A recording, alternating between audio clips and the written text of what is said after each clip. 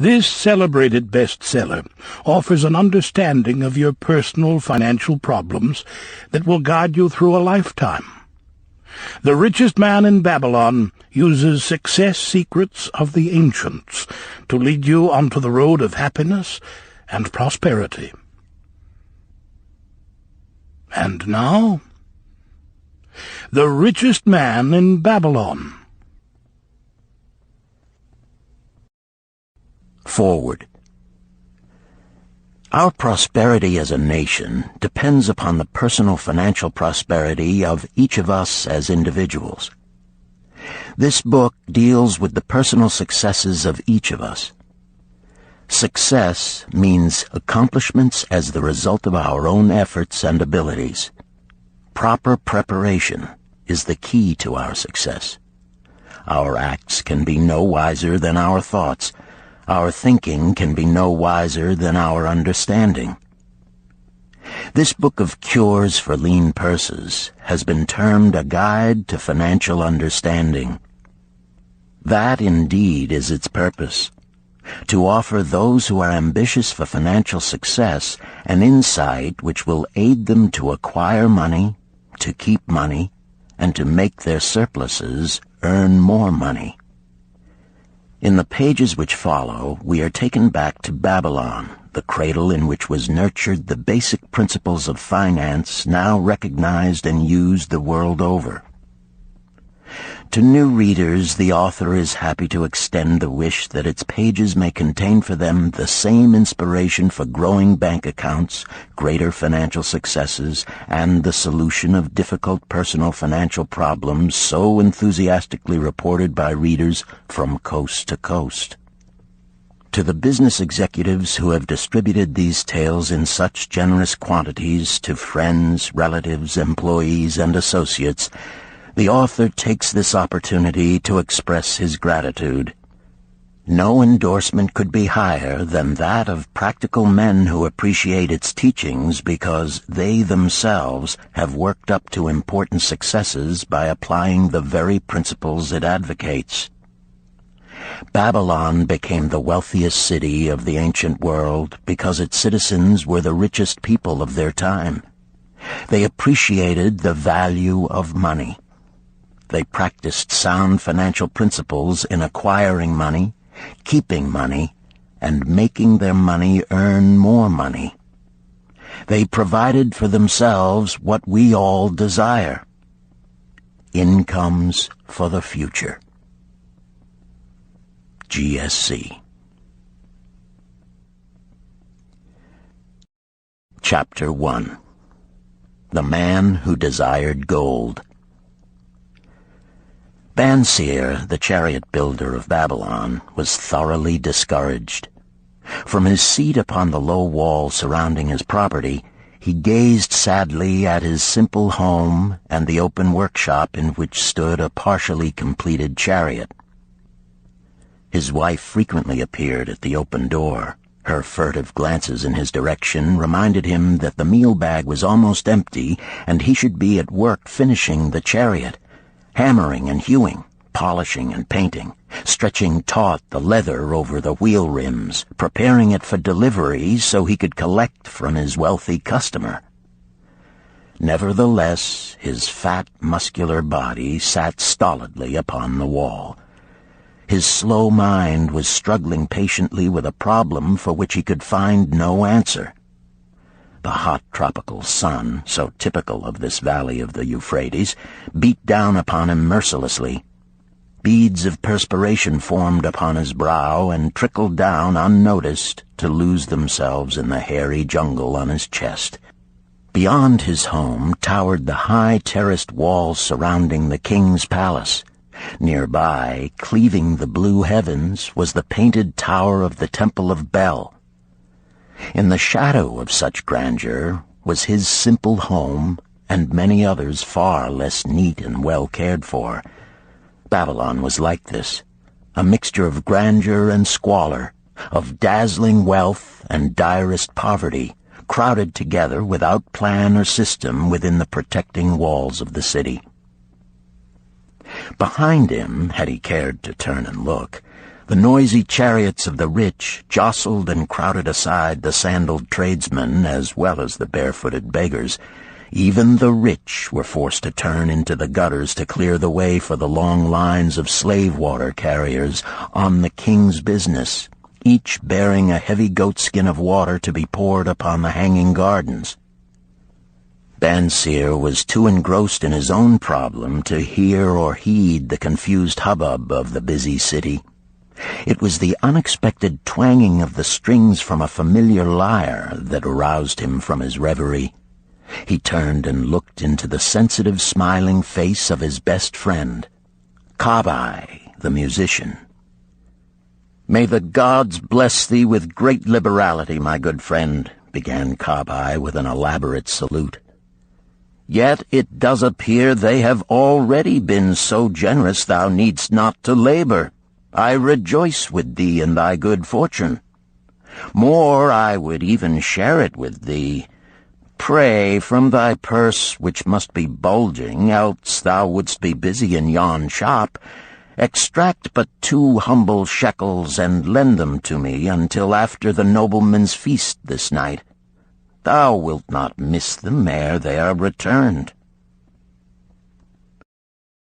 "If I did have 2 shekels," Bansir responded gloomily, "to no one could I lend them, not even to you, my best of friends, for they would be my fortune, my entire fortune." No one lends his entire fortune, not even to his best friend. "What?" exclaimed Kabai with genuine surprise. "Thou hast not 1 shekel in thy purse, yet sit like a statue upon a wall. Why not complete that chariot?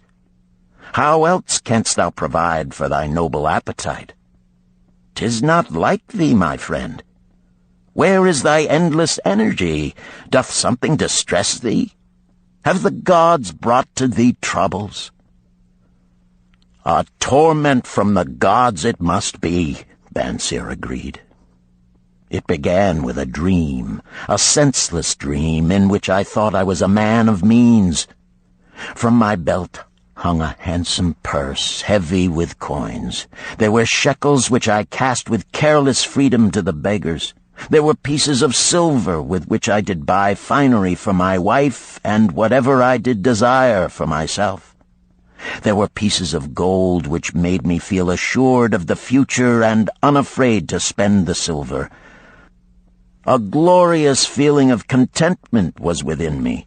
You would not have known me for thy hard-working friend, nor wouldst have known my wife, so free from wrinkles was her face and shining with happiness. She was again the smiling maiden of our early married days." "A pleasant dream indeed," commented Kabai. "But why should such pleasant feelings as it aroused turn thee into a glum statue upon the wall?" "Why, indeed? Because when I awoke and remembered how empty was my purse, a feeling of rebellion swept over me. Let us talk it over together, for, as the sailors do say, we ride in the same boat, we two. As youngsters we went together to the priests to learn wisdom. As young men we shared each other's pleasures. As grown men we have always been close friends. We have been contented subjects of our kind. We have been satisfied to work long hours and spend our earnings freely. We have earned much coin in the years that have passed, yet to know the joys that come from wealth, we must dream about them. Bah! Are we more than dumb sheep? We live in the richest city in all the world. The travelers do say none equals it in wealth. About us is much display of wealth, but of it we ourselves have not.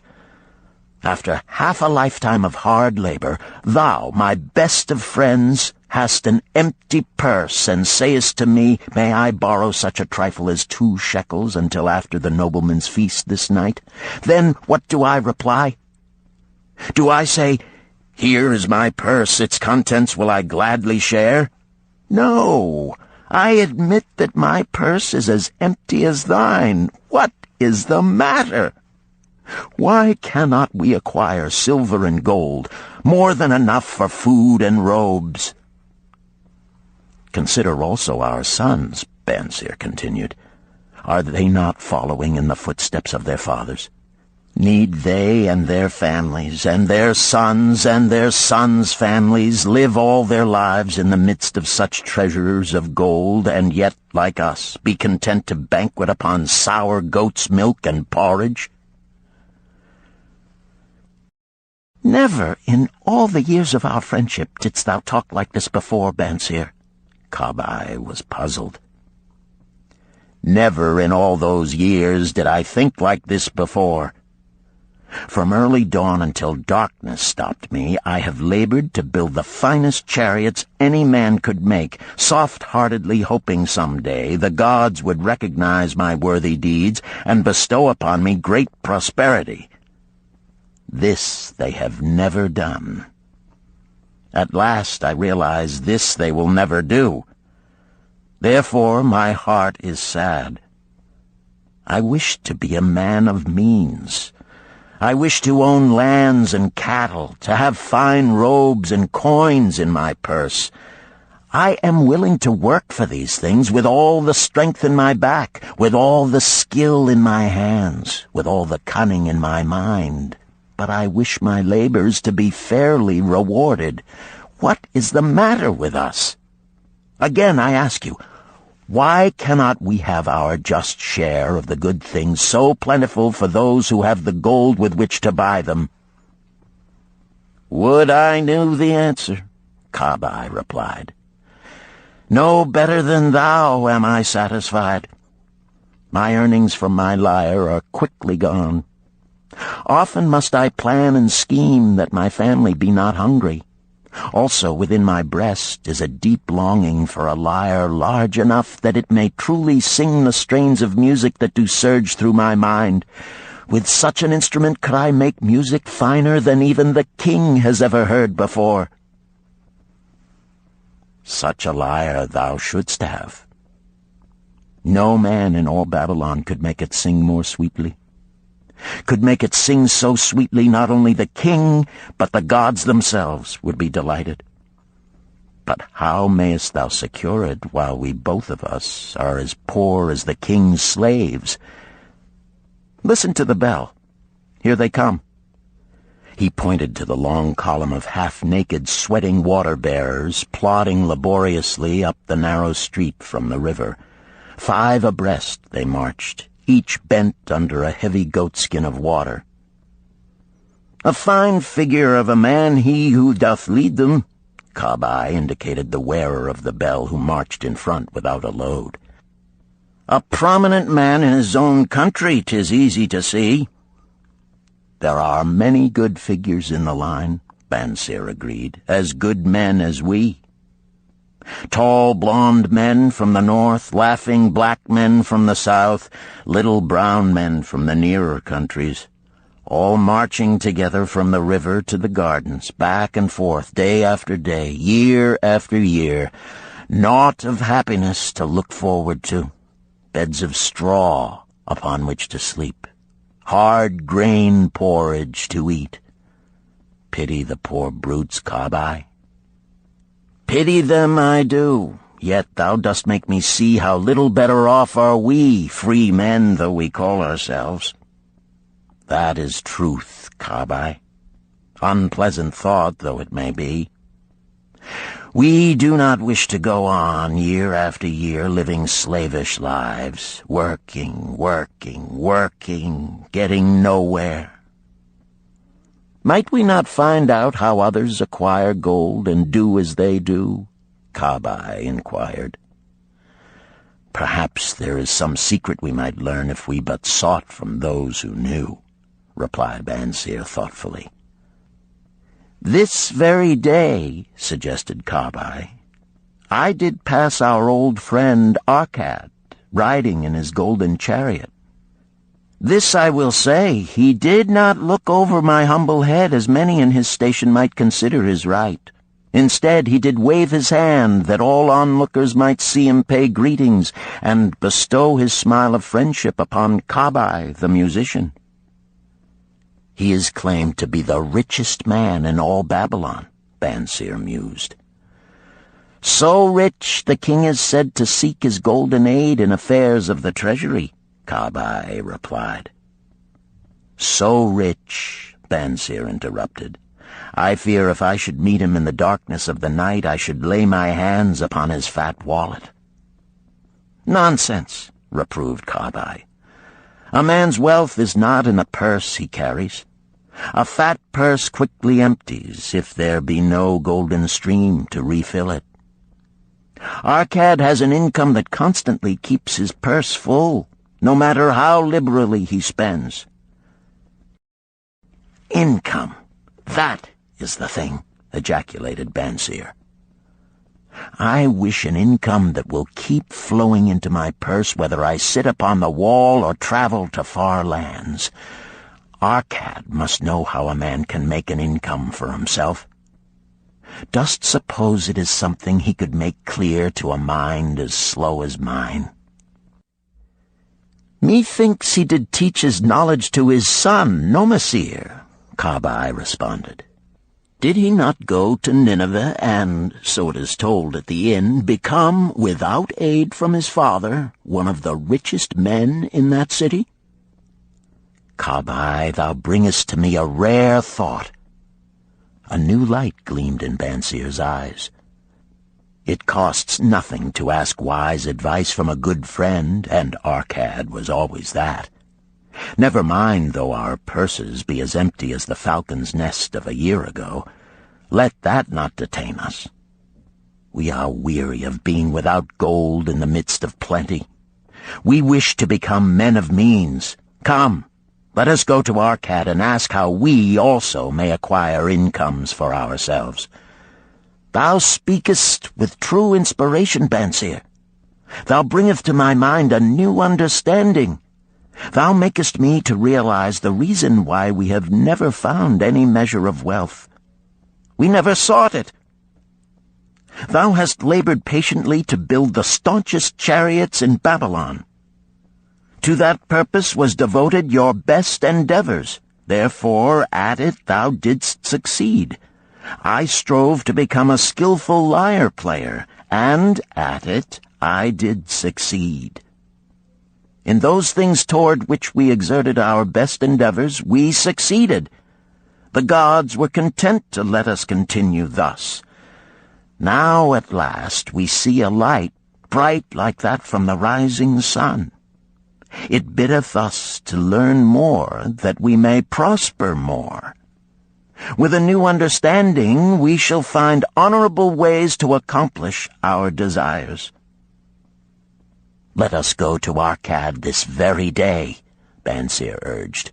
Also, let us ask other friends of our boyhood days who have fared no better than ourselves to join us, that they too may share in his wisdom.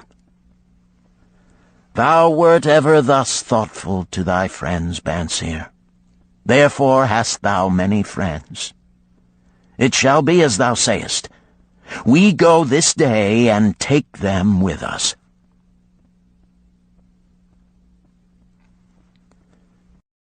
Chapter 2. The Richest Man in Babylon.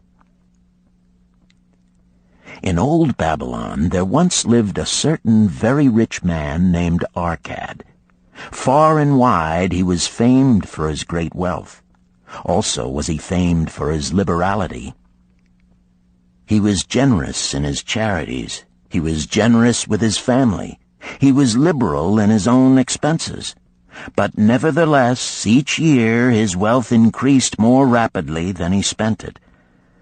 And there were certain friends of younger days who came to him and said, You, Arkad, are more fortunate than we.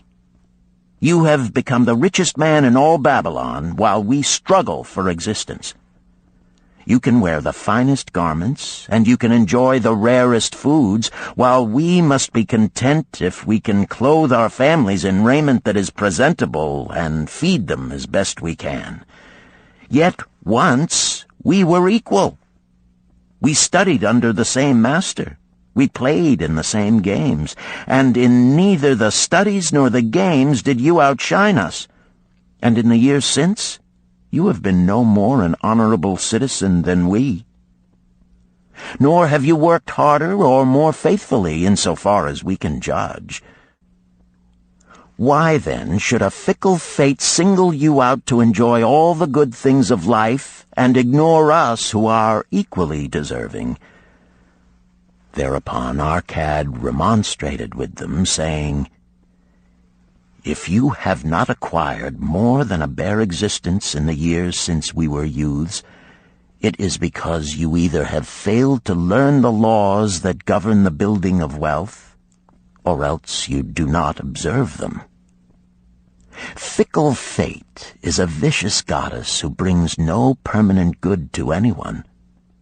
On the contrary, she brings ruin to almost every man upon whom she showers unearned gold. She makes wanton spenders who soon dissipate all they receive and are left beset by overwhelming appetites and desires they have not the ability to gratify. Yet others whom she favors become misers and hoard their wealth, fearing to spend what they have, knowing they do not possess the ability to replace it. They further are beset by fear of robbers and doom themselves to lives of emptiness and secret misery.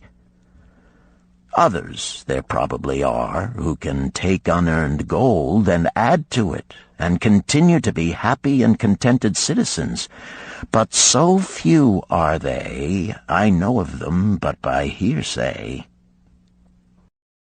Think you of the men who have inherited sudden wealth, and see if these things are not so. His friends admitted that of the men they knew who had inherited wealth, these words were true, and they besought him to explain to them how he had become possessed of so much prosperity, so he continued.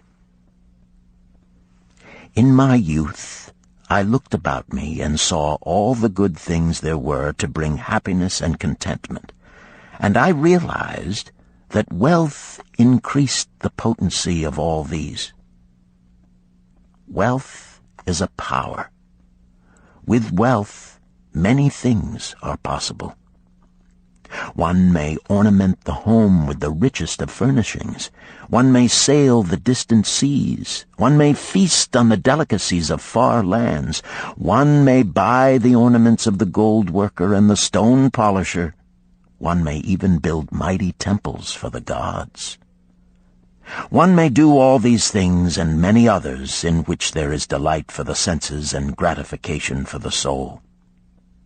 And when I realized all this, I decided to myself that I would claim my share of the good things of life. I would not be one of those who stand afar off, enviously watching others enjoy. I would not be content to clothe myself in the cheapest raiment that looked respectable. I would not be satisfied with the lot of a poor man. On the contrary, I would make myself a guest at this banquet of good things. Being, as you know, the son of a humble merchant, one of a large family with no hope of an inheritance, and not being endowed, as you have so frankly said, with superior powers or wisdom, I decided that if I was to achieve what I desired, time and study would be required. As for time, all men have it in abundance. You, each of you, have let slip by sufficient time to have made yourselves wealthy. Yet you admit you have nothing to show except your good families, of which you can be justly proud. As for study, did not our wise teacher teach us that learning was of two kinds? The one kind being the things we learned and knew, and the other being the training that taught us how to find out what we did not know. Therefore did I decide to find out how one might accumulate wealth, and, when I had found out, to make this my task and do it well. For is it not wise that we should enjoy while we dwell in the brightness of the sunshine? For sorrows enough shall descend upon us when we depart for the darkness of the world of spirit. I found employment as a scribe in the hall of records, and long hours each day I labored upon the clay tablets. Week after week, and month after month I labored, yet for my earnings I had naught to show. Food and clothing and penance to the gods, and other things of which I could remember not what, absorbed all my earnings, but my determination did not leave me. And one day Algamish, the moneylender, came to the house of the city master and ordered a copy of the 9th law, and he said to me, I must have this in 2 days, and if the task is done by that time, 2 coppers will I give to thee. So I labored hard, but the law was long, and when Algamish returned, the task was unfinished. He was angry, and had I been his slave, he would have beaten me. But knowing the city master would not permit him to injure me, I was unafraid, so I said to him, Algamish, you are a very rich man. Tell me how I may also become rich, and all night I will carve upon the clay, and when the sun rises, it shall be completed. He smiled at me and replied, You are a forward knave, but we will call it a bargain. All that night I carved, though my back pained and the smell of the wick made my head ache until my eyes could hardly see. But when he returned at sunup, the tablets were complete. Now, I said, tell me what you promised. You have fulfilled your part of our bargain, my son, he said to me kindly, and I am ready to fulfill mine. I will tell you these things you wish to know, because I am becoming an old man, and an old tongue loves to wag. And when youth comes to age for advice, he receives the wisdom of years. But too often does youth think that age knows only the wisdom of days that are gone, and therefore profits not. But remember this, the sun that shines today is the sun that shone when thy father was born, and will still be shining when thy last grandchild shall pass into the darkness. The thoughts of youth, he continued, are bright lights that shine forth like the meteors that oft make brilliant the sky. But the wisdom of age is like the fixed stars that shine so unchanged that the sailor may depend upon them to steer his course. Mark you well my words, for if you do not, you will fail to grasp the truth that I will tell you, and you will think that your night's work has been in vain.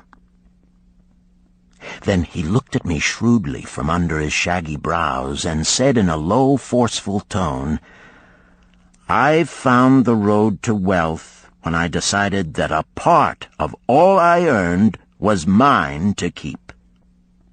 And so will you. Then he continued to look at me with a glance that I could feel pierce me, but said no more.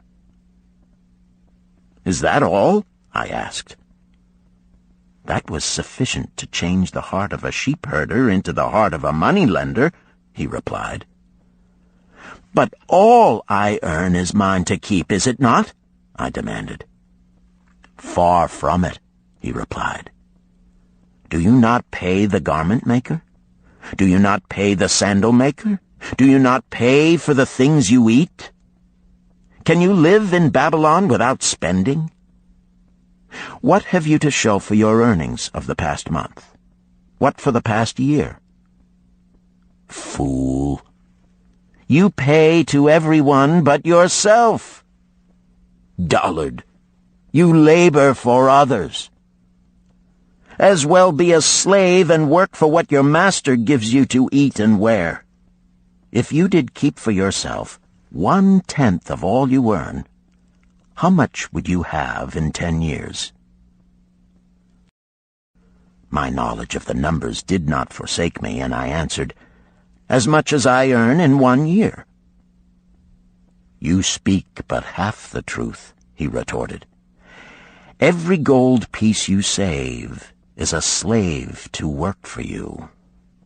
Every copper it earns is its child that also can earn for you. If you would become wealthy, then what you save must earn, and its children must earn, that all may help to give to you the abundance you crave. You think I cheat you for your long night's work," he continued, "but I am paying you 1,000 times over if you have the intelligence to grasp the truth I offer you. A part of all you earn is yours to keep. It should not be less than 1/10, no matter how little you earn. It can be as much more as you can afford. Pay yourself first. Do not buy from the clothes maker and the sandal maker more than you can pay out of the rest and still have enough for food and charity and penance to the gods.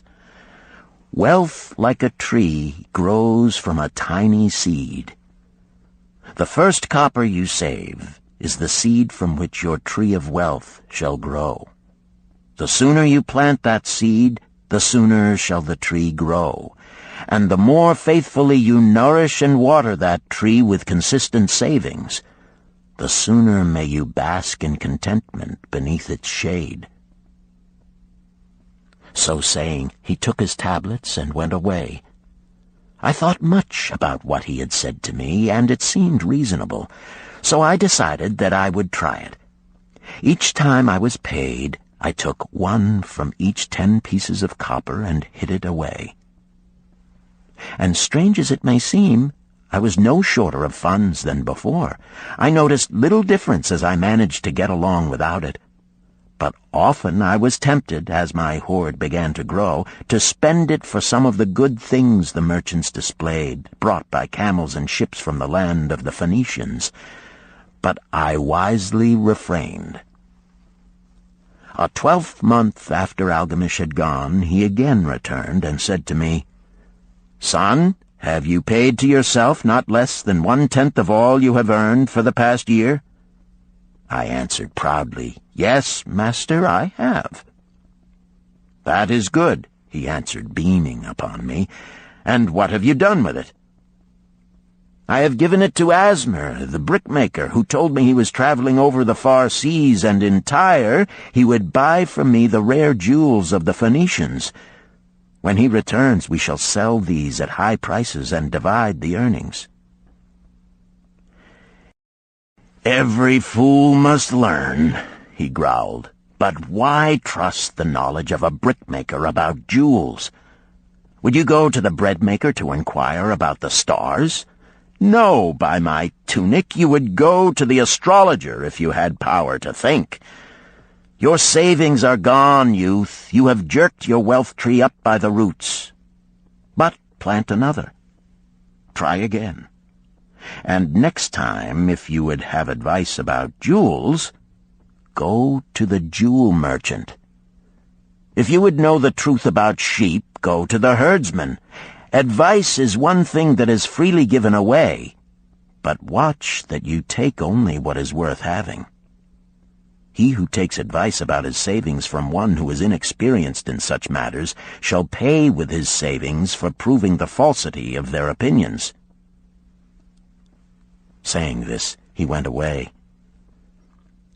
And it was as he said, for the Phoenicians are scoundrels and sold to Asmer worthless bits of glass that looked like gems.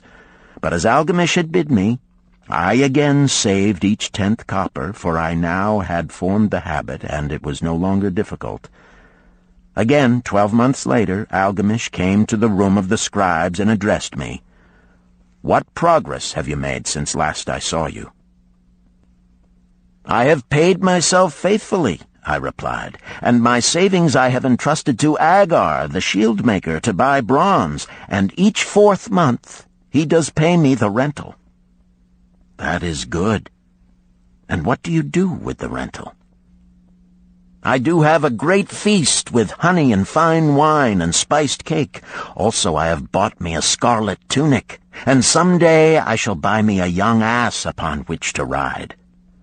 To which Algamish laughed, "You do eat the children of your savings. Then how do you expect them to work for you? And how can they have children that will also work for you? First get thee an army of golden slaves, and then many a rich banquet may you enjoy without regret." So saying, he again went away. Nor did I again see him for 2 years, when he once more returned, and his face was full of deep lines, and his eyes drooped, for he was becoming a very old man. And he said to me, "Arcad, hast thou yet achieved the wealth thou dreamed of?" And I answered, "Not yet all that I desire, but some I have, and it earns more, and its earnings earn more." "And do you still take the advice of brickmakers?" "About brickmaking they give me good advice," I retorted. "Arcad," he continued, "you have learned your lessons well. You first learned to live upon less than you could earn. Next, you learned to seek advice from those who were competent through their own experiences to give it. And lastly, you have learned to make gold work for you. You have taught yourself how to acquire money, how to keep it, and how to use it. Therefore, you are competent for a responsible position. I am becoming an old man. My sons think only of spending and give no thought to earning.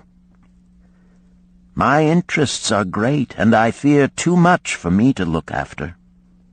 If you will go to Nippur and look after my lands there, I shall make you my partner, and you shall share in my estate."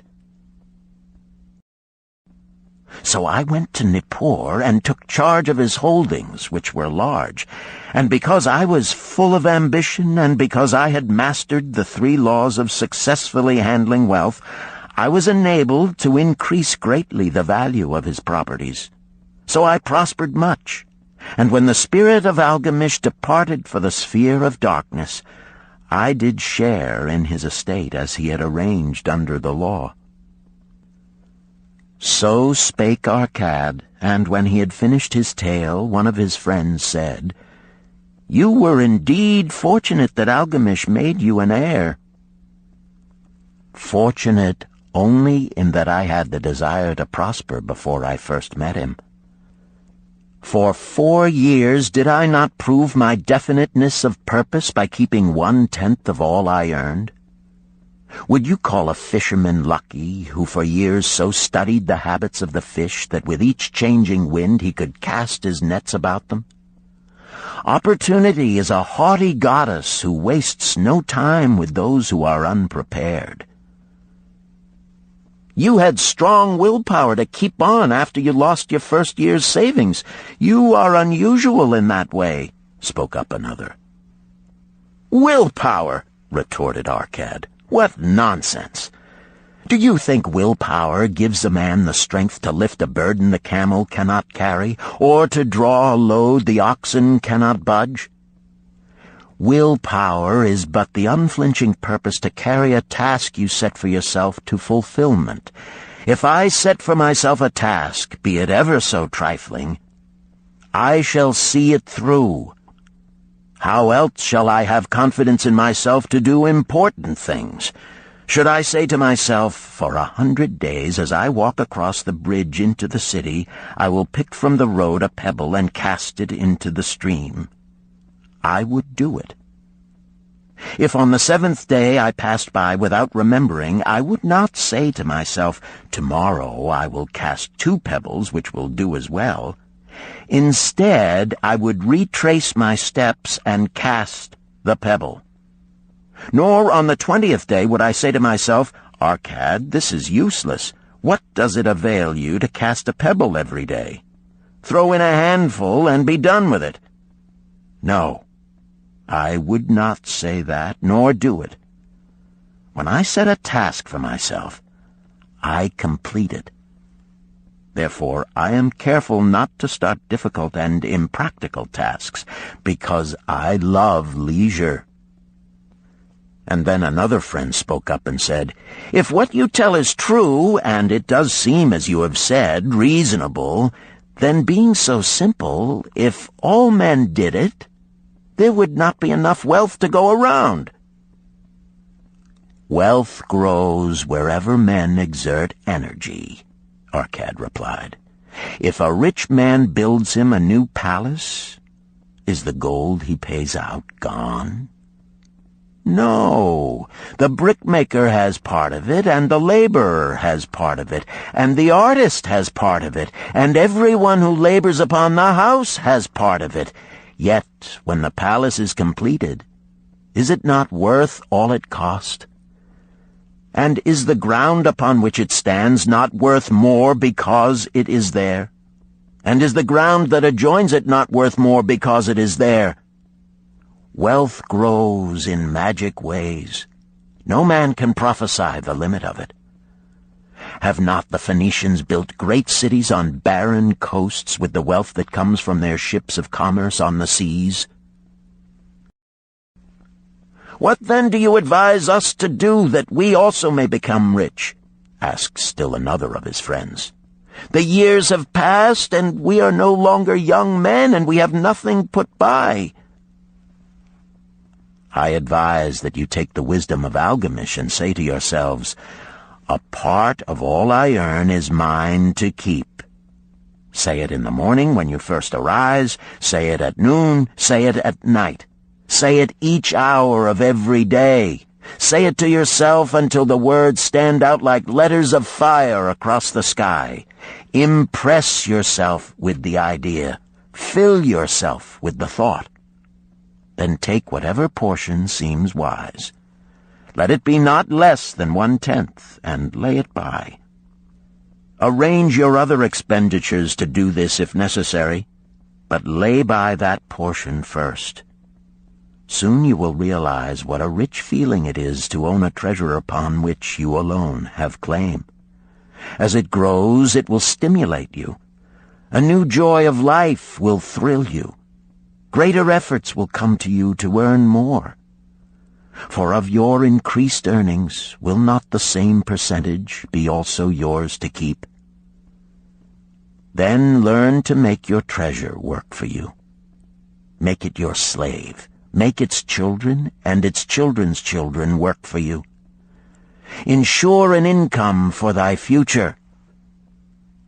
Look thou at the aged, and forget not that in the days to come thou also will be numbered among them. Therefore invest thy treasure with greatest caution that it be not lost. Usurious rates of return are deceitful sirens that sing but to lure the unwary upon the rocks of loss and remorse. Provide also that thy family may not want should the gods call thee to their realms.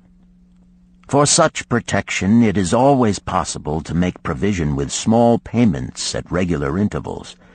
Therefore the provident man delays not in expectation of a large sum becoming available for such a wise purpose. Counsel with wise men. Seek the advice of men whose daily work is handling money. Let them save you from such an error as I myself made in entrusting my money to the judgment of Asmer, the brickmaker. A small return and a safe one is far more desirable than risk. Enjoy life while you are here. Do not overstrain or try to save too much. If 1/10 of all you earn is as much as you can comfortably keep, be content to keep this portion. Live otherwise according to your income, and let not yourself get niggardly and afraid to spend. Life is good, and life is rich with things worth while and things to enjoy. His friends thanked him and went away.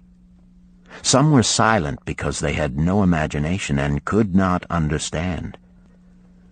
Some were sarcastic because they thought that one so rich should divide with old friends not so fortunate. But some had in their eyes a new light.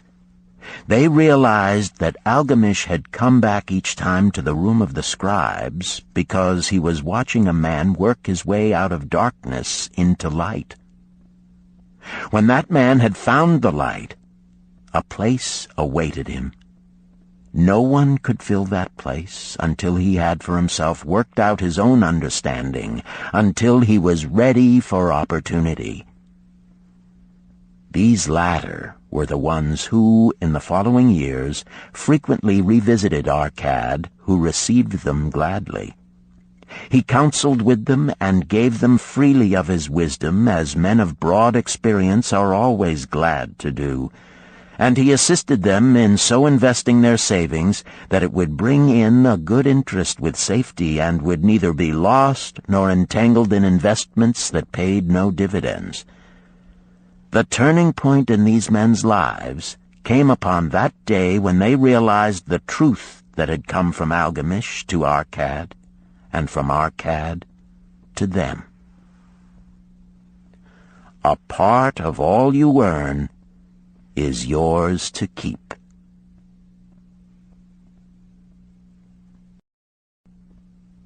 Chapter 3. 7 Cures for a Lean Purse. The glory of Babylon endures. Down through the ages, its reputation comes to us as the richest of cities, its treasures as fabulous. Yet it was not always so. The riches of Babylon were the results of the wisdom of its people. They first had to learn how to become wealthy. When the good King Sargon returned to Babylon after defeating his enemies, the Elamites, he was confronted with a serious situation. The royal chancellor explained it to the king thus: "After many years of great prosperity brought to our people because your majesty built the great irrigation canals and the mighty temples of the gods, now that these works are completed, the people seem unable to support themselves. The laborers are without employment. The merchants have few customers. The farmers are unable to sell their produce. The people have not enough gold to buy food." "But where has all the gold gone that we spent for these great improvements?" demanded the king. "It has found its way, I fear," responded the chancellor, "into the possession of a few very rich men of our city. It filtered through the fingers of most of our people as quickly as the goat's milk goes through the strainer. Now that the stream of gold has ceased to flow, most of our people have nothing to show for their earnings." The king was thoughtful for some time. Then he asked, "Why should so few men be able to acquire all the gold?" "Because they know how," replied the chancellor. "One may not condemn a man for succeeding because he knows how. Neither may one with justice take away from a man what he has fairly earned to give to men of less ability." "But why," demanded the king, "should not all the people learn how to accumulate gold and therefore become themselves rich and prosperous?" "Quite possible, Your Excellency. But who can teach them? Certainly not the priests, because they know naught of money-making."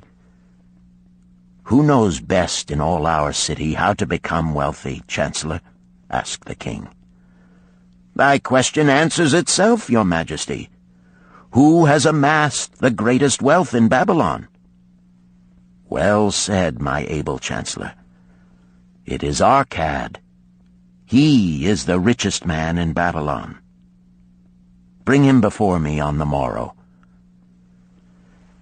Upon the following day, as the king had decreed, Arcad appeared before him, straight and sprightly, despite his 80 years and 10.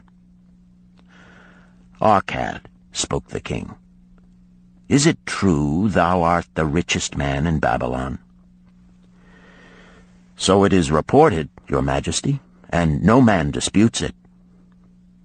How becamest thou so wealthy? By taking advantage of opportunities available to all citizens of our good city. Thou hadst nothing to start with? Only a great desire for wealth. Besides this, nothing. Arcad, continued the king, our city is in a very unhappy state because a few men know how to acquire wealth and therefore monopolize it, while the mass of our citizens lack the knowledge of how to keep any part of the gold they receive. It is my desire that Babylon be the wealthiest city in the world. Therefore, it must be a city of many wealthy men. Therefore, we must teach all the people how to acquire riches. Tell me, Arcad, is there any secret to acquiring wealth? Can it be taught? It is practical, Your Majesty. That which one man knows can be taught to others. The king's eyes glowed. Arcad, thou speakest the words I wish to hear. Wilt thou lend thyself to this great cause?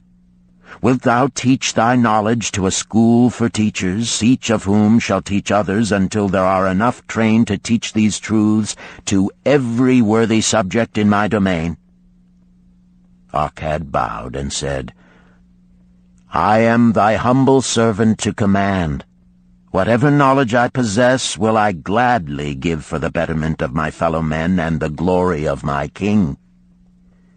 Let your good chancellor arrange for me a class of 100 men, and I will teach them those 7 cures which did fatten my purse, than which there was none leaner in all Babylon.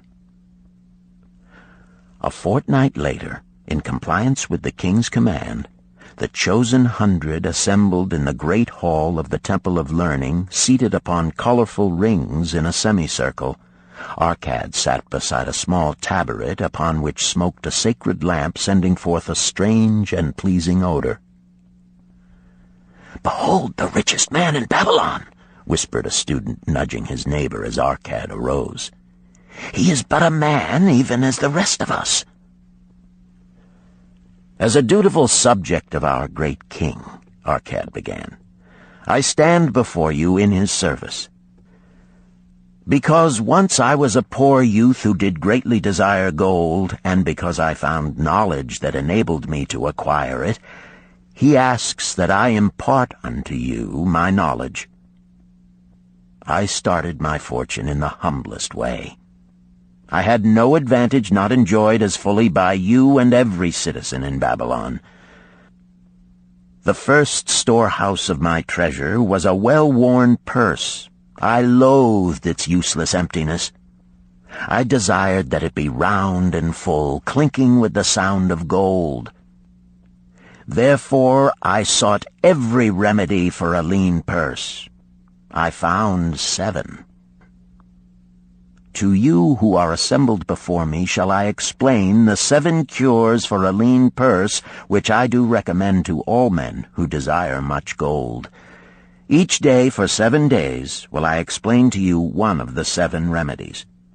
Listen attentively to the knowledge that I will impart. Debate it with me. Discuss it among yourselves. Learn these lessons thoroughly, that ye may also plant in your own purse the seed of wealth. First must each of you start wisely to build a fortune of his own. Then wilt thou be competent, and only then, to teach these truths to others. I shall teach to you in simple ways how to fatten your purses.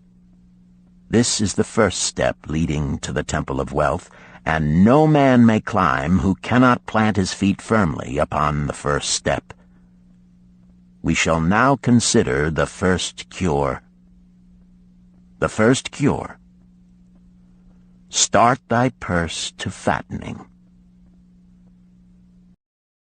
Arcad addressed the thoughtful man in the second row. My good friend, at what craft workest thou? I, replied the man, am a scribe and carve records upon the clay tablets. Even at such labor did I myself earn my first coppers. Therefore thou hast the same opportunity to build a fortune." He spoke to a florid-faced man farther back. "Pray tell also, what dost thou to earn thy bread?" "I," responded this man, "am a meat butcher. I do buy the goats the farmers raise and kill them and sell the meat to the housewives and the hides to the sandal-makers. Because thou dost also labor and earn, thou hast every advantage to succeed that I did possess." In this way did Arcad proceed to find out how each man labored to earn his living. When he had done questioning them, he said, "Now, my students, ye can see that there are many trades and labors at which men may earn coins. Each of the ways of earning is a stream of gold from which the worker doth divert by his labors a portion to his own purse. Therefore into the purse of each of you flows a stream of coins, large or small, according to his ability. Is it not so?" Thereupon they agreed that it was so. "Then," continued Arcad, "if each of you desireth to build for himself a fortune, is it not wise to start by utilizing that source of wealth which he already has established?"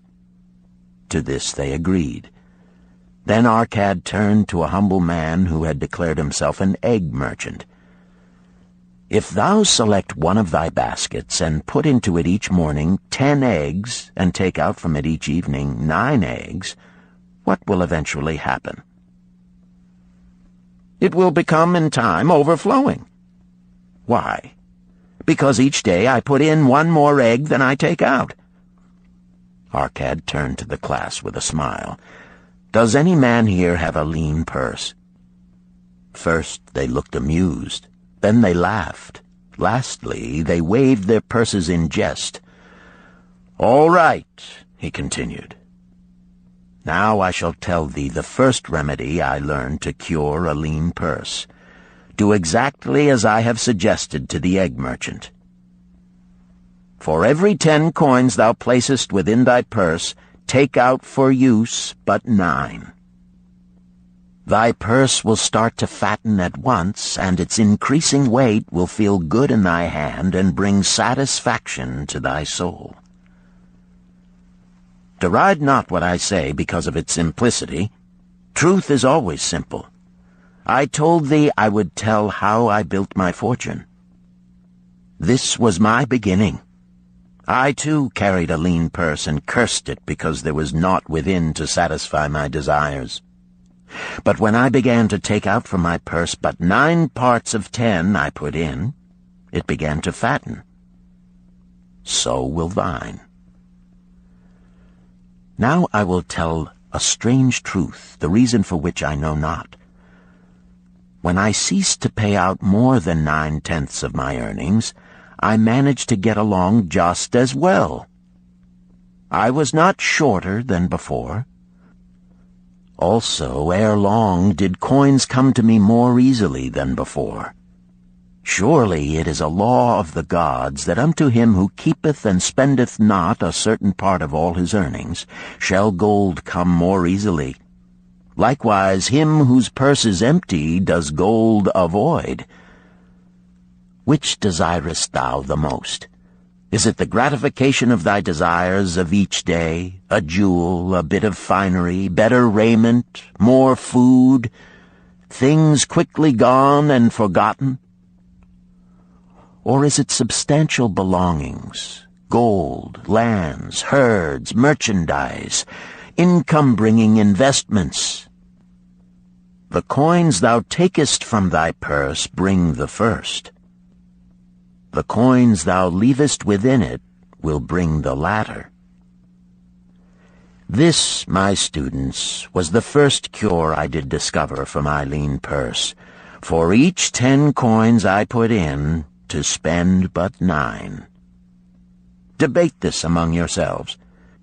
If any man proves it untrue, tell me upon the morrow when we shall meet again. The second cure. Control thy expenditures. Some of your members, my students, have asked me this: How can a man keep 1/10 of all he earns in his purse when all the coins he earns are not enough for his necessary expenses? So did Arcad address his students upon the second day. Yesterday, how many of thee carried lean purses? All of us, answered the class. Yet thou do not all earn the same. Some earn much more than others. Some have much larger families to support. Yet all purses were equally lean. Now I will tell thee an unusual truth about men and sons of men. It is this, that what each of us calls our necessary expenses will always grow to equal our incomes unless we protest to the contrary. Confuse not the necessary expenses with thy desires. Each of you, together with your good families, have more desires than your earnings can gratify. Therefore are thy earnings spent to gratify these desires in so far as they will go. Still thou retainest many ungratified desires. All men are burdened with more desires than they can gratify. Because of my wealth, thinkest thou I may gratify every desire? 'Tis a false idea. There are limits to my time. There are limits to my strength. There are limits to the distance I may travel. There are limits to what I may eat. There are limits to the zest with which I may enjoy. I say to you that just as weeds grow in a field wherever the farmer leaves space for their roots, even so freely do desires grow in men whenever there is a possibility of their being gratified. Thy desires are a multitude, and those that thou mayest gratify are but few. Study thoughtfully thy accustomed habits of living. Herein may be most often found certain accepted expenses that may wisely be reduced or eliminated.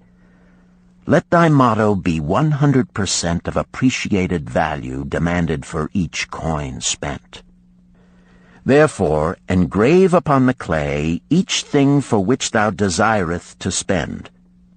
Select those that are necessary and others that are possible through the expenditure of 9/10 of thy income.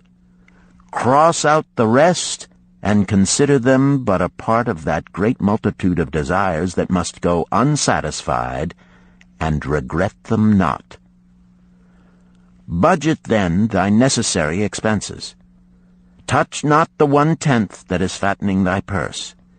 Let this be thy great desire that is being fulfilled. Keep working with thy budget. Keep adjusting it to help thee. Make it thy first assistant in defending thy fattening purse. Hereupon one of the students, wearing a robe of red and gold, arose and said, I am a free man. I believe that it is my right to enjoy the good things of life. Therefore do I rebel against the slavery of a budget which determines just how much I may spend and for what. I feel it would take much pleasure from my life and make me little more than a pack-ass to carry a burden. To him Arcad replied, Who, my friend, would determine thy budget? I would make it for myself, responded the protesting one. In that case, were a pack-ass to budget his burden, would he include therein jewels and rugs and heavy bars of gold? Not so. He would include hay and grain and a bag of water for the desert trail. The purpose of a budget is to help thy purse to fatten. It is to assist thee to have thy necessities and, insofar as attainable, thy other desires. It is to enable thee to realize thy most cherished desires by defending them from thy casual wishes. Like a bright light in a dark cave, thy budget shows up the leaks from thy purse and enables thee to stop them and control thy expenditures for definite and gratifying purposes. This, then, is the second cure for a lean purse. Budget thy expenses that thou mayest have coins to pay for thy necessities, to pay for thy enjoyments, and to gratify thy worthwhile desires without spending more than 9/10 of thy earnings. The third cure. Make thy gold multiply. Behold, thy lean purse is fattening. Thou hast disciplined thyself to leave therein 1/10 of all thou earnest. Thou hast controlled thy expenditures to protect thy growing treasure. Next, we will consider means to put thy treasure to labor and to increase. Gold in a purse is gratifying to own, and satisfieth a miserly soul, but earns nothing. The gold we may retain from our earnings is but the start. The earnings it will make shall build our fortunes. So spoke Arcad upon the third day to his class. How, therefore, may we put our gold to work? My first investment was unfortunate, for I lost all. Its tale I will relate later. My first profitable investment was a loan I made to a man named Agar, a shield maker. Once each year did he buy large shipments of bronze brought from across the sea to use in his trade. Lacking sufficient capital to pay the merchants, he would borrow from those who had extra coins. He was an honorable man. His borrowing he would repay, together with a liberal rental as he sold his shields. Each time I loaned to him, I loaned back also the rental he had paid to me. Therefore not only did my capital increase, but its earnings likewise increased. Most gratifying was it to have these sums returned to my purse. I tell you, my students, a man's wealth is not in the coins he carries in his purse. It is the income he buildeth, the golden stream that continually floweth into his purse and keepeth it always bulging. That is what every man desireth. That is what thou, each one of thee, desireth. An income that continueth to come whether thou work or travel. Great income I have acquired, so great that I am called a very rich man. My loans to Agar were my first training in profitable investment. Gaining wisdom from this experience, I extended my loans and investments as my capital increased. From a few sources at first, from many sources later, flowed into my purse a golden stream of wealth available for such wise uses as I should decide. Behold, from my humble earnings, I had begotten a horde of golden slaves, each laboring and earning more gold. As they labored for me, so their children also labored, and their children's children, until great was the income from their combined efforts. Gold increaseth rapidly when making reasonable earnings, as thou wilt see from the following. A farmer, when his first son was born, took 10 pieces of silver to a moneylender and asked him to keep it on rental for his son until he became 20 years of age. This the moneylender did, and agreed the rental should be 1/4 of its value each 4 years. The farmer asked, because this sum he had set aside as belonging to his son, that the rental be added to the principal. When the boy had reached the age of 20 years, the farmer again went to the moneylender to inquire about the silver. The moneylender explained that because this sum had been increased by compound interest, the original 10 pieces of silver had now grown to 30 1/2 pieces. The farmer was well pleased, and because the son did not need the coins, he left them with the moneylender.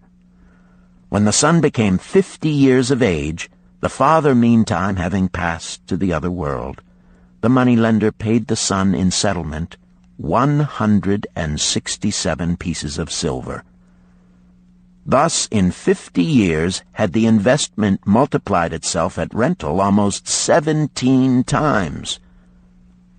This, then, is the third cure for a lean purse. To put each coin to laboring, that it may reproduce its kind, even as the flocks of the field, and help bring to thee income, a stream of wealth that shall flow constantly into thy purse. The fourth cure. Guard thy treasures from loss. Misfortune loves a shining mark. Gold in a man's purse must be guarded with firmness, else it be lost. Thus it is wise that we must first secure small amounts and learn to protect them before the gods entrust us with larger. So spoke our cad upon the fourth day to his class. Every owner of gold is tempted by opportunities whereby it would seem that he could make large sums by its investment in most plausible projects. Often friends and relatives are eagerly entering such investment and urge him to follow. The first sound principle of investment is security for thy principal. Is it wise to be intrigued by larger earnings when thy principal may be lost? I say not. The penalty of risk is probable loss. Study carefully, before parting with thy treasure, each assurance that it may be safely reclaimed. Be not misled by thine own romantic desires to make wealth rapidly. Before thou loan it to any man, assure thyself of his ability to repay and his reputation for doing so, that thou mayest not unwittingly be making him a present of thy hard-earned treasure. Before thou entrust it as an investment in any field, acquaint thyself with the dangers which may beset it. My own first investment was a tragedy to me at the time. The guarded savings of a year I did entrust to a brickmaker named Asmer, who was traveling over the far seas, and in Tyre agreed to buy for me the rare jewels of the Phoenicians. These we would sell upon his return and divide the profits. The Phoenicians were scoundrels and sold him bits of glass. My treasure was lost. Today, my training would show to me at once the folly of entrusting a brickmaker to buy jewels. Therefore do I advise thee from the wisdom of my experiences, be not too confident of thine own wisdom in entrusting thy treasures to the possible pitfalls of investments. Better by far to consult the wisdom of those experienced in handling money for profit. Such advice is freely given for the asking, and may readily possess a value equal in gold to the sum thou considerest investing. In truth, such is its actual value if it save thee from loss. This, then, is the fourth cure for a lean purse, and of great importance if it prevent thy purse from being emptied once it has become well filled. Guard thy treasure from loss by investing only where thy principal is safe, where it may be reclaimed if desirable, and where thou wilt not fail to collect a fair rental. Consult with wise men. Secure the advice of those experienced in the profitable handling of gold. Let their wisdom protect thy treasure from unsafe investments. This ends Disc 1. The Richest Man in Babylon, Disc 2. The fifth cure. Make of thy dwelling a profitable investment. If a man setteth aside 9 parts of his earnings upon which to live and enjoy life, and if any part of this 9 parts he can turn into a profitable investment without detriment to his well-being, then so much faster will his treasures grow. So spake our cad to his class at their 5th lesson. All too many of our men of Babylon do raise their families in unseemly quarters. They do pay to exacting landlords liberal rentals for rooms where their wives have not a spot to raise the blooms that gladden a woman's heart, and their children have no place to play their games except in the unclean alleys. No man's family can fully enjoy life unless they do have a plot of ground wherein children can play in the clean earth, and where the wife may raise not only blossoms but good rich herbs to feed her family. To a man's heart it brings gladness to eat the figs from his own trees and the grapes of his own vines, to own his own domicile and to have it a place he is proud to care for, putteth confidence in his heart and greater effort behind all his endeavors. Therefore do I recommend that every man own the roof that sheltereth him and his. Nor is it beyond the ability of any well-intentioned man to own his home. Hath not our great king so widely extended the walls of Babylon that within them much land is now unused, and may be purchased at sums most reasonable? Also I say to you, my students, that the money-lenders gladly consider the desires of men who seek homes and land for their families. Readily may thou borrow to pay the brickmaker and the builder for such commendable purposes, if thou can show a reasonable portion of the necessary sum which thou thyself hast provided for the purpose. Then when the house be built, thou canst pay the money-lender with the same regularity as thou didst pay the landlord, because each payment will reduce thy indebtedness to the money-lender. A few years will satisfy his loan. Then will thy heart be glad, because thou wilt own in thy own right a valuable property, and thy only cost will be the king's taxes. Also wilt thy good wife go more often to the river to wash thy robes, that each time returning she may bring a goatskin of water to pour upon the growing things. Thus come many blessings to the man who owneth his own house, and greatly will it reduce his cost of living, making available more of his earnings for pleasures and the gratification of his desires. This, then, is the fifth cure for a lean purse. Own thy own home. The sixth cure. Ensure a future income. The life of every man proceedeth from his childhood to his old age. This is the path of life, and no man may deviate from it, unless the gods call him prematurely to the world beyond. Therefore do I say that it behooves a man to make preparation for a suitable income in the days to come, when he is no longer young, and to make preparations for his family, should he be no longer with them to comfort and support them. This lesson shall instruct thee in providing a full purse when time has made thee less able to earn. So Arcad addressed his class upon the sixth day. The man who, because of his understanding of the laws of wealth, acquireth a growing surplus, should give thought to those future days. He should plan certain investments or provisions that may endure safely for many years, yet will be available when the time arrives which he has so wisely anticipated.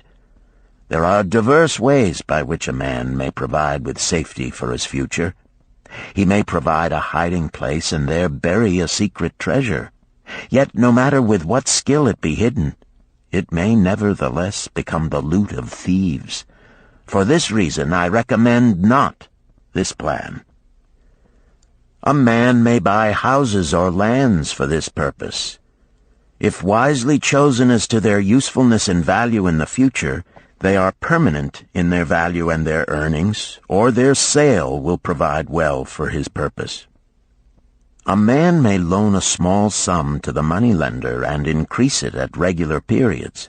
The rental which the moneylender adds to this will largely add to its increase. I do know a sandal-maker named Ansan, who explained to me not long ago that each week for 8 years he had deposited with his moneylender 2 pieces of silver. The moneylender had but recently given him an accounting over which he greatly rejoiced. The total of his small deposits with their rental at the customary rate of 1/4 their value for each 4 years had now become 1,040 pieces of silver. I did gladly encourage him further by demonstrating to him with my knowledge of the numbers that in 12 years more, if he would keep his regular deposits of but 2 pieces of silver each week, the moneylender would then owe him 4,000 pieces of silver, a worthy competence for the rest of his life. Surely when such a small payment made with regularity doth produce such profitable results, no man can afford not to insure a treasure for his old age and the protection of his family, no matter how prosperous his business and his investments may be. I would that I might say more about this. In my mind rests a belief that someday wise-thinking men will devise a plan to insure against death, whereby many men pay in but a trifling sum regularly, the aggregate making a handsome sum for the family of each member who passeth to the beyond. This do I see as something desirable and which I could highly recommend. But today it is not possible, because it must reach beyond the life of any man or any partnership to operate. It must be as stable as the king's throne. Some day do I feel that such a plan shall come to pass, and be a great blessing to many men, because even the first small payment will make available a snug fortune for the family of a member, should he pass on. But because we live in our own day, and not in the days which are to come, must we take advantage of those means and ways of accomplishing our purposes. Therefore do I recommend to all men that they, by wise and well-thought-out methods, do provide against a lean purse in their mature years. For a lean purse to a man no longer able to earn, or to a family without its head, is a sore tragedy.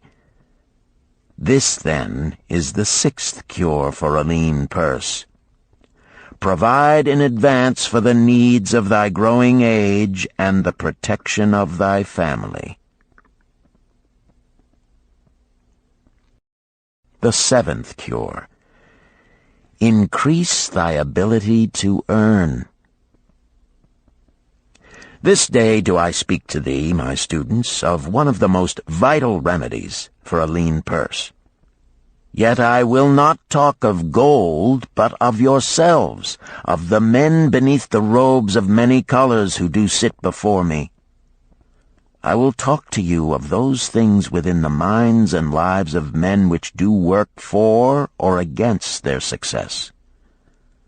So did Arcad address his class upon the 7th day. Not long ago came to me a young man seeking to borrow. When I questioned him the cause of his necessity, he complained that his earnings were insufficient to pay his expenses. Thereupon I explained to him, this being the case, he was a poor customer for the moneylender, as he possessed no surplus earning capacity to repay the loan. What you need, young man, I told him, is to earn more coins. What dost thou to increase thy capacity to earn? All that I can do, he replied. 6 times within 2 moons have I approached my master to request my pay be increased, but without success. No man can go oftener than that. We may smile at his simplicity, yet he did possess one of the vital requirements to increase his earnings. Within him was a strong desire to earn more, a proper and commendable desire. Preceding accomplishment must be desire. Thy desires must be strong and definite. General desires are but weak longings. For a man to wish to be rich is of little purpose. For a man to desire 5 pieces of gold is a tangible desire which he can press to fulfillment. After he has backed his desire for 5 pieces of gold with strength of purpose to secure it, next he can find similar ways to obtain 10 pieces, and then 20 pieces, and later 1,000 pieces, and, behold, he has become wealthy. In learning to secure his one definite small desire, he hath trained himself to secure a larger one. This is the process by which wealth is accumulated, first in small sums, then in larger ones as a man learns and becomes more capable. Desires must be simple and definite. They defeat their own purpose should they be too many, too confusing, or beyond a man's training to accomplish. As a man perfecteth himself in his calling, even so doth his ability to earn increase. In those days when I was a humble scribe carving upon the clay for a few coppers each day, I observed that other workers did more than I, and were paid more. Therefore did I determine that I would be exceeded by none. Nor did it take long for me to discover the reason for their greater success. More interest in my work, more concentration upon my task, more persistence in my effort, and, behold, few men could carve more tablets in a day than I. With reasonable promptness my increased skill was rewarded, nor was it necessary for me to go 6 times to my master to request recognition. The more of wisdom we know, the more we may earn. That man who seeks to learn more of his craft shall be richly rewarded. If he is an artisan, he may seek to learn the methods and the tools of those most skillful in the same line. If he laboreth at the law or at healing, he may consult and exchange knowledge with others of his calling. If he be a merchant, he may continually seek better goods that can be purchased at lower prices. Always do the affairs of men change and improve, because keen-minded men seek greater skill that they may better serve those upon whose patronage they depend. Therefore, I urge all men to be in the front rank of progress and not to stand still, lest they be left behind. Many things come to make a man's life rich with gainful experiences. Such things as the following a man must do if he respects himself. He must pay his debts with all the promptness within his power, not purchasing that for which he is unable to pay. He must take care of his family that they may think and speak well of him. He must make a will of record that, in case the gods call him, proper and honorable division of his property be accomplished. He must have compassion upon those who are injured and smitten by misfortune, and aid them within reasonable limits. He must do deeds of thoughtfulness to those dear to him.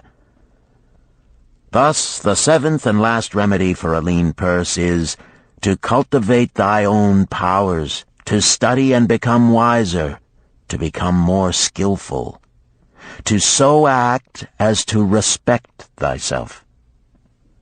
Thereby shalt thou acquire confidence in thyself to achieve thy carefully considered desires.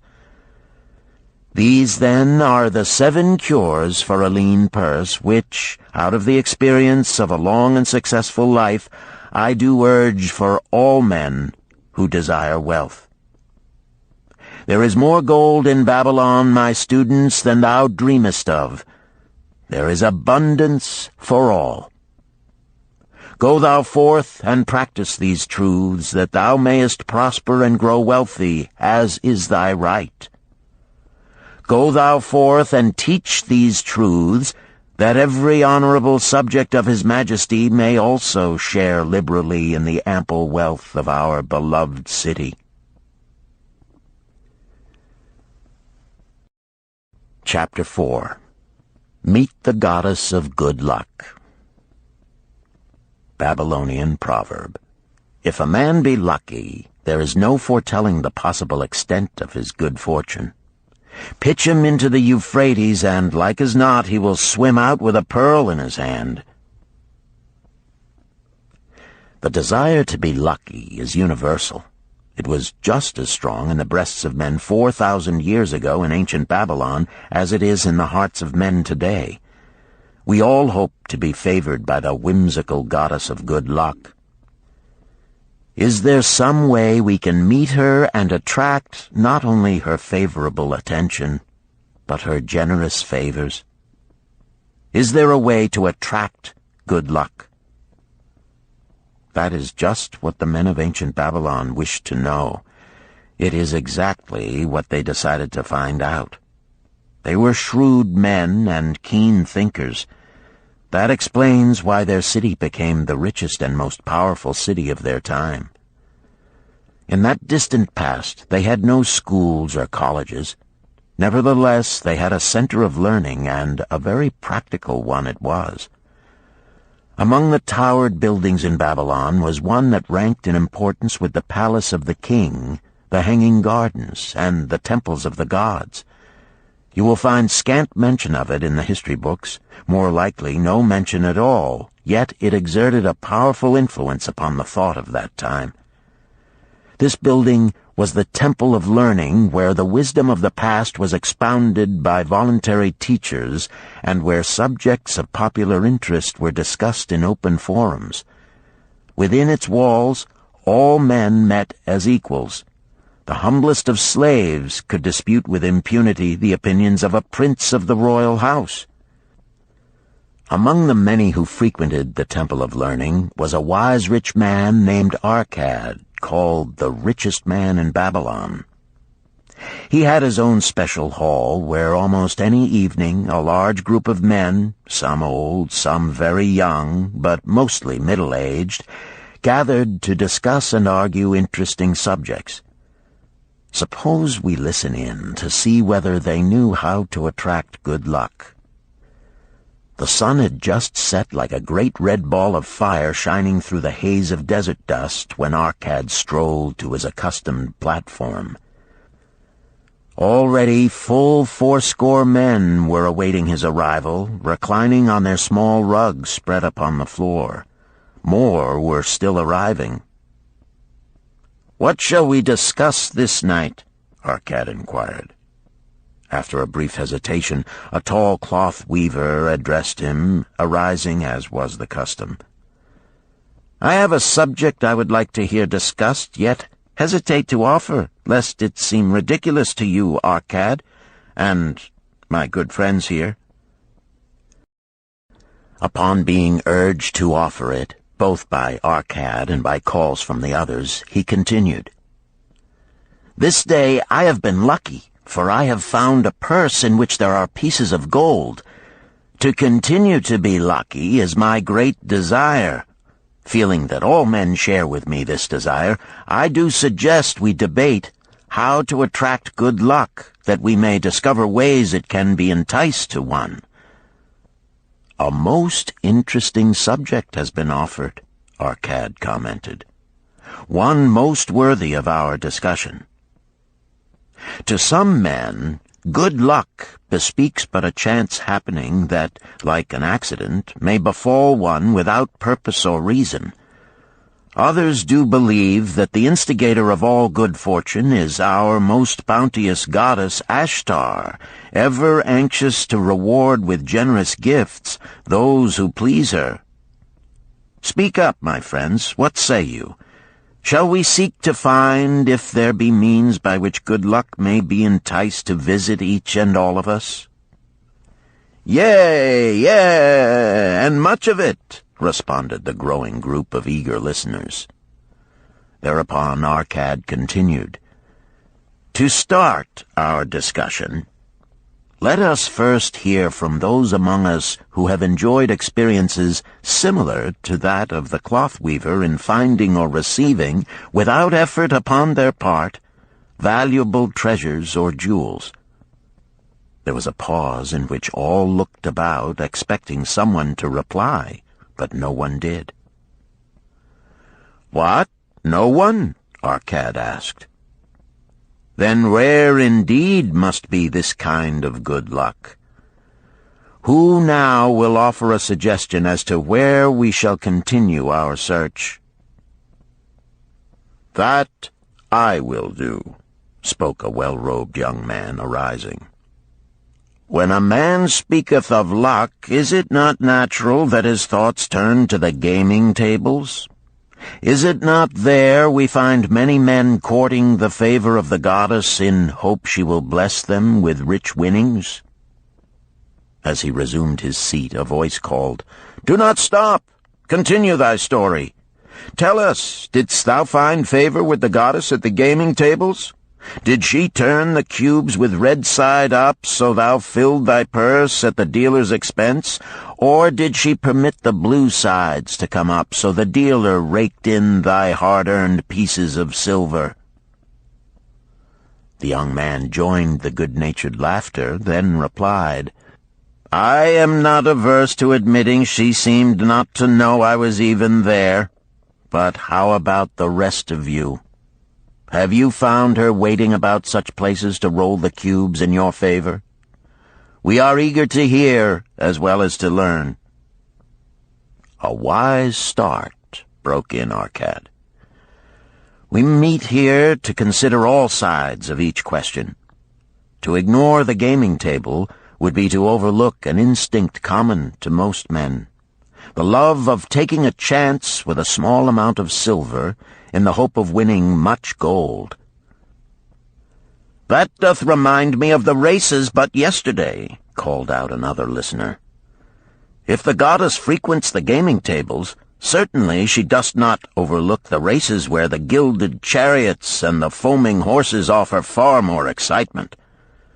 Tell us honestly, Arcad, didst she whisper to you to place your bet upon those gray horses from Nineveh yesterday? I was standing just behind thee, and could scarce believe my ears when I heard thee place thy bet upon the grays.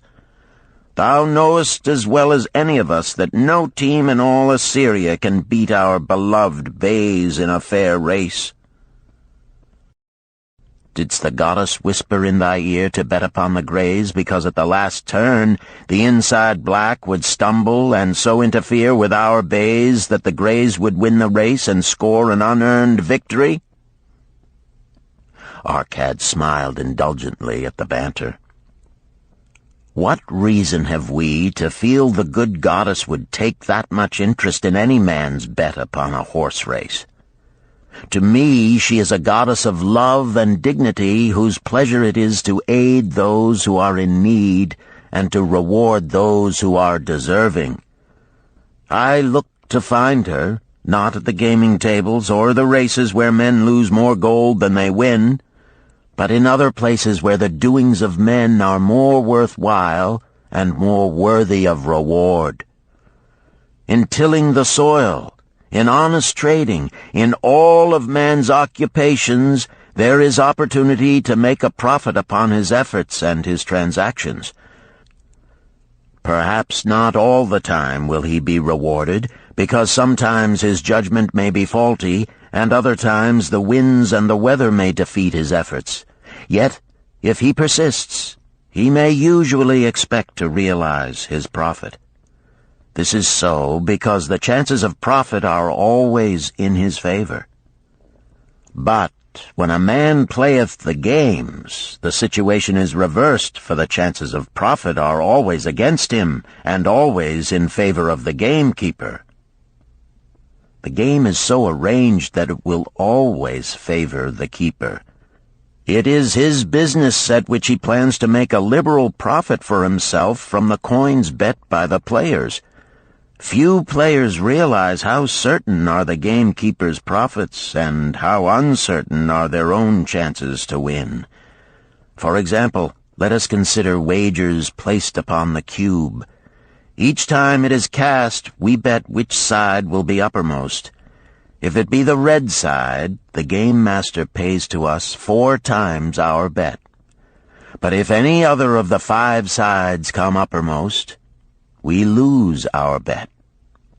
Thus, the figures show that for each cast we have 5 chances to lose, But because the red pays 4 for 1, we have 4 chances to win. In a night's play, the game master can expect to keep for his profit 1/5 of all the coins wagered. Can a man expect to win more than occasionally against odds so arranged that he should lose 1/5 of all his bets?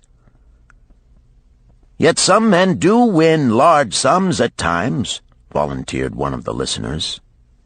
Quite so, they do, Arcad continued. Realizing this, the question comes to me whether money secured in such ways brings permanent value to those who are thus lucky. Among my acquaintances are many of the successful men of Babylon, yet among them I am unable to name a single one who started his success from such a source. You who are gathered here tonight know many more of our substantial citizens. To me, it would be of much interest to learn how many of our successful citizens can credit the gaming tables with their start to success. Suppose each of you tell of those you know. What say you? After a prolonged silence, a wag ventured, "Wouldst thy inquiry include the gamekeepers?" "If you think of no one else," Arcad responded. "If not one of you can think of anyone else, then how about yourselves? Are there any consistent winners with us who hesitate to advise such a source for their incomes?" His challenge was answered by a series of groans from the rear, taken up and spread amid much laughter. "It would seem we are not seeking good luck in such places as the goddess frequents," he continued. "Therefore let us explore other fields. We have not found it in picking up lost wallets, neither have we found it haunting the gaming tables. As to the races, I must confess to have lost far more coins there than I have ever won. Now suppose we consider our trades and businesses. Is it not natural, if we conclude a profitable transaction, to consider it not good luck, but a just reward for our efforts? I am inclined to think we may be overlooking the gifts of the goddess. Perhaps she really does assist us when we do not appreciate her generosity. Who can suggest further discussion? Thereupon an elderly merchant arose, smoothing his genteel white robe. "With thy permission, most honorable Arcad and my friends, I offer a suggestion. If, as you have said, we take credit to our own industry and ability for our business success, why not consider the successes we almost enjoyed but which escaped us, happenings which would have been most profitable? They would have been rare examples of good luck if they had actually happened. Because they were not brought to fulfillment, we cannot consider them as our just rewards. Surely many men here have such experiences to relate." "Here is a wise approach," Arcad approved. "Who among you have had good luck within your grasp only to see it escape?" Many hands were raised, among them that of the merchant. Arcad motioned to him to speak. "As you suggested this approach, we should like to hear first from you."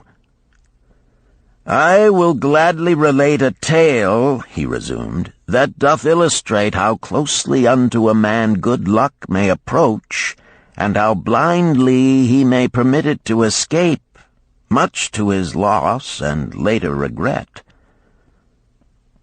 Many years ago, when I was a young man, just married and well started to earning, my father did come one day and urge most strongly that I enter upon an investment. The son of one of his good friends had taken notice of a barren tract of land not far beyond the outer walls of our city. It lay high above the canal where no water could reach it. The son of my father's friend devised a plan to purchase this land, build 3 large water wheels that could be operated by oxen, and thereby raise the life-giving waters to the fertile soil. This accomplished, he planned to divide it into small tracts and sell to the residents of the city for herb patches. The son of my father's friend did not possess sufficient gold to complete such an undertaking. Like myself, he was a young man earning a fair sum. His father, like mine, was a man of large family and small means. He therefore decided to interest a group of men to enter the enterprise with him. The group was to comprise 12. Each of whom must be a money earner and agree to pay 1/10 of his earnings into the enterprise until the land was made ready for sale. All would then share justly in the profits in proportion to their investment. "Thou, my son," bespoke my father unto me, "art now in thy young manhood. It is my deep desire that thou begin the building of a valuable estate for thyself, that thou mayest become respected among men. I desire to see thou profit from a knowledge of the thoughtless mistakes of thy father." "This do I most ardently desire, my father," I replied. "Then this do I advise. Do what I should have done at thy age. From thy earnings, keep out 1/10 to put into favorable investments. With this 1/10 of thy earnings, and what it will also earn, thou canst, before thou art my age, accumulate for thyself a valuable estate." "Thy words are words of wisdom, my father. Greatly do I desire riches.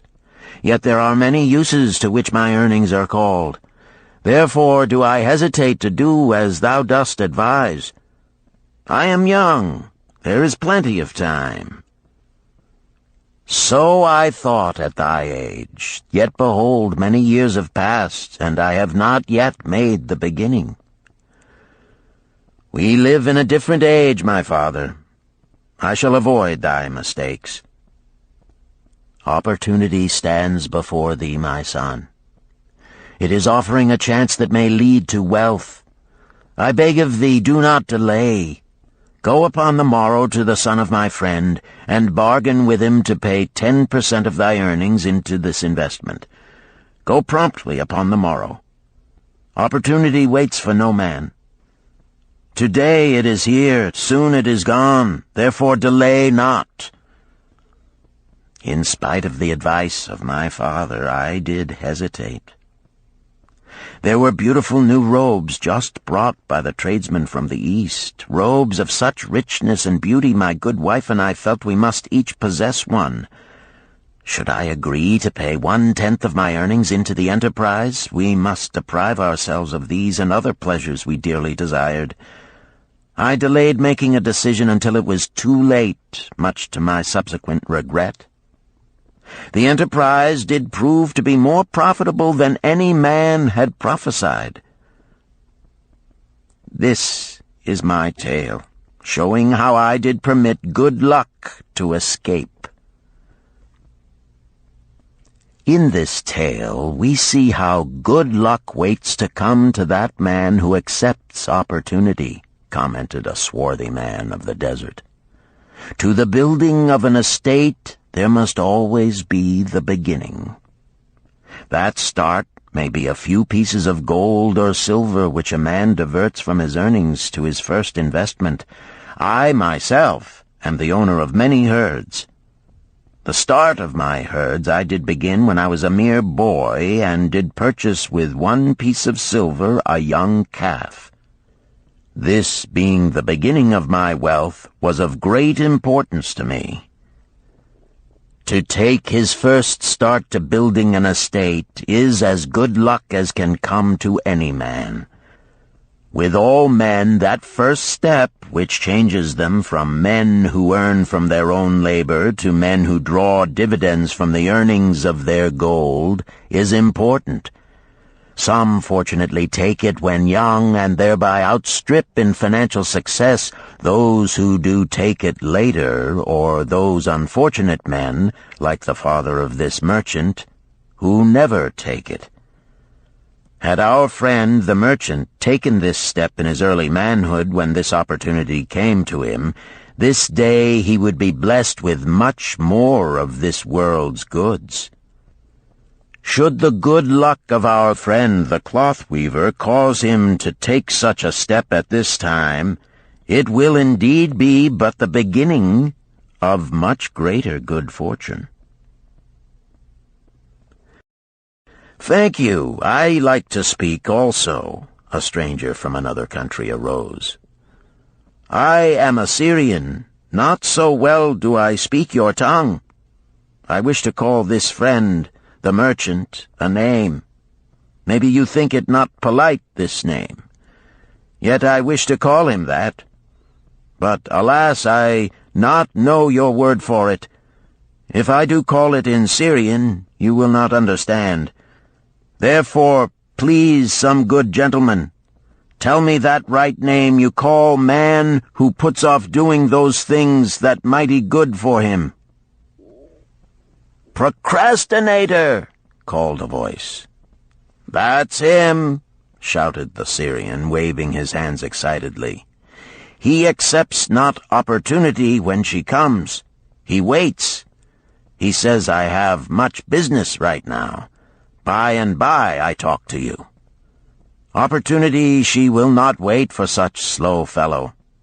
She thinks if a man desires to be lucky he will step quick. Any man who not step quick when opportunity comes. He, big procrastinator like our friend, this merchant." The merchant arose and bowed good-naturedly in response to the laughter. "My admiration to thee, stranger within our gates, who hesitates not to speak the truth."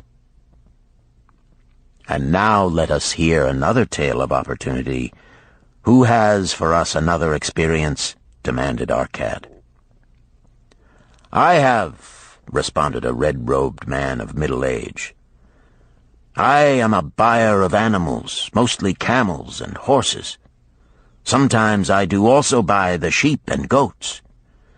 The tale I am about to relate will tell truthfully how opportunity came one night when I did least expect it. Perhaps for this reason I did let it escape. Of this you shall be the judge. Returning to the city one evening after a disheartening 10 days' journey in search of camels, I was much angered to find the gates of the city closed and locked. While my slaves spread our tent for the night, which we looked to spend with little food and no water, I was approached by an elderly farmer who, like ourselves, found himself locked outside. "Honored sir," he addressed me, "from thy appearance I do judge thee to be a buyer. If this be so, much would I like to sell to thee the most excellent flock of sheep just driven up. Alas, my good wife lies very sick with the fever. I must return with all haste. Buy thou my sheep, that I and my slaves may mount our camels and travel back without delay." So dark it was that I could not see his flock, but from the bleating I did know it must be large. Having wasted 10 days searching for camels I could not find, I was glad to bargain with him. In his anxiety he did set a most reasonable price. I accepted, well knowing my slaves could drive the flock through the city gates in the morning and sell at a substantial profit. The bargain concluded, I called my slaves to bring torches that we might count the flock which the farmer declared to contain 900. I shall not burden you, my friends, with a description of our difficulty in attempting to count so many thirsty, restless, milling sheep. It proved to be an impossible task. Therefore, I bluntly informed the farmer I would count them at daylight and pay him then. "Please, most honorable sir," he pleaded, Pay me but 2/3 of the price tonight, that I may be on my way. I will leave my most intelligent and educated slave to assist to make the count in the morning. He is trustworthy, and to him thou canst pay the balance." But I was stubborn and refused to make payment that night. Next morning, before I awoke, the city gates opened, and 4 buyers rushed out in search of flocks. They were most eager and willing to pay high prices because the city was threatened with siege and food was not plentiful. Nearly 3 times the price at which he had offered the flock to me did the old farmer receive for it. Thus was rare good luck allowed to escape. "Here is a tale most unusual," commented Arcad. "What wisdom doth it suggest?" "The wisdom of making a payment immediately when we are convinced our bargain is wise," suggested a venerable saddle-maker. "If the bargain be good, then dost thou need protection against thy own weaknesses as much as against any other man. We mortals are changeable. Alas, I must say more apt to change our minds when right than wrong. Wrong, we are stubborn indeed. Right, we are prone to vacillate and let opportunity escape. My first judgment is my best. Yet always have I found it difficult to compel myself to proceed with a good bargain when made. Therefore, as a protection against my own weaknesses, I do make a prompt deposit thereon. This doth save me from later regrets for the good luck that should have been mine." "Thank you. Again I like to speak." The Syrian was upon his feet once more. "These tales much alike. Each time opportunity fly away for same reason. Each time she come to procrastinator, bringing good plan.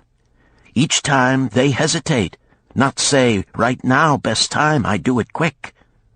How can men succeed that way?" "Wise are thy words, my friend," responded the buyer. "Good luck fled from procrastination in both these tales. Yet this is not unusual. The spirit of procrastination is within all men. We desire riches, yet how often, when opportunity doth appear before us, that spirit of procrastination from within doth urge various delays in our acceptance. In listening to it, we do become our own worst enemies. In my younger days, I did not know it by this long word our friend from Syria doth enjoy. I did think at first it was my own poor judgment that did cause me loss at many profitable trades. Later I did credit it to my stubborn disposition. At last I did recognize it for what it was, a habit of needless delaying where action was required, action prompt and decisive. How I did hate it when its true character stood revealed. With the bitterness of a wild ass hitched to a chariot, I did break loose from this enemy to my success. "Thank you. I like ask question from Mr. Merchant," the Syrian was speaking. "You wear fine robes, not like those of poor man. You speak like successful man. Tell us, do you listen now when procrastination whispers in your ear?" "Like our friend the buyer, I also had to recognize and conquer procrastination," responded the merchant. "To me, it proved to be an enemy ever watching and waiting to thwart my accomplishments. The tale I did relate is but one of many similar instances I could tell to show how it drove away my opportunities. 'Tis not difficult to conquer once understood. No man willingly permits the thief to rob his bins of grain, nor does any man willingly permit an enemy to drive away his customers and rob him of his profits. When once I did recognize that such acts as these my enemy was committing, with determination I conquered him. So must every man master his own spirit of procrastination before he can expect to share in the rich treasures of Babylon. What sayest, Arcad? Because thou art the richest man in Babylon, many do proclaim thee to be the luckiest. Dost agree with me that no man can arrive at a full measure of success until he hath completely crushed the spirit of procrastination within him? It is even as thou sayest, Arcad admitted. During my long life, I have watched generation following generation, marching forward along those avenues of trade, science, and learning that lead to success in life. Opportunities came to all these men. Some grasped theirs and moved steadily to the gratification of their deepest desires, but the majority hesitated, faltered, and fell behind. Arcad turned to the cloth-weaver. Thou didst suggest that we debate good luck. Let us hear what thou now thinkest upon the subject. I do see good luck in a different light. I had thought of it as something most desirable that might happen to a man without effort upon his part. Now I do realize such happenings are not the sort of thing one may attract to himself. From our discussion have I learned that to attract good luck to oneself, it is necessary to take advantage of opportunities. Therefore, in the future, I shall endeavor to make the best of such opportunities as do come to me. Thou hast well grasped the truths brought forth in our discussion, Arcad replied. Good luck, we do find, often follows opportunity, but seldom comes otherwise. Our merchant friend would have found great good luck had he accepted the opportunity the good goddess did present to him. Our friend the buyer likewise would have enjoyed good luck had he completed the purchase of the flock and sold at such a handsome profit. We did pursue this discussion to find a means by which good luck could be enticed to us. I feel that we have found the way. Both the tales did illustrate how good luck follows opportunity. Herein lies a truth that many similar tales of good luck, won or lost, could not change. The truth is this: good luck can be enticed by accepting opportunity. Those eager to grasp opportunities for their betterment do attract the interest of the good goddess. She is ever anxious to aid those who please her. Men of action please her best. Action will lead thee forward to the successes thou dost desire. Men of action are favored by the goddess of good luck.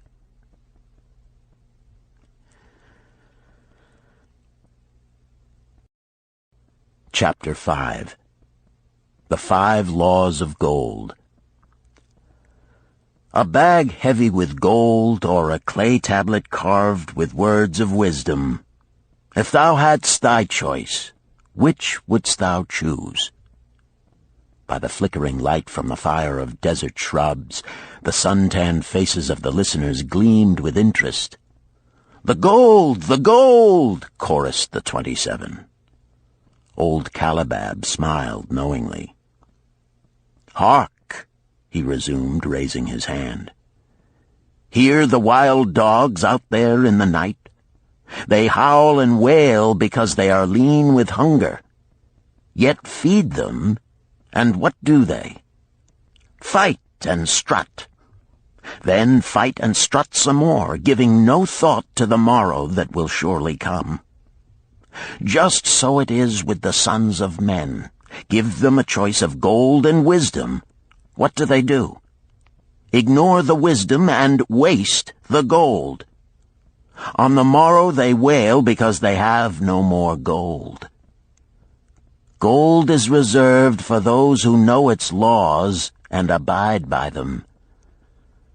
Calabab drew his white robe close about his lean legs, for a cool night wind was blowing. "Because thou hast served me faithfully upon our long journey, because thou cared well for my camels, because thou toiled uncomplainingly across the hot sands of the desert, because thou fought bravely the robbers that sought to despoil my merchandise, I will tell thee this night the tale of the 5 laws of gold, such a tale as thou never hast heard before. Hark ye with deep attention to the words I speak, for if you grasp their meaning and heed them, in the days that come thou shalt have much gold." He paused impressively. Above, in a canopy of blue, the stars shone brightly in the crystal-clear skies of Babylonia. Behind the group loomed their faded tents tightly staked against possible desert storms. Beside the tents were neatly stacked bales of merchandise covered with skins. Nearby, the camel herd sprawled in the sand, some chewing their cuds contentedly, others snoring in hoarse discord. "Thou hast told us many good tales, Calab," spoke up the chief packer. "We look to thy wisdom to guide us upon the morrow when our service with thee shall be at an end. I have but told thee of my adventures in strange and distant lands, but this night I shall tell thee of the wisdom of Arkad, the wise rich man." "Much have we heard of him," acknowledged the chief packer, "for he was the richest man that ever lived in Babylon." "The richest man he was, and that because he was wise in the ways of gold, even as no man had ever been before him. This night shall I tell you of his great wisdom as it was told to me by Nomasir, his son, many years ago in Nineveh, when I was but a lad. My master and myself had tarried long into the night in the palace of Nomasir. I had helped my master bring great bundles of fine rugs, each one to be tried by Nomasir until his choice of colors was satisfied. At last he was well pleased, and commanded us to sit with him and to drink a rare vintage, odorous to the nostrils and most warming to my stomach, which was unaccustomed to such a drink. Then did he tell us this tale of the great wisdom of Arkad, his father, even as I shall tell it to you. In Babylon it is the custom, as you know, that the sons of wealthy fathers live with their parents in expectation of inheriting the estate. Arkad did not approve of this custom. Therefore, when Nomasir reached the man's estate, he sent for the young man and addressed him. "My son, it is my desire that thou succeed to my estate. Thou must, however, first prove that thou art capable of wisely handling it. Therefore, I wish that thou go out into the world and show thy ability both to acquire gold and to make thyself respected among men. To start thee well, I will give thee 2 things of which I myself was denied when I started as a poor youth to build up a fortune. First, I give thee this bag of gold. If thou use it wisely, it will be the basis of thy future success. Second, I give thee this clay tablet upon which is carved the 5 laws of gold. If thou dost but interpret them in thy own acts, they shall bring thee competence and security. 10 years from this day come thou back to the house of thy father and give account of thyself. If thou prove worthy, I will then make thee the heir to my estate. Otherwise I will give it to the priests that they may barter for my soul the kind consideration of the gods." So Nomasir went forth to make his own way, taking his bag of gold the clay tablet carefully wrapped in silken cloth, his slave, and the horses upon which they rode. The 10 years passed, and Nomasir, as he had agreed, returned to the house of his father, who provided a great feast in his honor, to which he invited many friends and relatives. After the feast was over, the father and mother mounted their throne-like seats at one side of the great hall, and Nomasir stood before them to give an account of himself as he had promised his father. It was evening. The room was hazy with smoke from the wicks of the oil lamps that but dimly lighted it. Slaves in white woven jackets and tunics fanned the humid air rhythmically with long-stemmed palm leaves. A stately dignity colored the scene. The wife of Nomasir and his 2 young sons, with friends and other members of the family, sat upon rugs behind him, eager listeners. "My father," he began deferentially, "I bow before thy wisdom. 10 years ago, when I stood at the gates of manhood, thou bade me go forth and become a man among men, instead of remaining a vassal to thy fortune. Thou gave me liberally of thy gold. Thou gave me liberally of thy wisdom. Of the gold, alas, I must admit of a disastrous handling.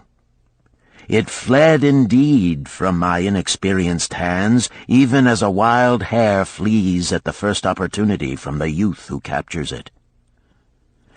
The father smiled indulgently. "Continue, my son. Thy tale interests me in all its details." I decided to go to Nineveh, as it was a growing city, believing that I might find there opportunities. I joined a caravan, and among its members made numerous friends. 2 well-spoken men who had a most beautiful white horse, as fleet as the wind, were among these. As we journeyed, they told me in confidence that in Nineveh was a wealthy man who owned a horse so swift that it had never been beaten. Its owner believed that no horse living could run with greater speed. Therefore would he wager any sum, however large, that his horse could outspeed any horse in all Babylonia. Compared to their horse, so my friend said, it was but a lumbering ass that could be beaten with ease. They offered, as a great favor, to permit me to join them in a wager. I was quite carried away with the plan. Our horse was badly beaten, and I lost much of my gold. The father laughed. Later, I discovered that this was a deceitful plan of these men, and they constantly journeyed with caravans seeking victims. You see, the man in Nineveh was their partner and shared with them the bets he won. This shrewd deceit taught me my first lesson in looking out for myself. I was soon to learn another, equally bitter. In the caravan was another young man with whom I became quite friendly. He was the son of wealthy parents and, like myself, journeying to Nineveh to find a suitable location. Not long after our arrival, he told me that a merchant had died, and his shop with its rich merchandise and patronage could be secured at a paltry price. Saying that we would be equal partners, but first he must return to Babylon to secure his gold, he prevailed upon me to purchase the stock with my gold, agreeing that his would be used later to carry on our venture. He long delayed the trip to Babylon, proving in the meantime to be an unwise buyer and a foolish spender. I finally put him out, but not before the business had deteriorated to where we had only unsaleable goods and no gold to buy other goods. I sacrificed what was left to an Israelite for a pitiful sum. Soon there followed, I tell you, my father, bitter days. I sought employment and found it not, for I was without trade or training that would enable me to earn. I sold my horses, I sold my slave. I sold my extra robes that I might have food and a place to sleep, but each day grim want crouched closer. But in those bitter days, I remembered thy confidence in me, my father. Thou hadst sent me forth to become a man, and this I was determined to accomplish. The mother buried her face and wept softly. At this time I bethought me of the table thou had given to me, upon which thou had carved the 5 laws of gold. Thereupon I read most carefully thy words of wisdom, and realized that had I but sought wisdom first, my gold would not have been lost to me. I learned by heart each law, and determined that when once more the goddess of good fortune smiled upon me, I would be guided by the wisdom of age, and not by the inexperience of youth. For the benefit of you who are seated here this night, I will read the wisdom of my father as engraved upon the clay tablet which he gave to me 10 years ago. The 5 laws of gold. 1. Gold cometh gladly and in increasing quantity to any man who will put by not less than 1/10 of his earnings to create an estate for his future and that of his family. 2. Gold laboreth diligently and contentedly for the wise owner who finds for it profitable employment, multiplying even as the flocks of the field. 3. Gold clingeth to the protection of the cautious owner who invests it under the advice of men wise in its handling. 4. Gold slippeth away from the man who invests it in businesses or purposes with which he is not familiar, or which are not approved by those skilled in its keep. 5. Gold flees the man who would force it to impossible earnings, or who followeth the alluring advice of tricksters and schemers, or who trusts it to his own inexperience and romantic desires in investment. These are the 5 laws of gold as written by my father. I do proclaim them as of greater value than gold itself, as I will show by the continuance of my tale. He again faced his father. I have told thee of the depth of poverty and despair to which my inexperience brought me. However, there is no chain of disasters that will not come to an end. Mine came when I secured employment managing a crew of slaves working upon the new outer wall of the city. Profiting from my knowledge of the first law of gold, I saved a copper from my first earnings, adding to it at every opportunity until I had a piece of silver. It was a slow procedure, for one must live. I did spend grudgingly, I admit, because I was determined to earn back before the 10 years were over as much gold as you, my father, had given to me. One day the slave-master with whom I had become quite friendly said to me, "Thou art a thrifty youth who spends not wantonly what he earns. Hast thou gold put by that is not earning?" "Yes," I replied. "It is my greatest desire to accumulate gold, to replace that which my father gave to me and which I have lost. 'Tis a worthy ambition, I will grant. And do you know that the gold which you have saved can work for you and earn much more gold?" "Alas, my experience has been bitter, for my father's gold has fled from me, and I am in much fear lest my own do the same." "If thou hast confidence in me, I will give thee a lesson in the profitable handling of gold," he replied. "Within a year the outer wall will be complete and ready for the great gates of bronze that will be built at each entrance to protect the city from the king's enemies.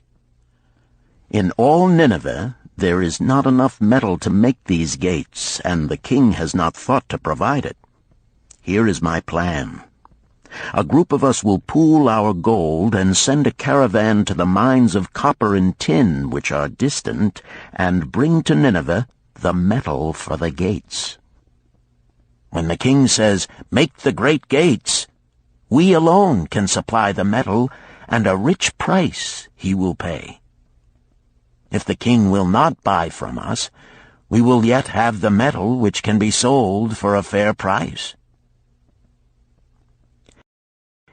In his offer, I recognized an opportunity to abide by the third law and invest my savings under the guidance of wise men. Nor was I disappointed. Our pool was a success, and my small store of gold was greatly increased by the transaction. In due time, I was accepted as a member of this same group in other ventures. They were men wise in the profitable handling of gold. They talked over each plan presented with great care before entering upon it. They would take no chance on losing their principal or tying it up in unprofitable investments from which their gold could not be recovered. Such foolish things as the horse race and the partnership into which I had entered with my inexperience would have had scant consideration with them. They would have immediately pointed out their weaknesses. Through my association with these men, I learned to safely invest gold to bring profitable returns. As the years went on, my treasure increased more and more rapidly. I not only made back as much as I lost, but much more. Through my misfortunes, my trials, and my success, I have tested time and again the wisdom of the 5 laws of gold, my father, and have proven them true in every test. To him who is without knowledge of the 5 laws, gold comes not often, and goeth away quickly. But to him who abide by the 5 laws, gold comes and works as his dutiful slave." Nomasir ceased speaking and motioned to a slave in the back of the room. The slave brought forward one at a time 3 heavy leather bags. One of these Nomasir took and placed upon the floor before his father, addressing him again. "Thou didst give to me a bag of gold, Babylon gold.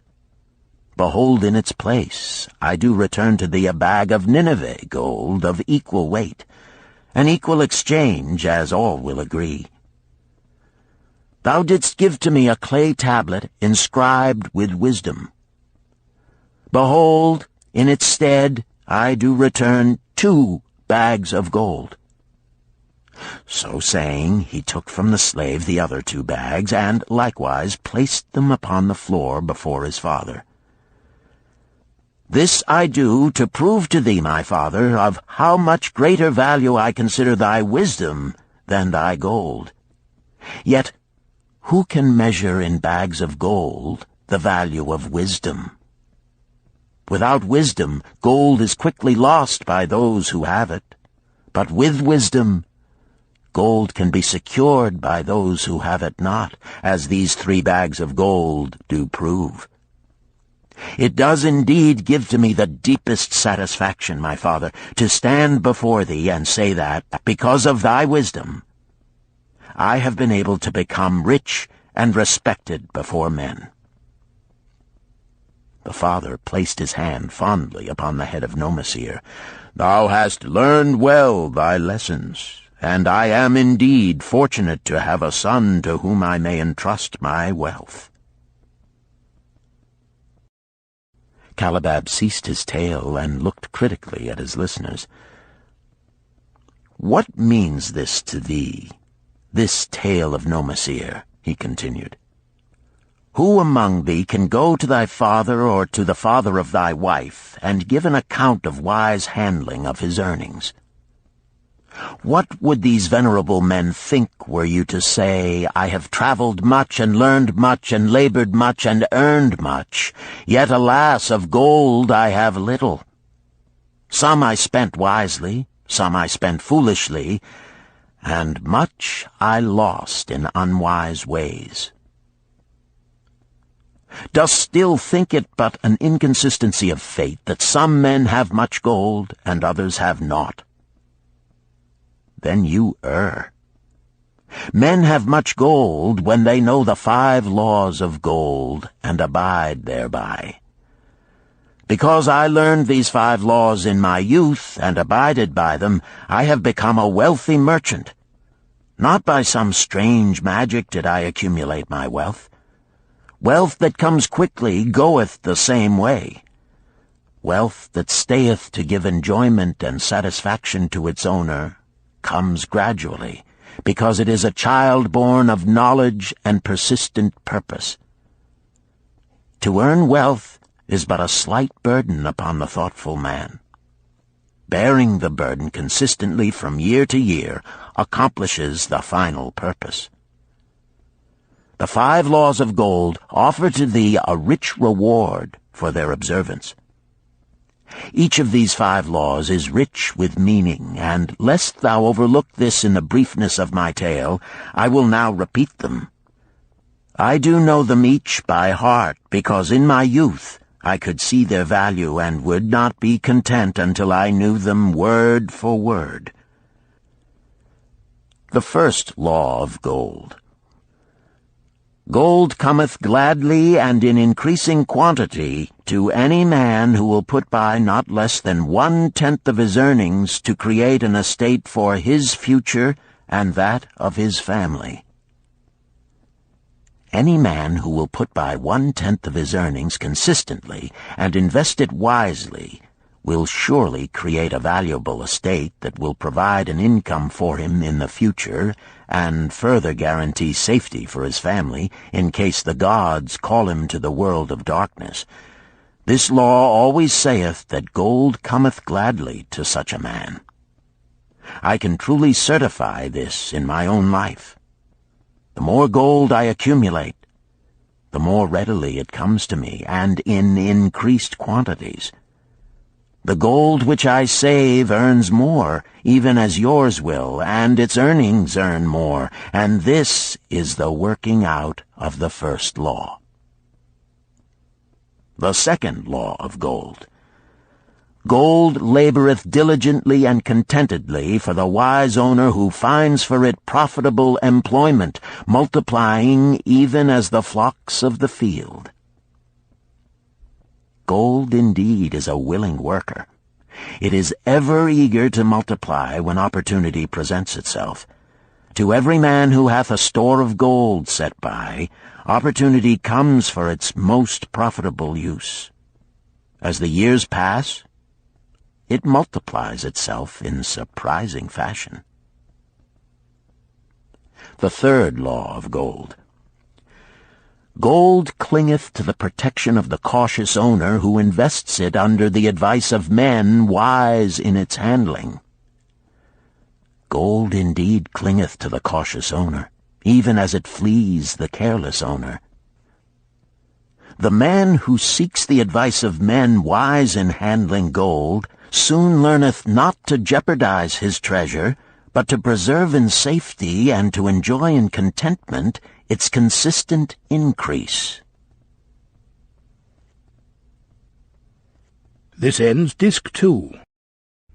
The Richest Man in Babylon, Disc 3. The fourth law of gold.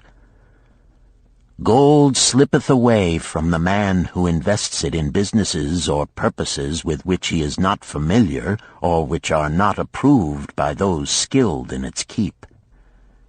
To the man who hath gold yet is not skilled in its handling, many uses for it appear most profitable. Too often these are fraught with danger of loss, and if properly analyzed by wise men, show small possibility of profit. Therefore, the inexperienced owner of gold who trusts to his own judgment and invests it in businesses or purposes with which he is not familiar, too often finds his judgment imperfect and pays with his treasure for his inexperience. Wise indeed is he who investeth his treasures under the advice of men skilled in the ways of gold. the 5th law of gold. Gold flees the man who would force it to impossible earnings, or who followeth the alluring advice of tricksters and schemers, or who trusts it to his own inexperience and romantic desires in investment. Fanciful propositions that thrill like adventure tales always come to the new owner of gold. These appear to endow his treasure with magic powers that will enable it to make impossible earnings. Yet heed ye the wise men, for verily they know the risks that lurk behind every plan to make great wealth suddenly.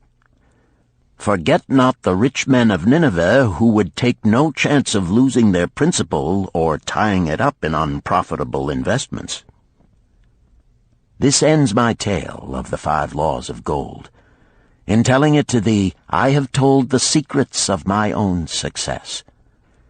Yet they are not secrets, but truths which every man must first learn and then follow who wishes to step out of the multitude that, like yon wild dogs, must worry each day for food to eat. Tomorrow we enter Babylon. Look, see the fire that burns eternal above the temple of Bel? We are already in sight of the golden city. Tomorrow each of thee shall have gold, the gold thou hast so well earned by thy faithful services. 10 years from this night, what can you tell about this gold? If there be men among you who, like Nomasir, will use a portion of their gold to start for themselves an estate and be thenceforth wisely guided by the wisdom of Arkad, 10 years from now, 'tis a safe wager, like the son of Arkad, they will be rich and respected among men. Our wise acts accompany us through life to please us and to help us. Just as surely our unwise acts follow us to plague and torment us. Alas, they cannot be forgotten. In the front rank of the torments that do follow us are the memories of the things we should have done, of the opportunities which came to us, and we took not. Rich are the treasures of Babylon.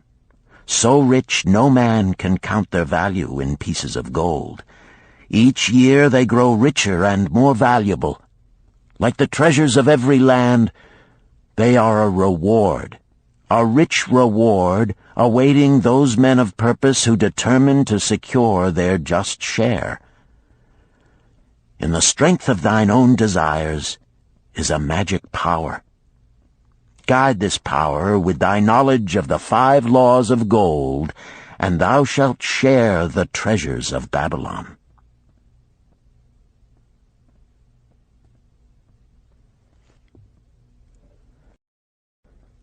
Chapter 6.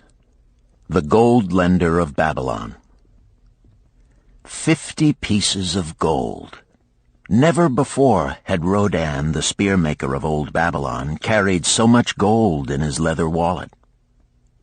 Happily down the king's highway from the palace of his most liberal majesty he strode. Cheerfully the gold clinked as the wallet at his belt swayed with each step, the sweetest music he had ever heard. 50 pieces of gold, all his. He could hardly realize his good fortune. What power in those clinking discs! They could purchase anything he wanted. A grand house, land, cattle, camels, horses, chariots, whatever he might desire. What use should he make of it?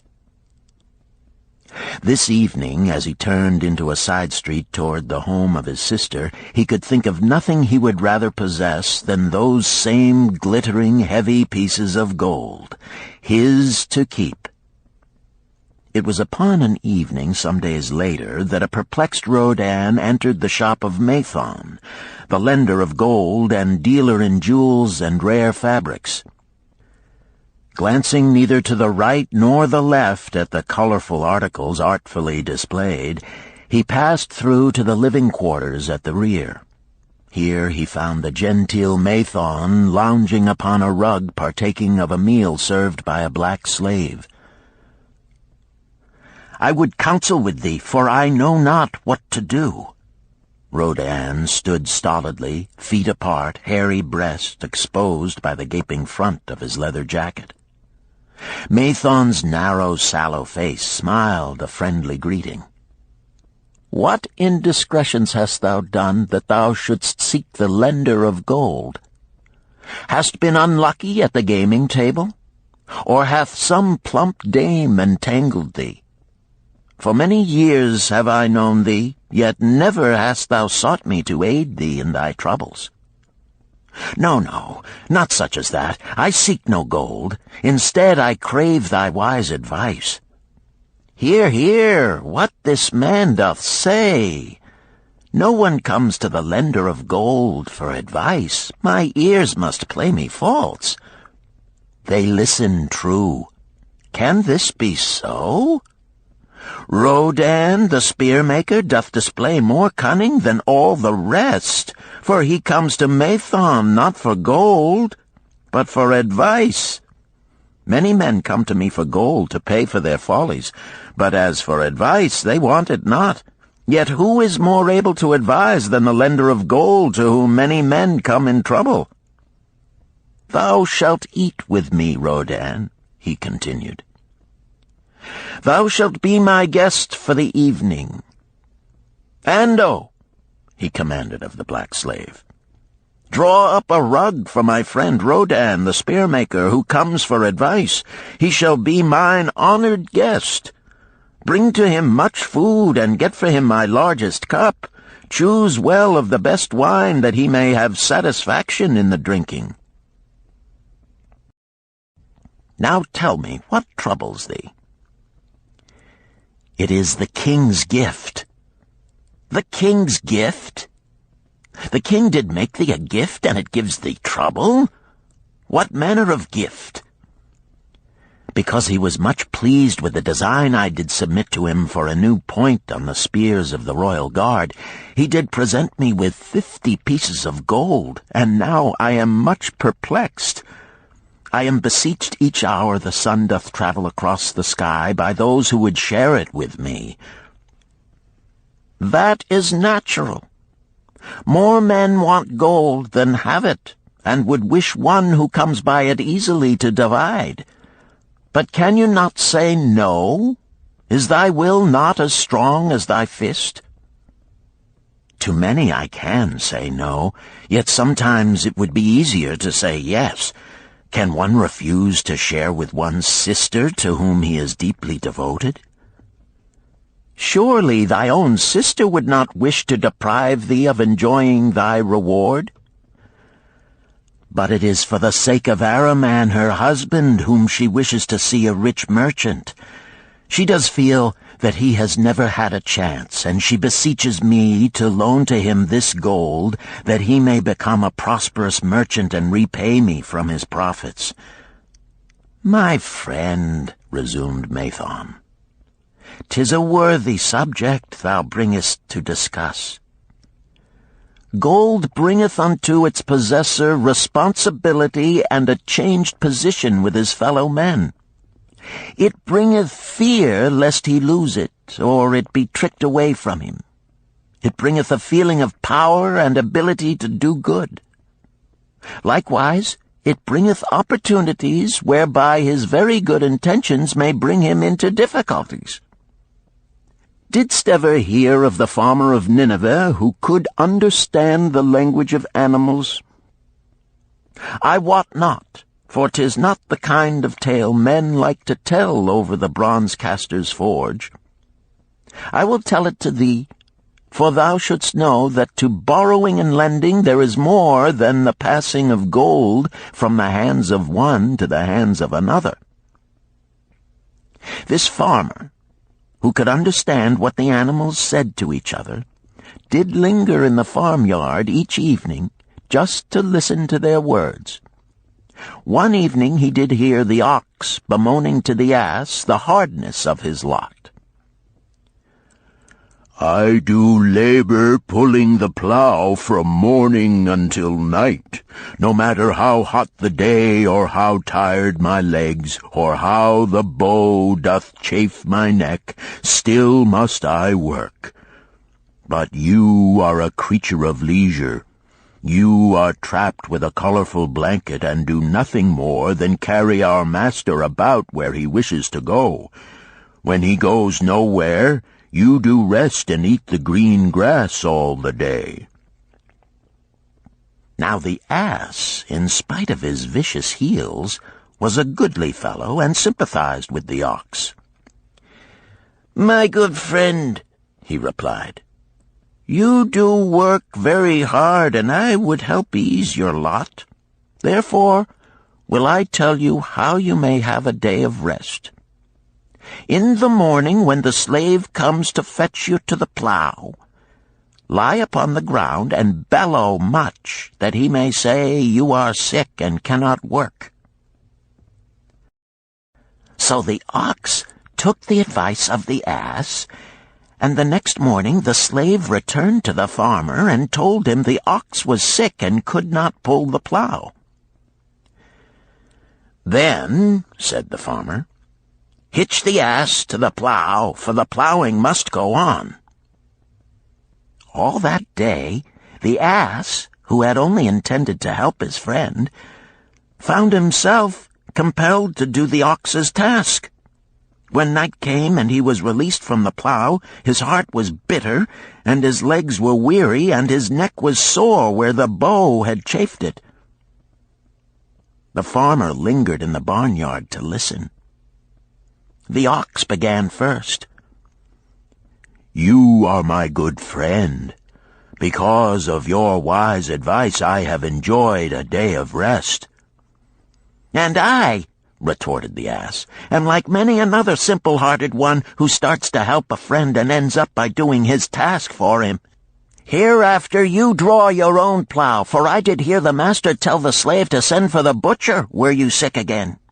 I wish he would, for you are a lazy fellow." Thereafter they spoke to each other no more. This ended their friendship. "Canst thou tell the moral to this tale, Rodan?" "'Tis a good tale," responded Rodan, "but I see not the moral." "I thought not that you would, but it is there, and simple too. Just this: if you desire to help thy friend, do so in a way that will not bring thy friend's burdens upon thyself." "I had not thought of that. It is a wise moral. I wish not to assume the burdens of my sister's husband. But tell me, you lend to many. Do not the borrowers repay?" Mathon smiled the smile of one whose soul is rich with much experience. "Could a loan be well made if the borrower cannot repay? Must not the lender be wise and judge carefully whether his gold can perform a useful purpose to the borrower and return to him once more? Or whether it will be wasted by one unable to use it wisely and leave him without his treasure, and leave the borrower with a debt he cannot repay? I will show to thee the tokens in my token chest, and let them tell thee some of their stories." Into the room he brought a chest as long as his arm, covered with red pigskin and ornamented with bronze designs. He placed it upon the floor and squatted before it, both hands upon the lid. "From each person to whom I lend, I do exact a token for my token chest, to remain there until the loan is repaid. When they repay, I give it back. But if they never repay, it will always remind me of one who was not faithful to my confidence. The safest loans, my token box tells me, are to those whose possessions are of more value than the one they desire. They own lands or jewels or camels or other things which could be sold to repay the loan. Some of the tokens given to me are jewels of more value than the loan. Others are promises that if the loan be not repaid as agreed, they will deliver to me certain property settlement. On loans like those I am assured that my gold will be returned with the rental thereon, for the loan is based on property. In another class are those who have the capacity to earn. They are such as you, who labor or serve and are paid. They have income. And if they are honest and suffer no misfortune, I know that they also can repay the gold I loan them and the rental to which I am entitled. Such loans are based on human effort. Others are those who have neither property nor assured earning capacity. Life is hard, and there will always be some who cannot adjust themselves to it. Alas for the loans I make them! Even though they be no larger than a pence, my token box may censure me in the years to come unless they be guaranteed by good friends of the borrower who know him honorable. Mathon released the clasp and opened the lid. Rodan leaned forward eagerly. At the top of the chest a bronze neckpiece lay upon a scarlet cloth. Mathon picked up the piece and patted it affectionately.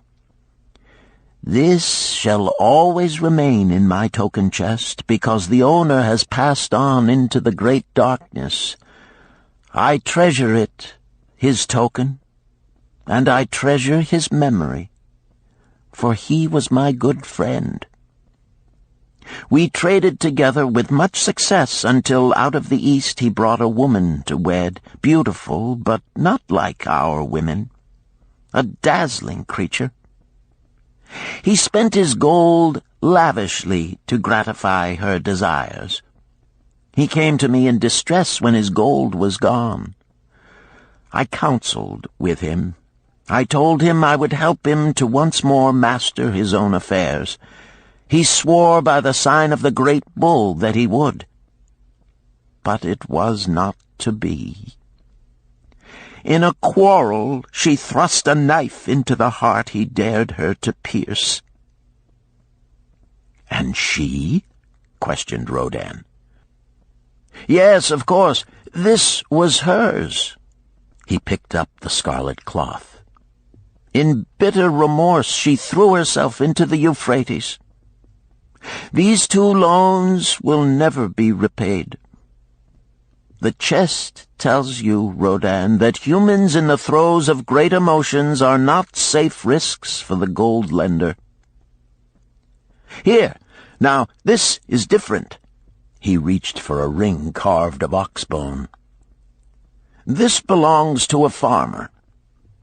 I buy the rugs of his women. The locusts came, and they had not food. I helped him, and when the new crop came, he repaid me. Later he came again and told of strange goats in a distant land, as described by a traveler.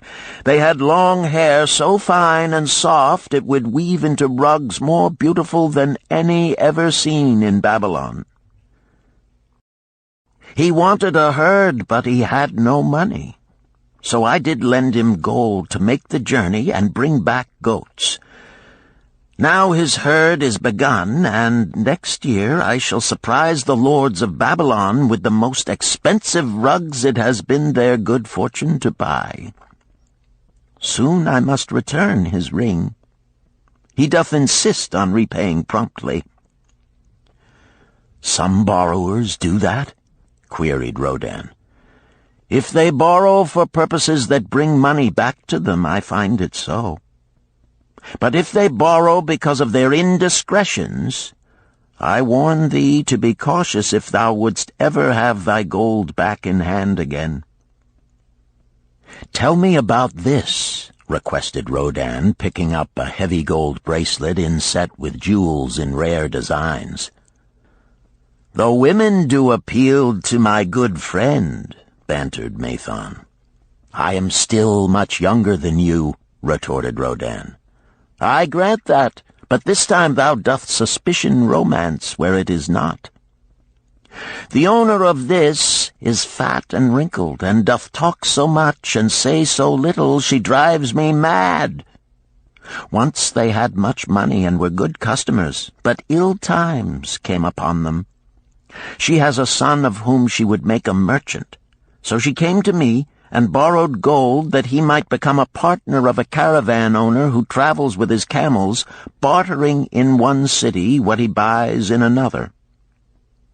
This man proved a rascal, for he left the poor boy in a distant city without money and without friends, pulling out early while the youth slept.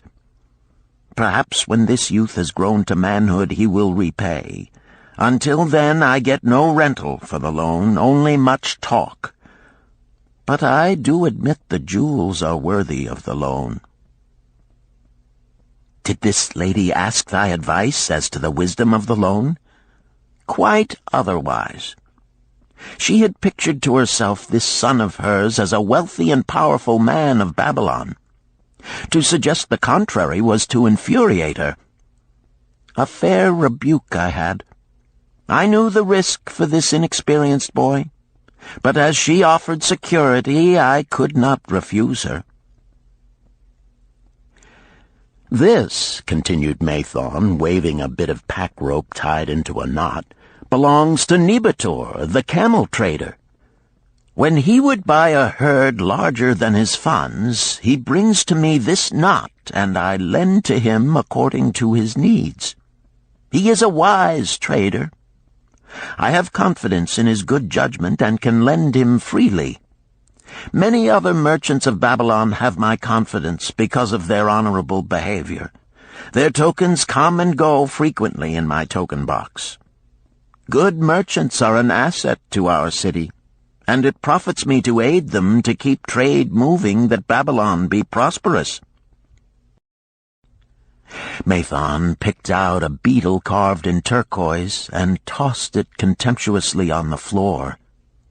"A bug from Egypt. The lad who owns this does not care whether I ever receive back my gold.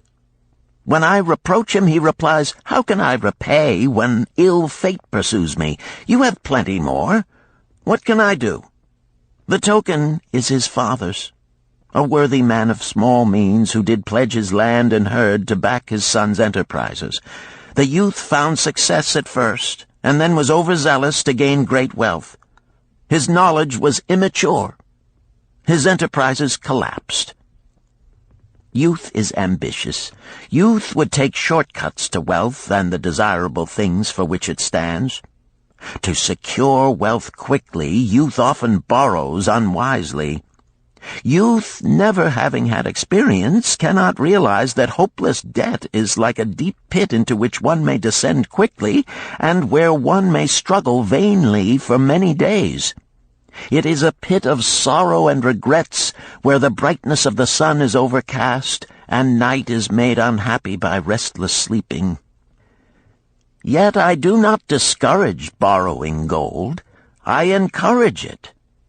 I recommend it if it be for a wise purpose. I myself made my first real success as a merchant with borrowed gold. Yet what should the lender do in such a case?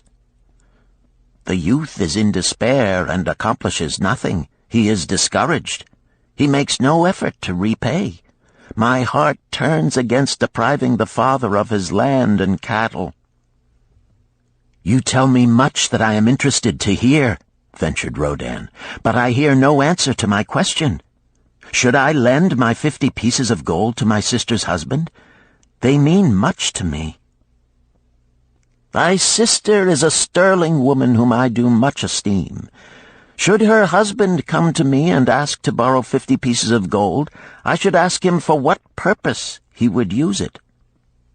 If he answered that he desired to become a merchant like myself and deal in jewels and rich furnishings, I would say, 'What knowledge have you of the ways of trade? Do you know where you can buy at lowest cost? Do you know where you can sell at a fair price? Could he say yes to these questions? No, he could not, Rodin admitted. He has helped me much in making spears, and he has helped some in the shops. Then would I say to him that his purpose was not wise. Merchants must learn their trade. His ambition, though worthy, is not practical, and I would not lend him any gold. But supposing he could say, yes, I have helped merchants much. I know how to travel to Smyrna and to buy at low cost the rugs the housewives weave. I also know many of the rich people of Babylon to whom I can sell these at a large profit. Then I would say, your purpose is wise, and your ambition honorable. I shall be glad to lend you the 50 pieces of gold if you can give me security that they will be returned. But would he say, I have no security other than that I am an honored man and will pay you well for the loan? Then would I reply, I treasure much each piece of gold. Were the robbers to take it from you as you journeyed to Smyrna, or take the rugs from you as you returned, then you would have no means of repaying me, and my gold would be gone. Gold, you see, Rodin, is the merchandise of the lender of money. It is easy to lend. If it is lent unwisely, then it is difficult to get back. The wise lender wishes not the risk of the undertaking, but the guarantee of safe repayment. "'Tis well," he continued, "to assist those that are in trouble. 'Tis well to help those upon whom fate has laid a heavy hand. 'Tis well to help those who are starting, that they may progress and become valuable citizens. But help must be given wisely, lest, like the farmer's ass, in our desire to help, we but take upon ourselves the burden that belongs to another." Again I wandered from thy question, Rodin, but hear my answer. Keep thy 50 pieces of gold. What thy labor earns for thee and what is given thee for reward is thine own, and no man can put an obligation upon thee to part with it unless it do be thy wish. If thee wouldst lend it so that it may earn thee more gold, then lend with caution and in many places. I like not idle gold, even less I like too much of risk. How many years hast thou labored as a spear-maker? Fully 3. How much besides the king's gift hast saved? 3 gold pieces. Each year that thou hast labored, thou hast denied thyself good things to save from thine earnings 1 piece of gold? 'Tis as you say. Then mightest save in 50 years of labor 50 pieces of gold by thy self-denial?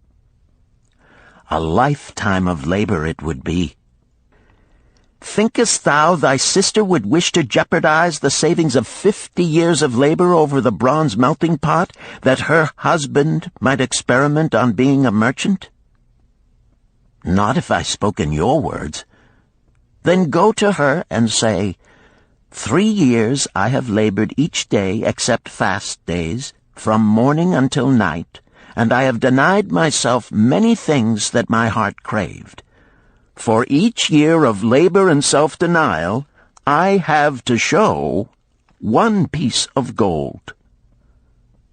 Thou art my favored sister, and I wish that thy husband may engage in business in which he will prosper greatly.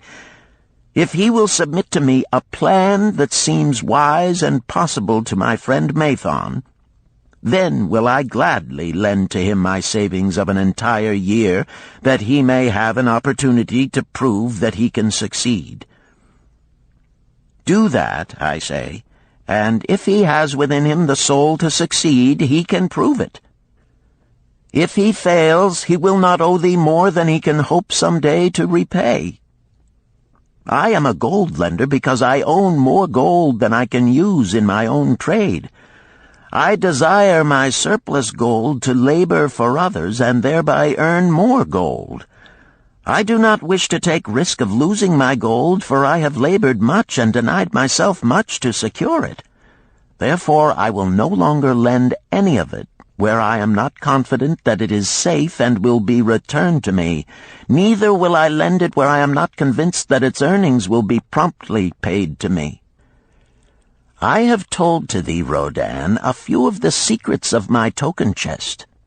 From them you may understand the weakness of men and their eagerness to borrow that which they have no certain means to repay. From this you can see how often their high hopes of the great earnings they could make if they but had gold are but false hopes they have not the ability or training to fulfill. Thou, Rodan, now have gold which thou shouldst put to earning more gold for thee. Thou art about to become, even as I, a gold lender. If thou dost safely preserve thy treasure, it will produce liberal earnings for thee, and be a rich source of pleasure and profit during all thy days. But if thou dost let it escape from thee, it will be a source of constant sorrow and regret as long as thy memory doth last. What desirest thou most of this gold in thy wallet? To keep it safe. Wisely spoken, replied Mathon approvingly. Thy first desire is for safety. Thinkest thou that in the custody of thy sister's husband it would be truly safe from possible loss? I fear not, for he is not wise in guarding gold. Then be not swayed by foolish sentiments of obligation to trust thy treasure to any person. If thou wouldst help thy family or thy friends, find other ways than risking the loss of thy treasure. Forget not that gold slippeth away in unexpected ways from those unskilled in guarding it. As well waste thy treasure in extravagance as let others lose it for thee. What next after safety dost desire of this treasure of thine? That it earn more gold. Again thou speakest with wisdom. It should be made to earn and grow larger. Gold wisely lent may even double itself with its earnings before a man like you groweth old. If you risk losing it, you risk losing all that it would earn as well. Therefore, be not swayed by the fantastic plans of impractical men who think they see ways to force thy gold to make earnings unusually large. Such plans are the creations of dreamers unskilled in the safe and dependable laws of trade. Be conservative in what thou expectest to earn, that thou mayest keep and enjoy thy treasure. To hire it out with a promise of usurious returns is to invite loss. Seek to associate thyself with men and enterprises whose success is established, that thy treasure may earn liberally under their skillful use and be guarded safely by their wisdom and experience. Thus mayest thou avoid the misfortunes that follow most of the sons of men to whom the gods see fit to entrust gold. When Rodan would thank him for his wise advice, he would not listen, saying, "The king's gift shall teach thee much wisdom. If wouldst keep thy 50 pieces of gold, thou must be discreet indeed. Many uses will tempt thee. Much advice will be spoken to thee. Numerous opportunities to make large profits will be offered thee. The stories from my token box should warn thee, before thou let any piece of gold leave thy pouch, to be sure that thou hast a safe way to pull it back again. Should my further advice appeal to thee, return again. It is gladly given. Ere thou goest, read this which I have carved beneath the lid of my token box. It applies equally to the borrower and the lender." Better a little caution than a great regret.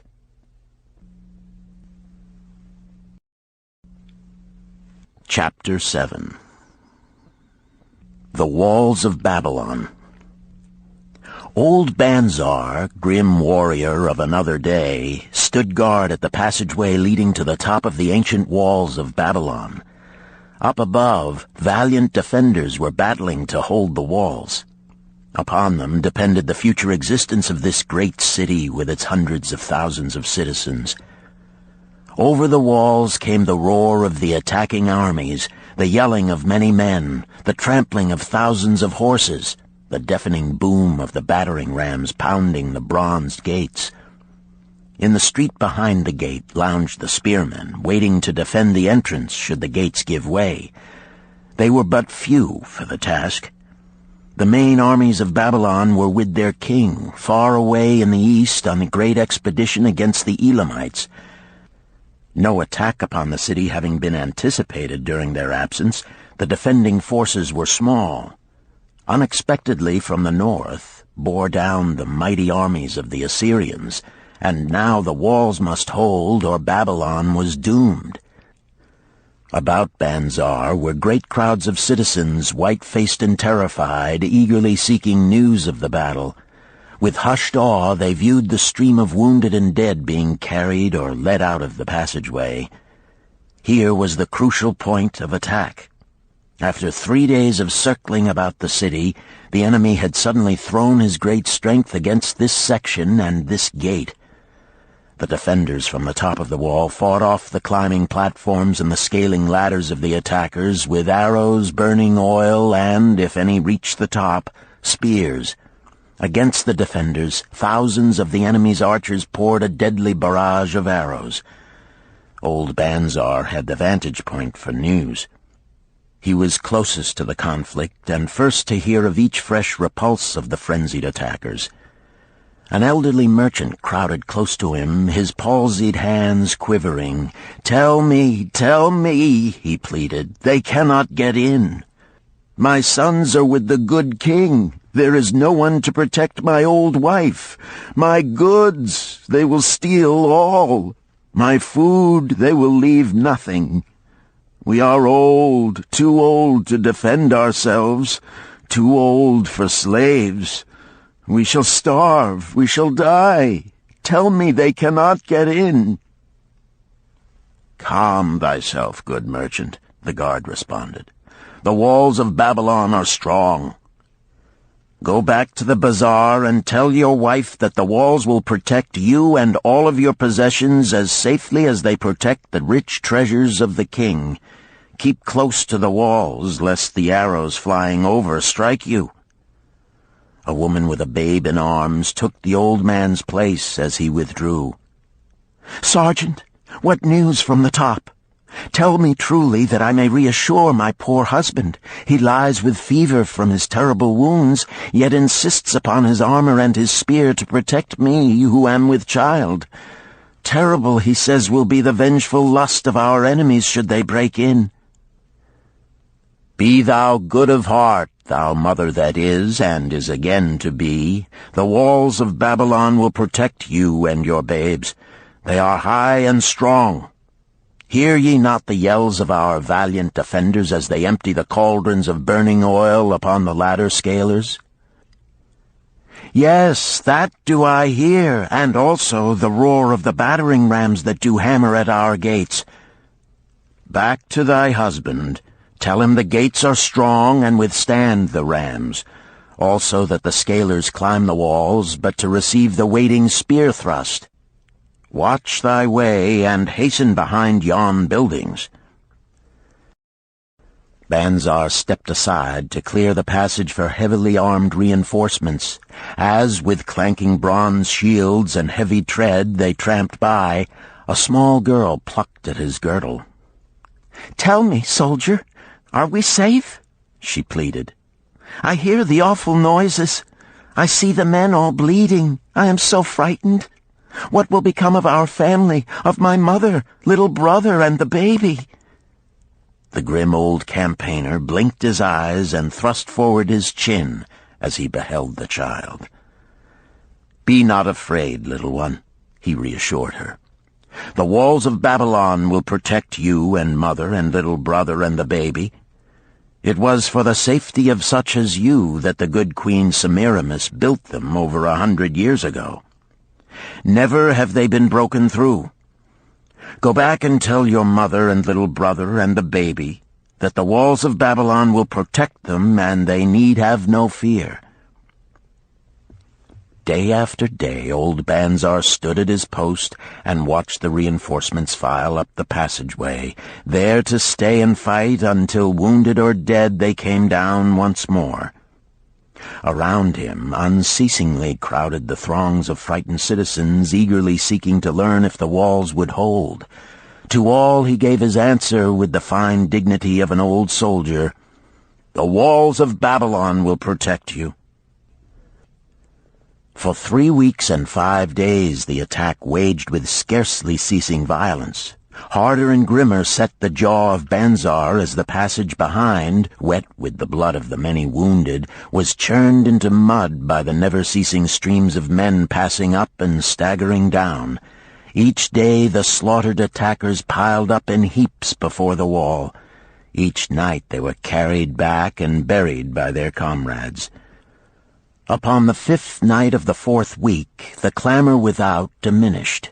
The first streaks of daylight illuminated the plains, disclosed great clouds of dust raised by the retreating armies. A mighty shout went up from the defenders.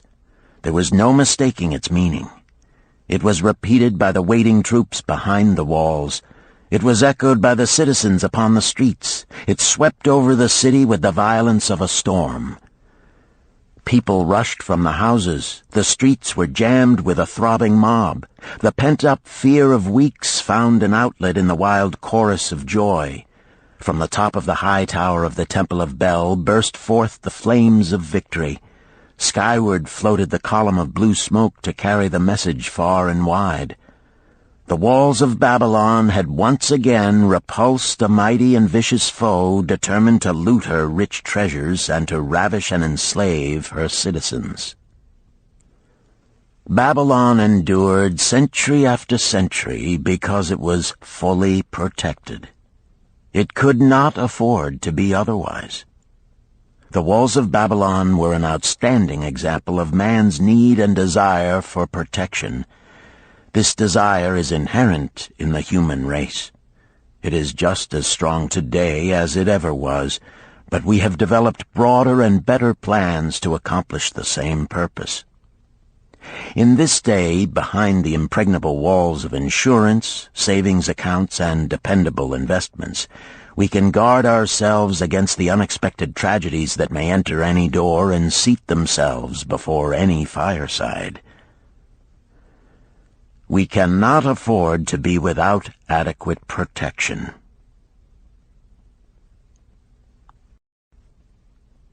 Chapter 8. The Camel Trader of Babylon. The hungrier one becomes, the clearer one's mind works. Also, the more sensitive one becomes to the odors of food.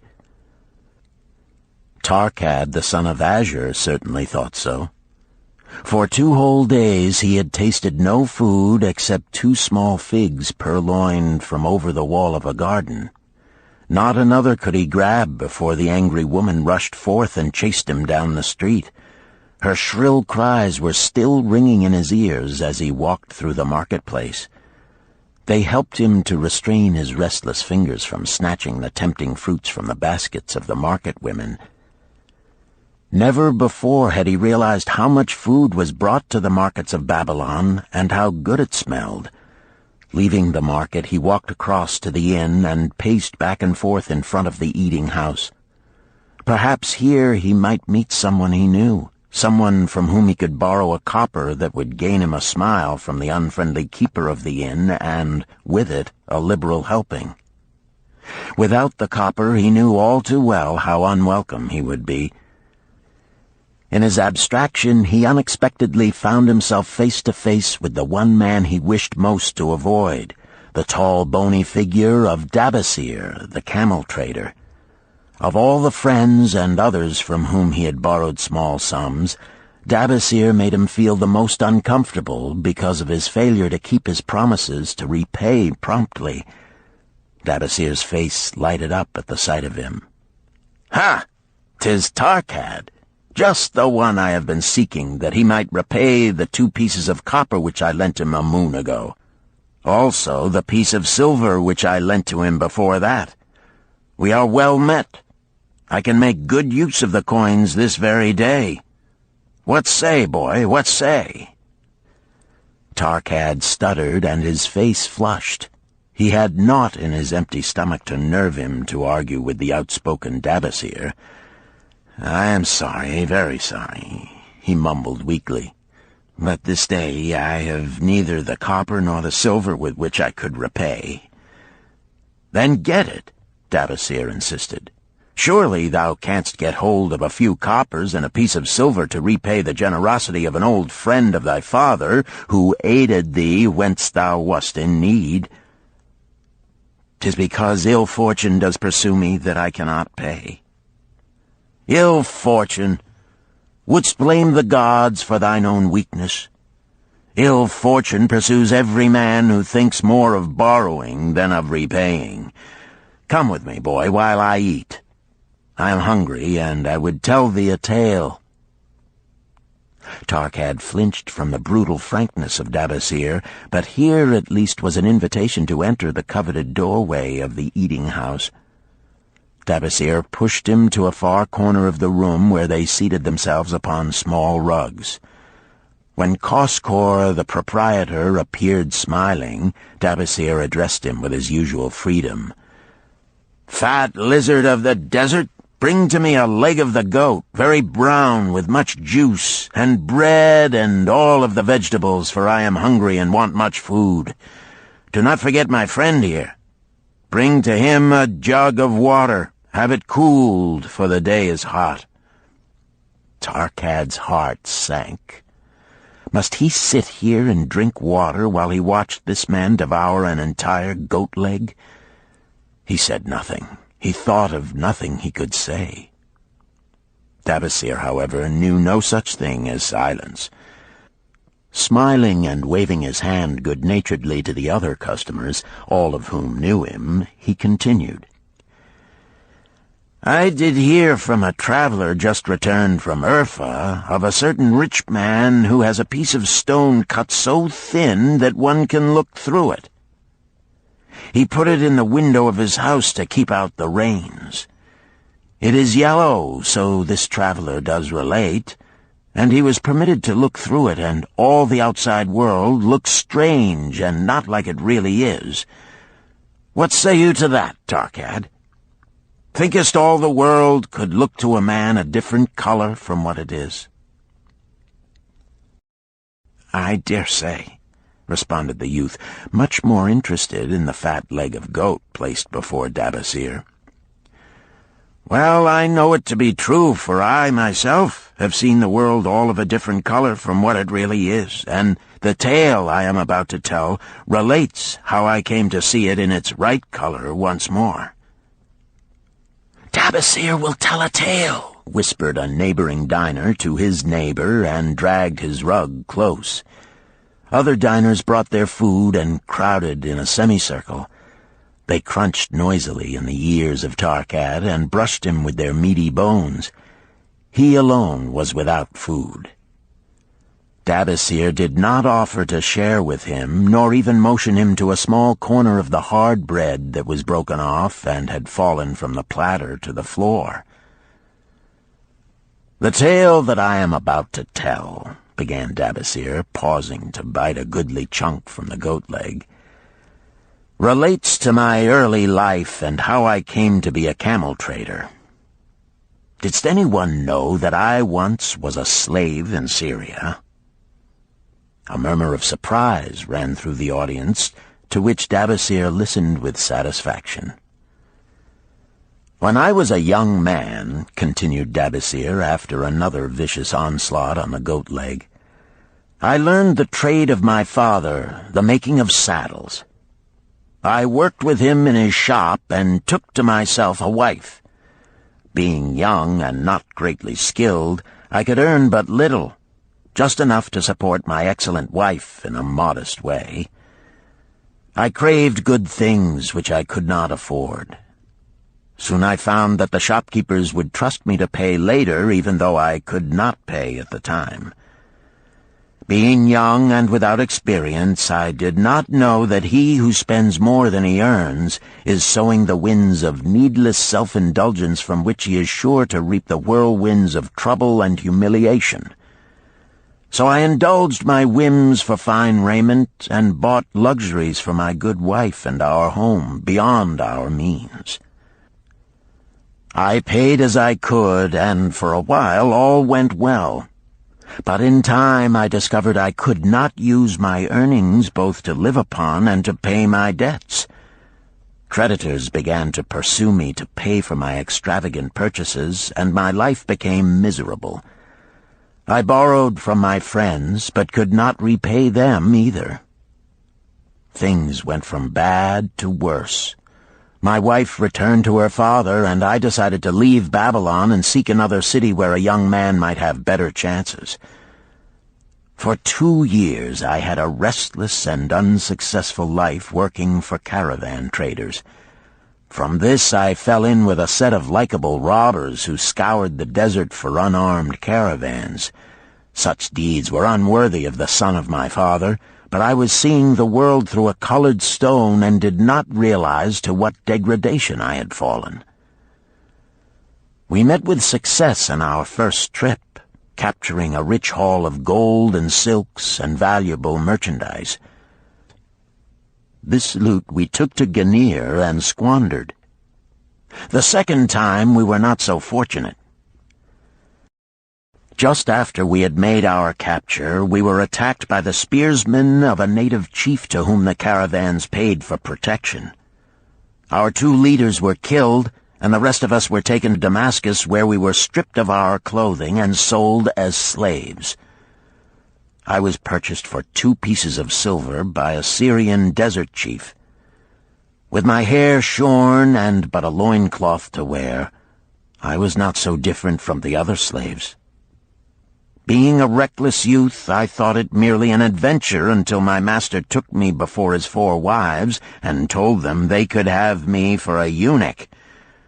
Then, indeed, did I realize the hopelessness of my situation. These men of the desert were fierce and warlike. I was subject to their will without weapons or means of escape. Fearful I stood as those 4 women looked me over. I wondered if I could expect pity from them. Sirah, the first wife, was older than the others. Her face was impassive as she looked upon me. I turned from her with little consolation. The next was a contemptuous beauty who gazed at me as indifferently as if I had been a worm of the earth. The 2 younger ones tittered as though it were all an exciting joke. It seemed an age that I stood waiting sentence. Each woman appeared willing for the others to decide. Finally, Sirah spoke up in a cold voice. "Of eunuchs we have plenty, but of camel tenders we have few, and they are a worthless lot. Even this day I would visit my mother who is sick with the fever, and there is no slave I would trust to lead my camel. Ask this slave if he can lead a camel." My master thereupon questioned me, "What know you of camels?" Striving to conceal my eagerness, I replied, "I can make them kneel, I can load them, I can lead them on long trips without tiring. If need be, I can repair their trappings." "The slave speaks forward enough," observed my master. "If thou so desire, Sirah, take this man for thy camel tender." So I was turned over to Sirah, and that day I led her camel upon a long journey to her sick mother. I took the occasion to thank her for her intercession, and also to tell her that I was not a slave by birth, but the son of a freeman, an honorable saddle-maker of Babylon. I also told her much of my story. Her comments were disconcerting to me, and I pondered much afterward on what she said. How can you call yourself a free man when your weakness has brought you to this? If a man has in himself the soul of a slave, will he not become one, no matter what his birth, even as water seeks its level? If a man has within him the soul of a free man, will he not become respected and honored in his own city in spite of his misfortune? For over a year I was a slave and lived with the slaves, but I could not become as one of them. One day Sira asked me, "In the eventime, when the other slaves can mingle and enjoy the society of each other, why dost thou sit in thy tent alone?" To which I responded, "I am pondering what you have said to me. I wonder if I have the soul of a slave. I cannot join them, so I must sit apart." "I, too, must sit apart," she confided. "My dowry was large, and my lord married me because of it. Yet he does not desire me. What every woman longs for is to be desired. Because of this, and because I am barren and have neither son nor daughter, must I sit apart. Were I a man, I would rather die than be such a slave, but the conventions of our tribe make slaves of women." "What think thou of me by this time?" I asked her suddenly. "Have I the soul of a man, or have I the soul of a slave?" "Have you a desire to repay the just debts you owe in Babylon?" she parried. "Yes, I have the desire, but I see no way." "If thou contentedly let the years slip by and make no effort to repay, then thou hast but the contemptible soul of a slave. No man is otherwise who cannot respect himself, and no man can respect himself who does not repay honest debts." "But what can I do who am a slave in Syria?" "Stay a slave in Syria, thou weakling." "I am not a weakling," I denied hotly. "Then prove it." "How?" "Does not thy great king fight his enemies in every way he can and with every force he has? Thy debts are thy enemies. They ran thee out of Babylon. You left them alone, and they grew too strong for thee. Hadst fought them as a man, thou couldst have conquered them and been one honored among the townspeople. But thou had not the soul to fight them, and behold, thy pride hast gone down until thou art a slave in Syria." Much I thought over her unkind accusations, and many defensive phrases I worded to prove myself not a slave at heart. But I was not to have the chance to use them. 3 days later, the maid of Sira took me to her mistress. "My mother is again very sick," she said. "Saddle the 2 best camels in my husband's herd. Tie on waterskins and saddlebags for a long journey. The maid will give thee food at the kitchen tent." I packed the camels, wondering much at the quantity of provisions the maid provided, for the mother dwelt less than a day's journey away. The maid rode the rear camel which followed, and I led the camel of my mistress. When we reached her mother's house, it was just dark. Sira dismissed the maid and said to me, "Dabasir, hast thou the soul of a free man, or the soul of a slave?" "The soul of a free man," I insisted. "Now is thy chance to prove it. Thy master hath imbibed deeply, and his chiefs are in a stupor. Take then these camels and make thy escape. Here in this bag is raiment of thy master's to disguise thee. I will say thou stole the camels and ran away while I visited my sick mother." "Thou hast the soul of a queen," I told her. "Much do I wish that I might lead thee to happiness." "Happiness," she responded, "awaits not the runaway wife who seeks it in far lands among strange people. Go thy own way, and may the gods of the desert protect thee, for the way is far and barren of food or water." I needed no further urging, but thanked her warmly and was away into the night. I knew not this strange country, and had only a dim idea of the direction in which lay Babylon, but struck out bravely across the desert toward the hills. One camel I rode, and the other I led. All that night I traveled, and all the next day, urged on by the knowledge of the terrible fate that was meted out to slaves who stole their master's property and tried to escape. Late that afternoon I reached a rough country as uninhabitable as the desert. The sharp rocks bruised the feet of my faithful camels, and soon they were picking their way slowly and painfully along. I met neither man nor beast, and could well understand why they shunned this inhospitable land. It was such a journey from then on as few men live to tell of. Day after day we plodded along. Food and water gave out. The heat of the sun was merciless. At the end of the 9th day, I slid from the back of my mount with the feeling that I was too weak to ever remount, and I would surely die, lost in this abandoned country. I stretched out upon the ground and slept, not waking until the first gleam of daylight. I sat up and looked about me. There was a coolness in the morning air. My camels lay dejected not far away. About me was a vast waste of broken country covered with rock and sand and thorny things. No sign of water, not to eat for man or camel. Could it be that in this peaceful quiet I faced my end? My mind was clearer than it had ever been before. My body now seemed of little importance. My parched and bleeding lips, my dry and swollen tongue, my empty stomach, all had lost their supreme agonies of the day before. I looked across into the uninviting distance, and once again came to me the question, have I the soul of a slave or the soul of a free man? Then, with clearness, I realized that if I had the soul of a slave, I should give up, lie down in the desert and die, a fitting end for a runaway slave.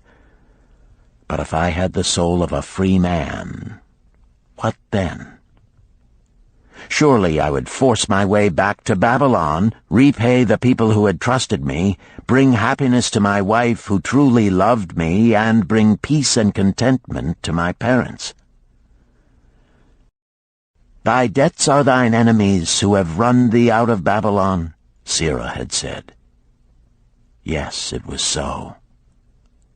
Why had I refused to stand my ground like a man? Why had I permitted my wife to go back to her father? Then a strange thing happened. All the world seemed to be of a different color, as though I had been looking at it through a colored stone which had suddenly been removed. At last I saw the true values in life. Die in the desert, not I. With a new vision I saw the things that I must do. First I would go back to Babylon and face every man to whom I owed an unpaid debt. I should tell them that after years of wandering and misfortune, I had come back to pay my debts as fast as the gods would permit. Next, I should make a home for my wife and become a citizen of whom my parents should be proud. My debts were my enemies, but the men I owed were my friends, for they had trusted me and believed in me. I staggered weakly to my feet. What mattered hunger? What mattered thirst? They were but incidents on the road to Babylon. Within me surged the soul of a free man going back to conquer his enemies and reward his friends. I thrilled with the great resolve. The glazed eyes of my camels brightened at the new note in my husky voice.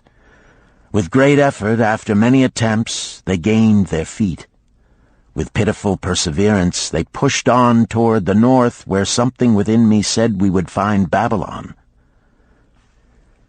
We found water. We passed into a more fertile country where were grass and fruit. We found the trail to Babylon because the soul of a free man looks at life as a series of problems to be solved, and solves them, while the soul of a slave whines, "What can I do who am but a slave?" How about thee, Tarkad? Does thy empty stomach make thy head exceedingly clear? Art ready to take the road that leads back to self-respect? Canst thou see the world in its true color?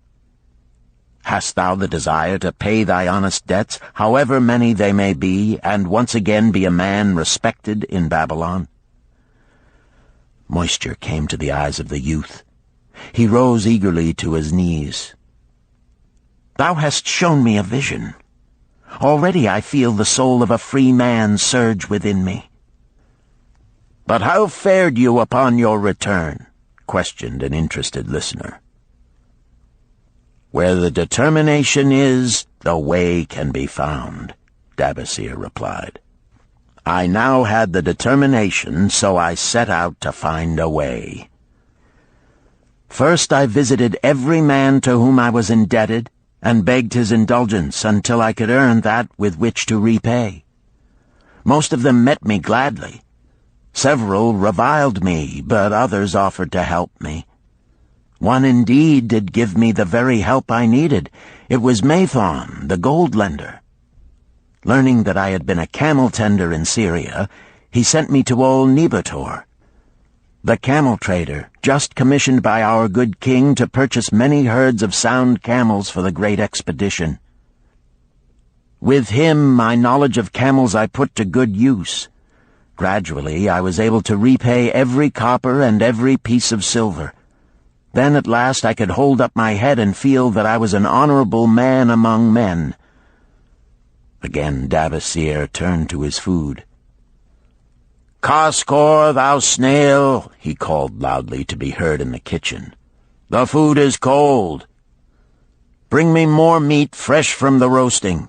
Bring thou also a very large portion for Tarkad, the son of my old friend, who is hungry and shall eat with me." So ended the tale of Dabasir, the camel trader of old Babylon.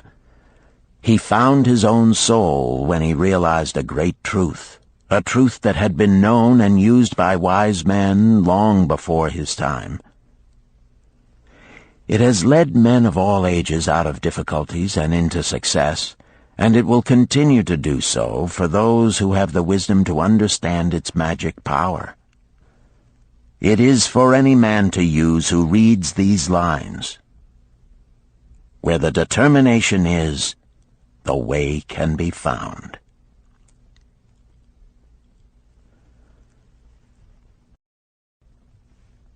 Chapter 9.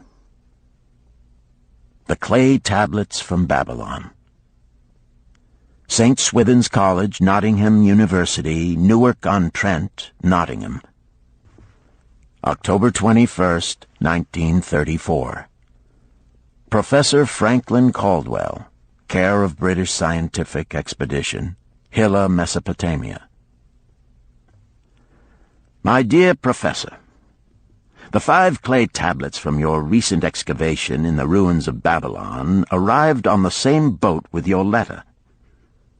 I have been fascinated no end and have spent many pleasant hours translating their inscriptions.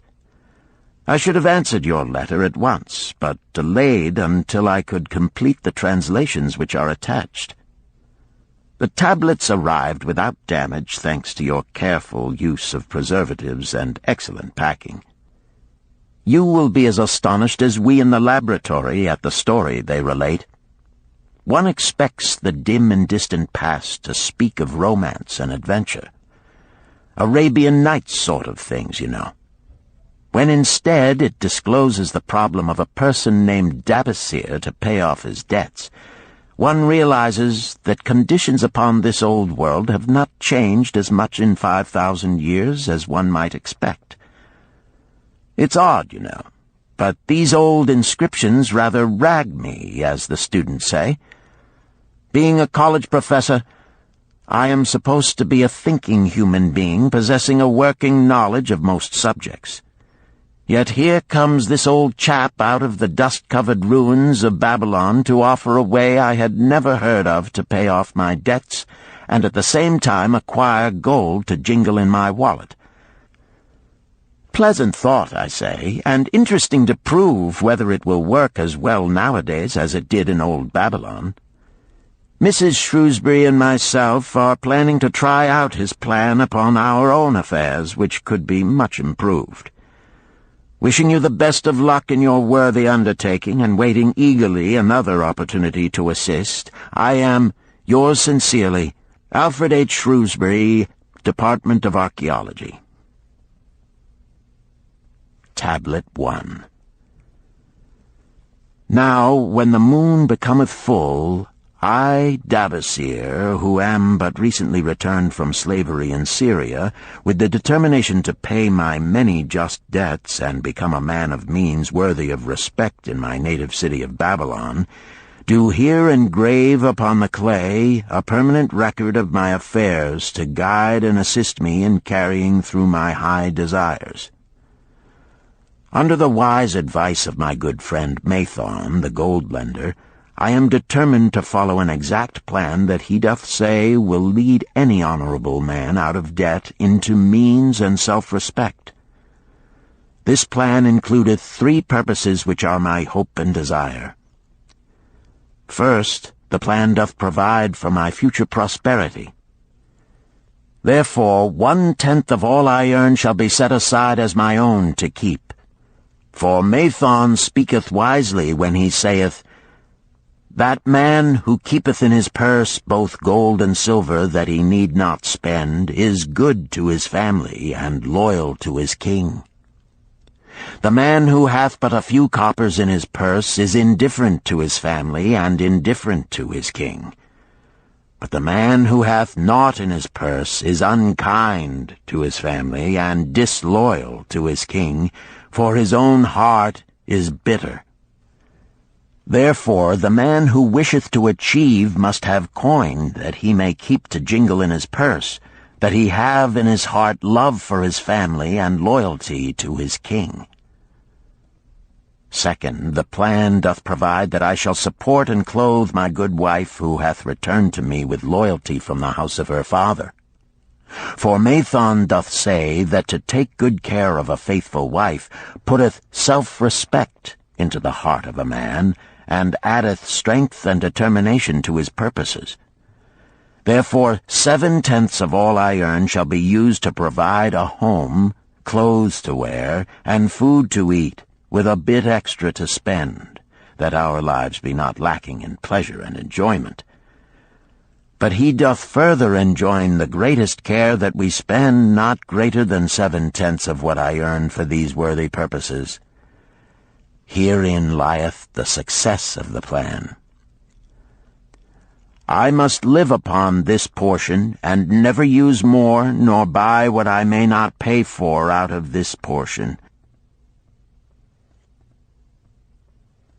This ends Disc 3.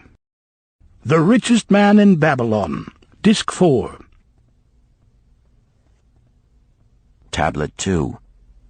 Third, the plan doth provide that out of my earnings my debts shall be paid. Therefore each time the moon is full, 2/10 of all I have earned shall be divided honorably and fairly among those who have trusted me and to whom I am indebted. Thus in due time will all my indebtedness be surely paid. Therefore do I here engrave the name of every man to whom I am indebted, and the honest amount of my debt. Faru the cloth-weaver, 2 silver, 6 copper. Sinjar the couch-maker, 1 silver. Amar my friend, 3 silver, 1 copper. Zantkar my friend, 4 silver, 7 copper. Askamir my friend, 1 silver, 3 copper. Haransir the jewel-maker, 6 silver, 2 copper. Diarbekir, my father's friend, 4 silver, 1 copper. Alkahad, the house-owner, 14 silver. Mathon, the gold-lender, 9 silver. Birajik, the farmer, 1 silver, 7 copper. From here on, disintegrated, cannot be deciphered. Tablet 3. To these creditors do I owe in total 119 pieces of silver and 141 pieces of copper. Because I did owe these sums and saw no way to repay, in my folly I did permit my wife to return to her father, and didst leave my native city and seek easy wealth elsewhere, only to find disaster and to see myself sold into the degradation of slavery. Now that Mathon doth show me how I can repay my debts in small sums of my earnings, do I realize the great extent of my folly in running away from the results of my extravagances. Therefore have I visited my creditors and explained to them that I have no resources with which to pay except my ability to earn, and that I intend to apply 2/10 of all I earn upon my indebtedness evenly and honestly. This much can I pay, but no more. Therefore, if they be patient, in time my obligations will be paid in full. Amar, whom I thought my best friend, reviled me bitterly, and I left him in humiliation. Birajik, the farmer, pleaded that I pay him first, as he didst badly need help. Alcahad, the house owner, was indeed disagreeable, and insisted that he would make me trouble unless I did soon settle in full with him. All the rest willingly accepted my proposal. Therefore am I more determined than ever to carry through, being convinced that it is easier to pay one's just debts than to avoid them. Even though I cannot meet the needs and demands of a few of my creditors, I will deal impartially with all. Tablet 4. Again the moon shines full. I have worked hard with a free mind.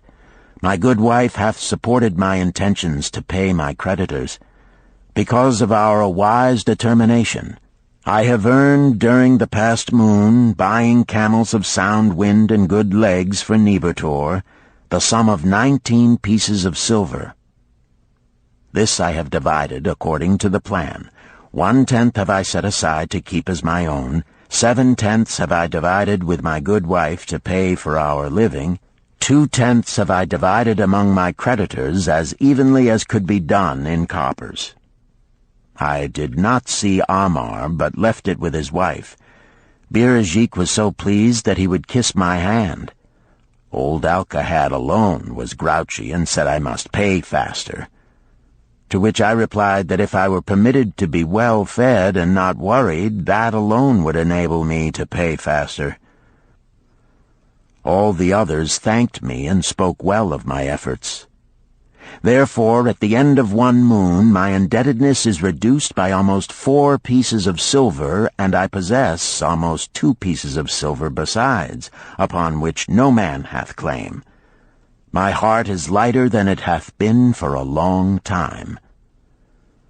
Again the moon shines full. I have worked hard, but with poor success. Few camels have I been able to buy. Only 11 pieces of silver have I earned. Nevertheless, my good wife and I have stood by the plan, even though we have bought no new raiment and eaten little but herbs. Again I paid ourselves 1/10 of the 11 pieces, while we lived upon 7/10. I was surprised when Amar commended my payment, even though small. So did Birajik. Alcahad flew into a rage, but when told to give back his portion if he did not wish it, he became reconciled. The others, as before, were content. Again the moon shines full, and I am greatly rejoiced. I intercepted a fine herd of camels and bought many sound ones, therefore my earnings were 42 pieces of silver. This moon my wife and myself have bought much-needed sandals and raiment. Also we have dined well on meat and fowl. More than 8 pieces of silver we have paid to our creditors. Even Alcahad did not protest. Great is the plan, for it leadeth us out of debt, and giveth us wealth which is ours to keep. 3 times the moon hath been full since I last carved upon this clay. Each time I paid to myself 1/10 of all I earned. Each time my good wife and I have lived upon 7/10, even though at times it was difficult. Each time have I paid to my creditors 2/10. In my purse I now have 21 pieces of silver that are mine. It maketh my head to stand straight upon my shoulders, and maketh me proud to walk among my friends. My wife keepeth well our home, and is becomingly gowned.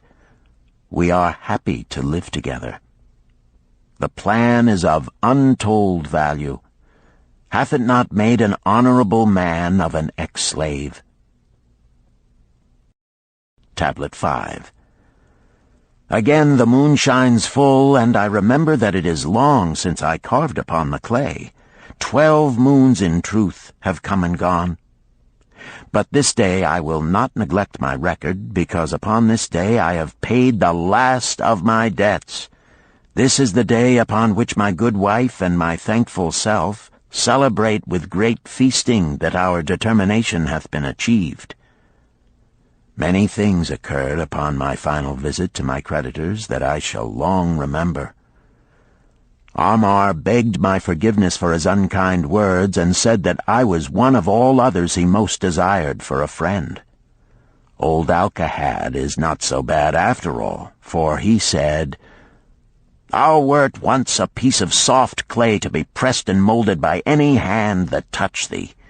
But now thou art a piece of bronze capable of holding an edge.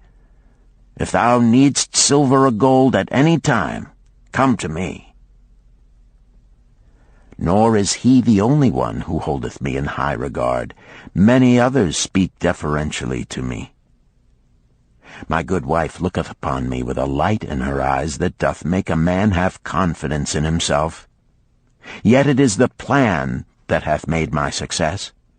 It hath enabled me to pay all my debts, and to jingle both gold and silver in my purse. I do commend it to all who wish to get ahead. For truly, if it will enable an ex-slave to pay his debts and have gold in his purse, will it not aid any man to find independence? Nor am I, myself, finished with it, for I am convinced that if I follow it further, it will make me rich among men.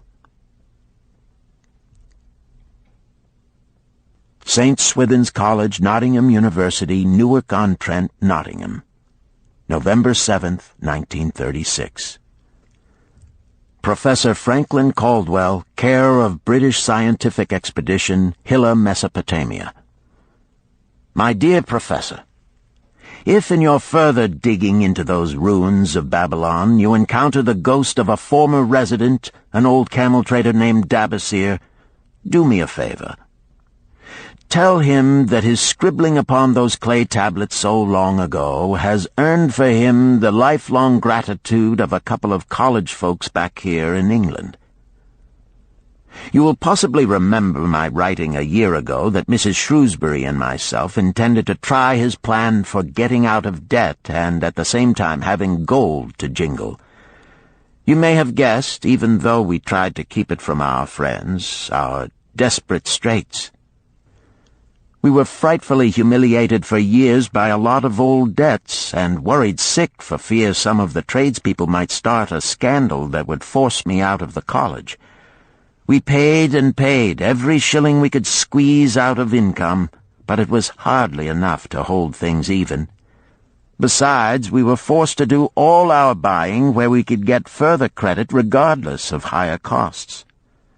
It developed into one of those vicious circles that grow worse instead of better. Our struggles were getting hopeless. We could not move to less costly rooms because we owed the landlord. There did not appear to be anything we could do to improve our situation. Then here comes your acquaintance, the old camel trader from Babylon, with a plan to do just what we wished to accomplish. He jolly well stirred us up to follow his system. We made a list of all our debts, and I took it around and showed it to every one we owed. I explained how it was simply impossible for me to ever repay them the way things were going along. They could readily see this themselves from the figures. Then I explained that the only way I saw to pay in full was to set aside 20% of my income each month to be divided pro rata, which would pay them in full in a little over 2 years. That in the meantime we would go on a cash basis and give them the further benefit of our cash purchases. They were really quite decent. Our greengrocer, a wise old chap, put it in a way that helped to bring around the rest. If you pay for all you buy and then pay some on what you owe, that is better than you have done, for you ain't paid down the account none in 3 years. Finally, I secured all their names to an agreement binding them not to molest us as long as the 20% of income was paid regularly. Then we began scheming on how to live upon 70%. We were determined to keep that extra 10% to jingle. The thought of silver and possibly gold was most alluring. It was like having an adventure to make the change. We enjoyed figuring this way and that to live comfortably upon that remaining 70%. We started with rent and managed to secure a fair reduction. Next, we put our favorite brands of tea and such under suspicion, and were agreeably surprised how often we could purchase superior qualities at less cost. It is too long a story for a letter, but anyhow it did not prove difficult. We managed, and right cheerfully at that. What a relief it proved to have our affairs in such a shape we were no longer persecuted by past due accounts. I must not neglect, however, to tell you about that extra 10% we were supposed to jingle. Well, we did jingle it for some time. Now, don't laugh too soon. You see, that is the sporty part.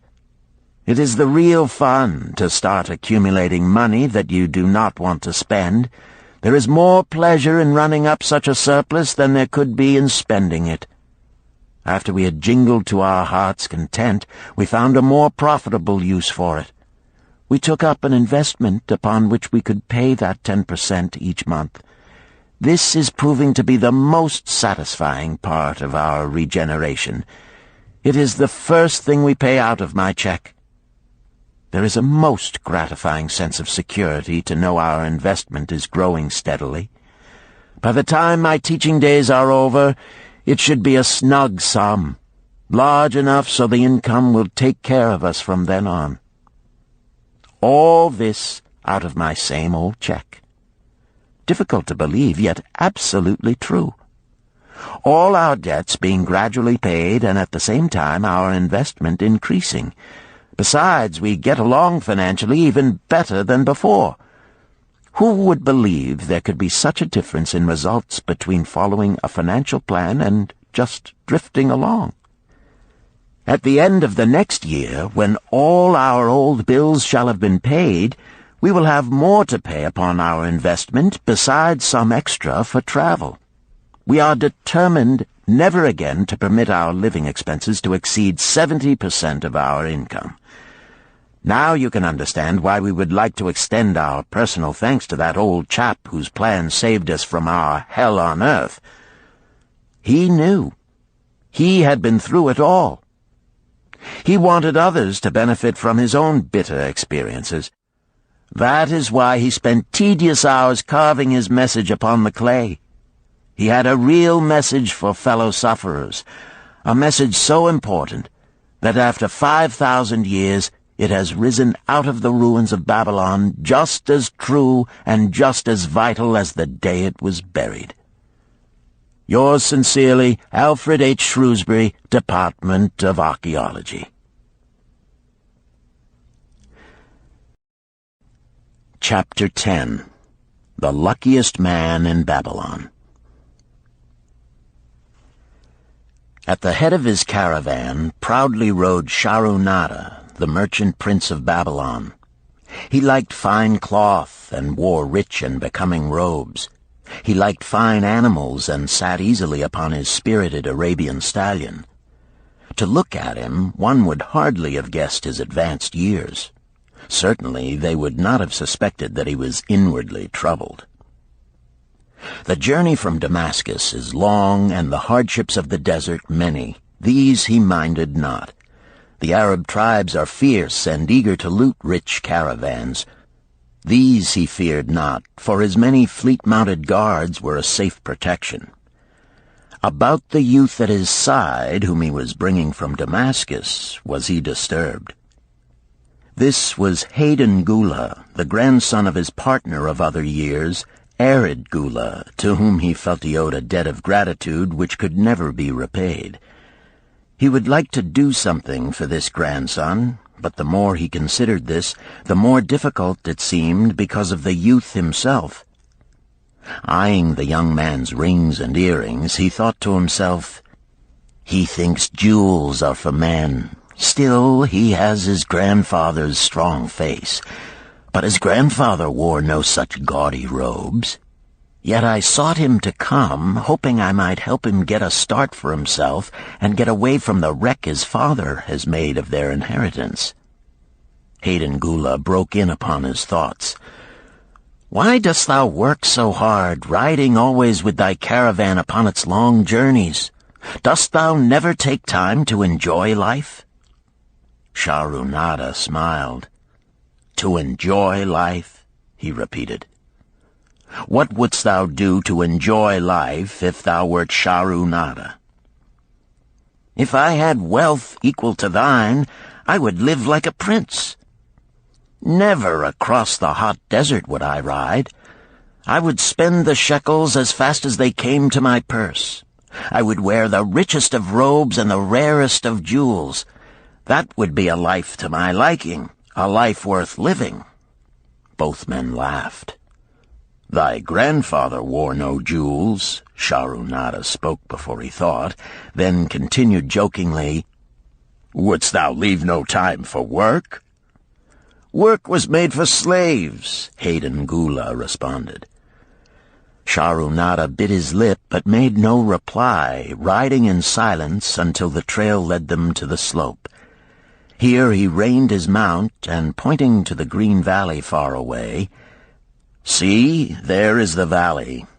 Look far down, and thou canst faintly see the walls of Babylon. The tower is the temple of Bel. If thine eyes are sharp, thou mayest even see the smoke from the eternal fire upon its crest." "So that is Babylon? Always have I longed to see the wealthiest city in all the world," Hayden Gula commented. "Babylon, where my grandfather started his fortune. Would he were still alive, we would not be so sorely pressed.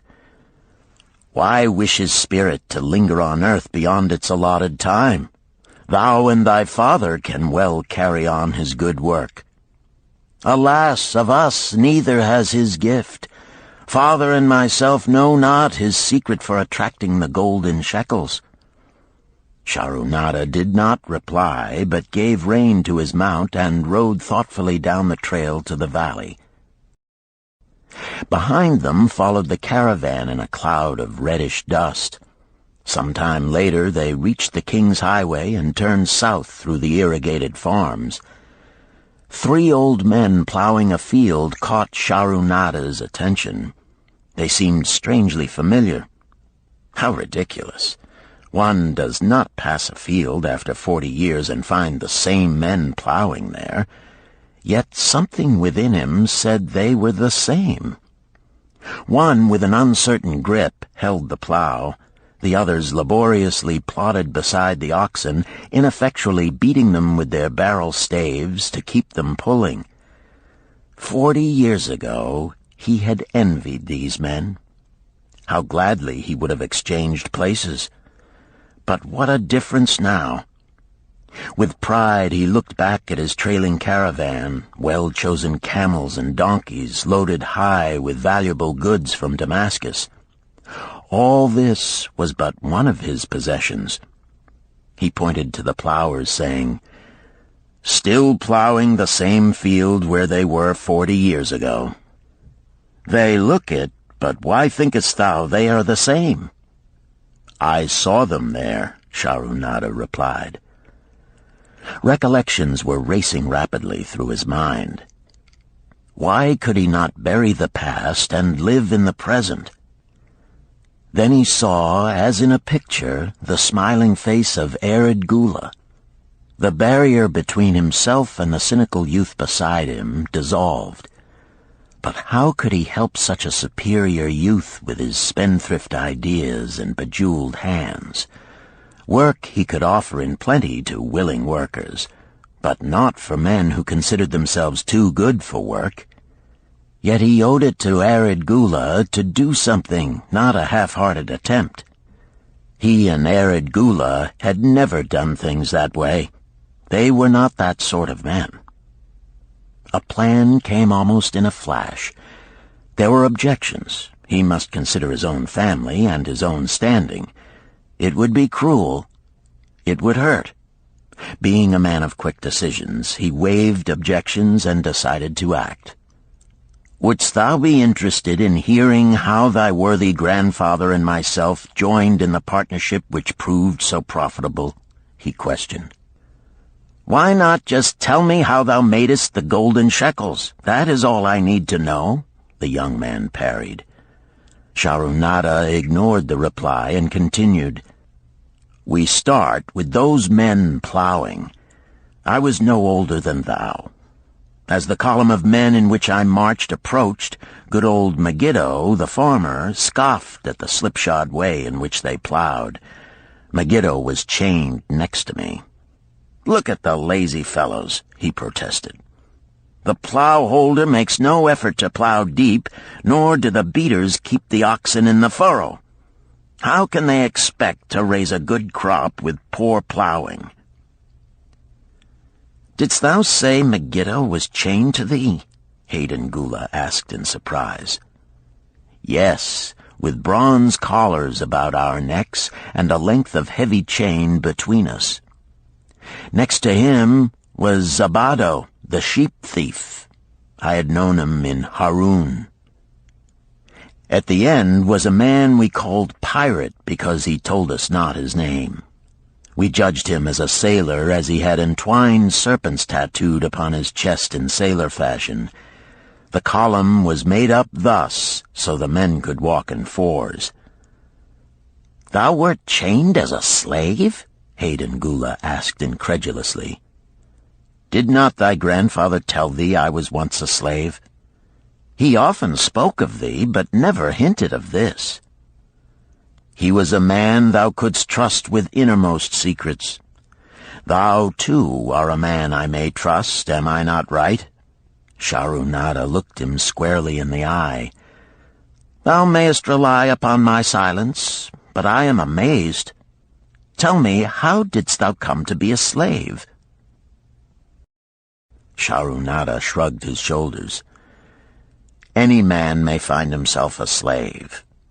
It was a gaming house and barley beer that brought me disaster. I was the victim of my brother's indiscretions. In a brawl he killed his friend. I was bonded to the widow by my father, desperate to keep my brother from being prosecuted under the law.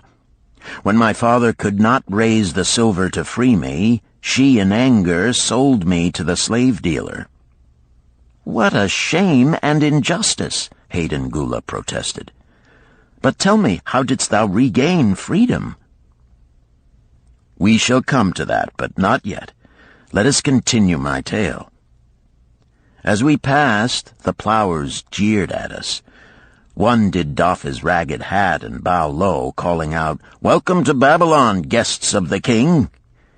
He waits for thee on the city walls where the banquet is spread, mud bricks and onion soup.'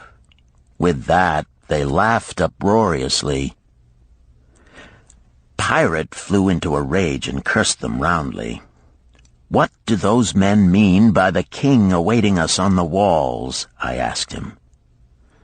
'To the city walls ye march to carry bricks until the back breaks.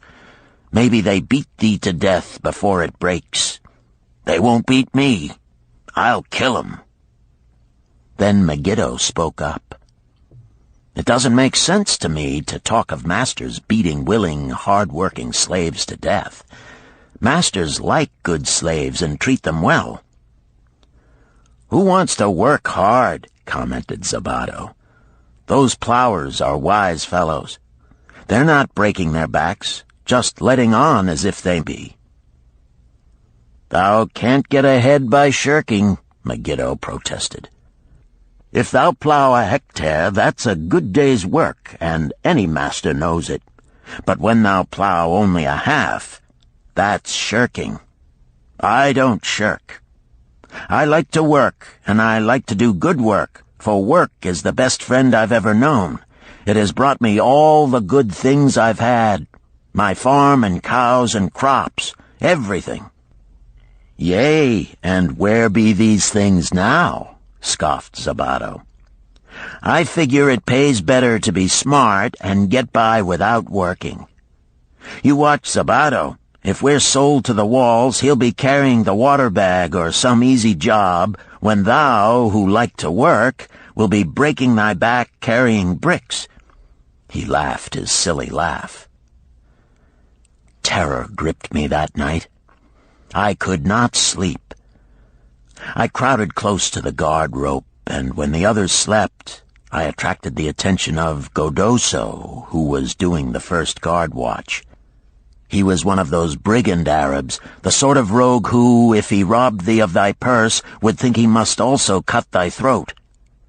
"Tell me, Godoso," I whispered, "when we get to Babylon, will we be sold to the walls?"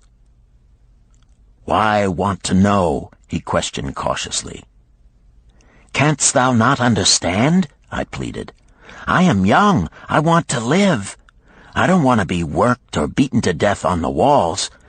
Is there any chance for me to get a good master?" He whispered back, "I tell something. Thou good fellow, give Godoso no trouble. Most times we go first to slave market. Listen now. When buyers come, tell 'em you good worker, like to work hard for good master, make 'em want to buy. You not make 'em buy, next day you carry brick. Mighty hard work." After he walked away, I lay in the warm sand looking up at the stars and thinking about work. What Megiddo had said about it being his best friend made me wonder if it would be my best friend. Certainly it would be if it helped me out of this. When Megiddo awoke, I whispered my good news to him. It was our one ray of hope as we marched toward Babylon. Late in the afternoon, we approached the walls and could see the lines of men, like black ants, climbing up and down the steep diagonal paths. As we drew closer, we were amazed at the thousands of men working. Some were digging in the moat, others mixed the dirt into mud bricks. The greatest number were carrying the bricks in large baskets up those steep trails to the masons. Overseers cursed the laggards and cracked bullock whips over the backs of those who failed to keep in line. Poor, worn-out fellows were seen to stagger and fall beneath their heavy baskets, unable to rise again. If the lash failed to bring them to their feet, they were pushed to the side of the paths and left writhing in agony. Soon they would be dragged down to join other craven bodies beside the roadway to await unsanctified graves. As I beheld the ghastly sight, I shuddered. So this was what awaited my father's son if he failed at the slave market. Godoso had been right. We were taken through the gates of the city to the slave prison, and next morning marched to the pens in the market. Here the rest of the men huddled in fear, and only the whips of our guard could keep them moving so the buyers could examine them. Megiddo and myself eagerly talked to every man who permitted us to address him. The slave dealer brought soldiers from the king's guard who shackled Pirate and brutally beat him when he protested. As they led him away, I felt sorry for him. Megiddo felt that we would soon part. When no buyers were near, he talked to me earnestly to impress upon me how valuable work would be to me in the future. Some men hate it. They make it their enemy. better to treat it like a friend. Make thyself like it. Don't mind because it is hard. If thou thinkest about what a good house thou build, then who cares if the beams are heavy and it is far from the well to carry the water for the plaster? Promise me, boy, if thou get a master, work for him as hard as thou canst. If he does not appreciate all thou do, never mind. Remember, work well done does good to the man who does it. It makes him a better man. He stopped as a burly farmer came to the enclosure and looked at us critically. Megiddo asked about his farm and crops, soon convincing him that he would be a valuable man. After violent bargaining with the slave dealer, the farmer drew a fat purse from beneath his robe, and soon Megiddo had followed his new master out of sight.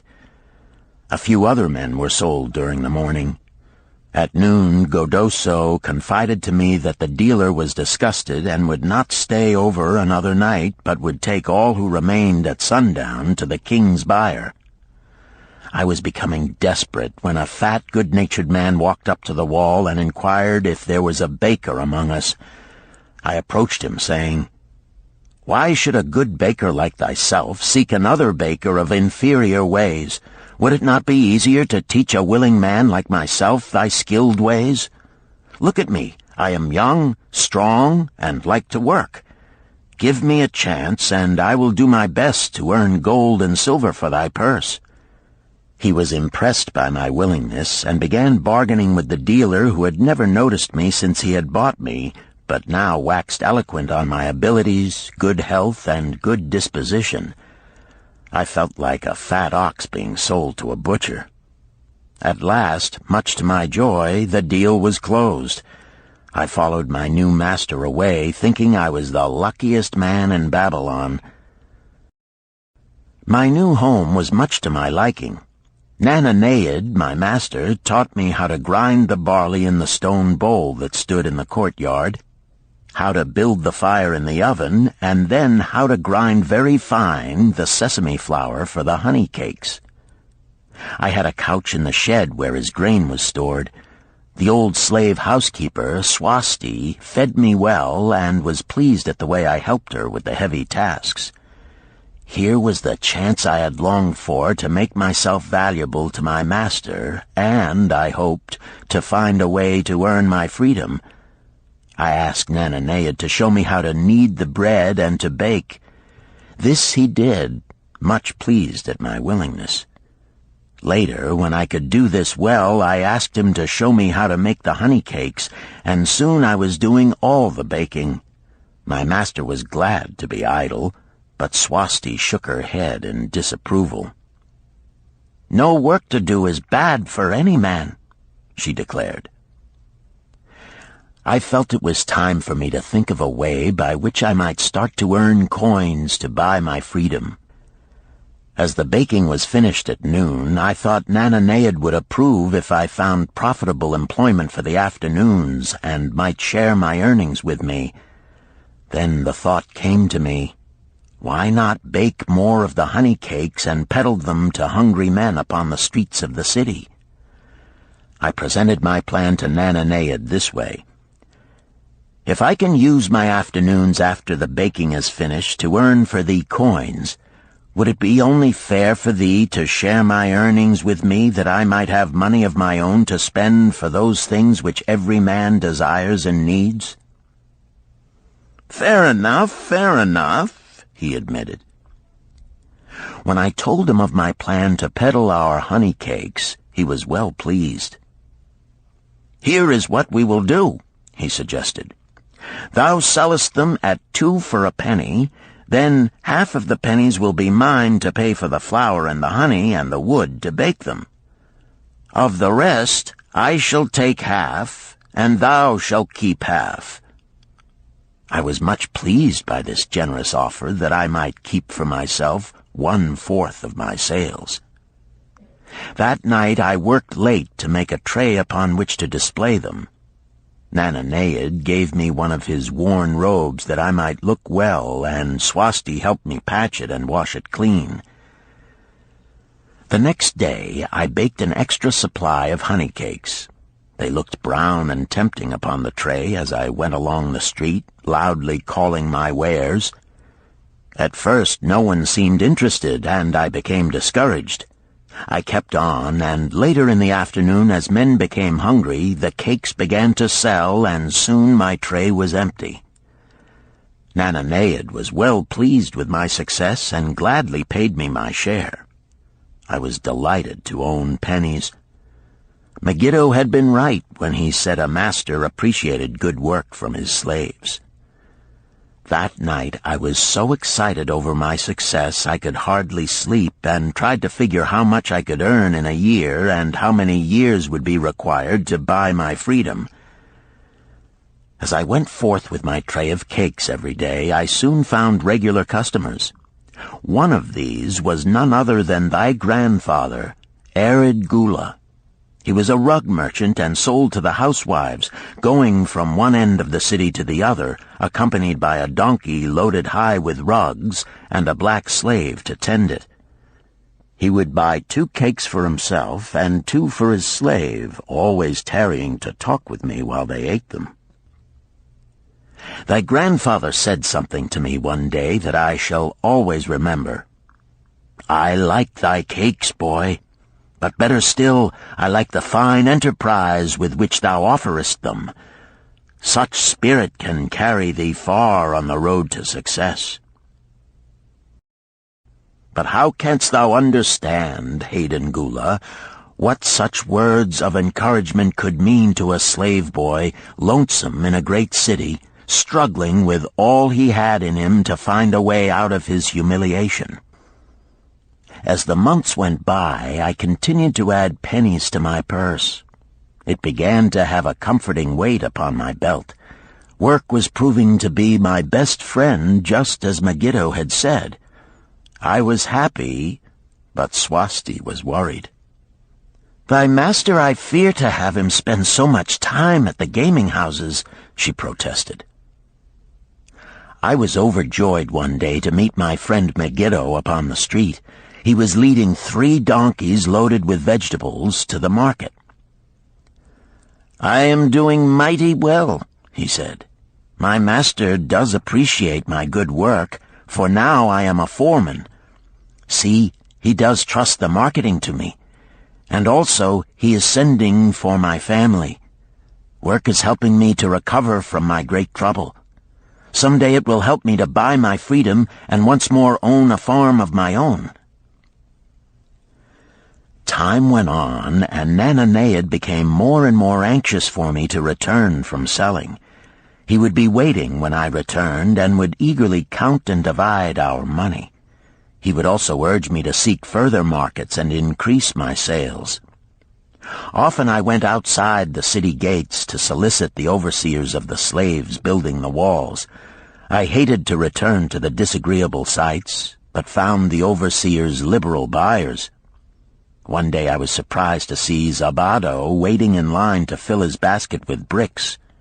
He was gaunt and bent, and his back was covered with welts and sores from the whips of the overseers. I was sorry for him, and handed him a cake which he crushed into his mouth like a hungry animal. Seeing the greedy look in his eyes, I ran before he could grab my tray. "Why dost thou work so hard?" Arid Gula said to me one day. Almost the same question thou asked of me today, dost thou remember? I told him what Megiddo had said about work and how it was proving to be my best friend. I showed him with pride my wallet of pennies and explained how I was saving them to buy my freedom.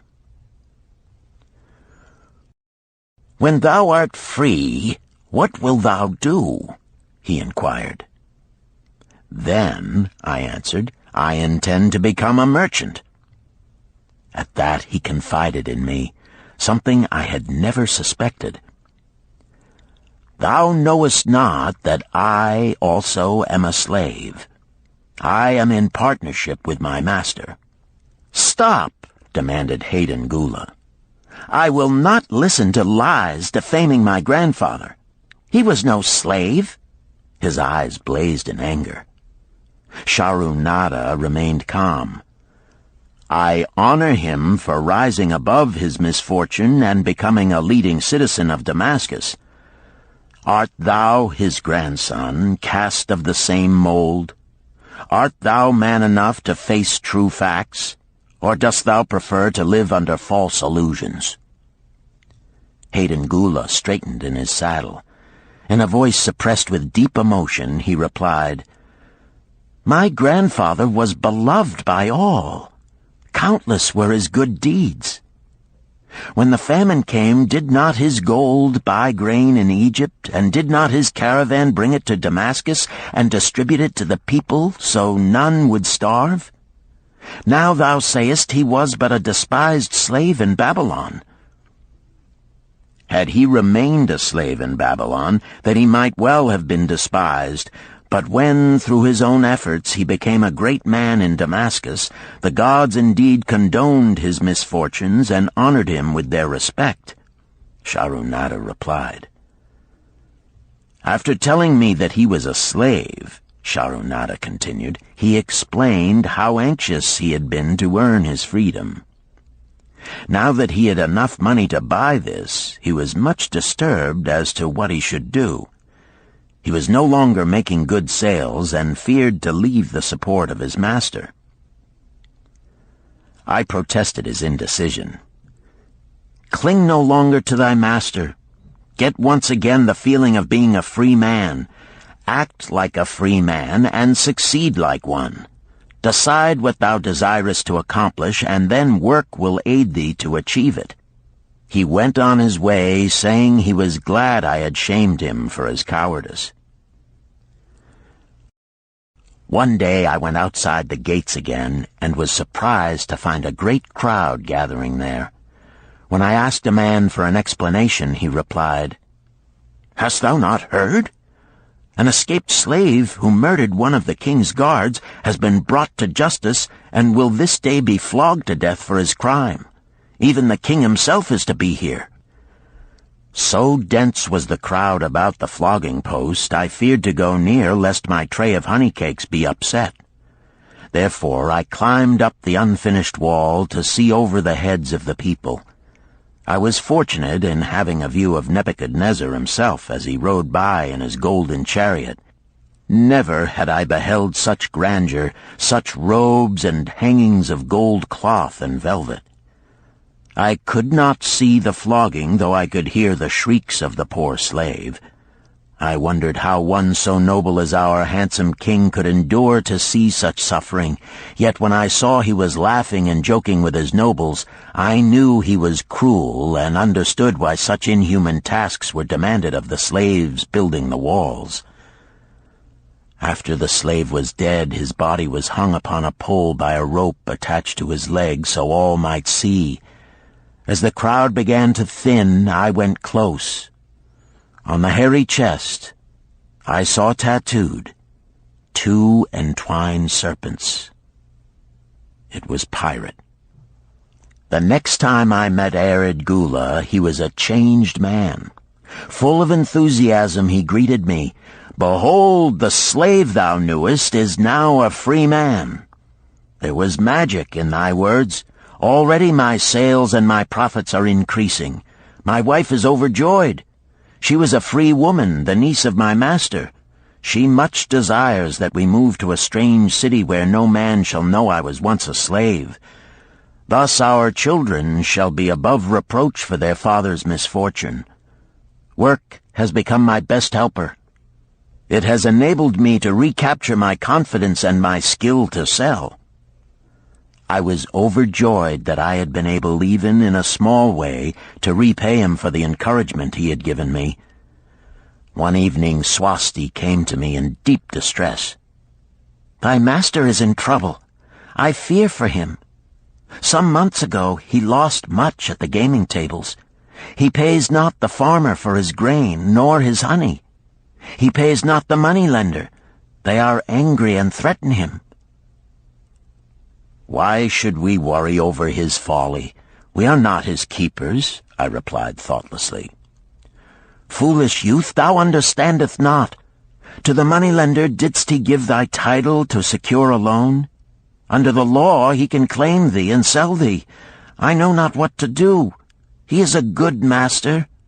Why, oh, why should such trouble come upon him? Not were Swasti's fears groundless.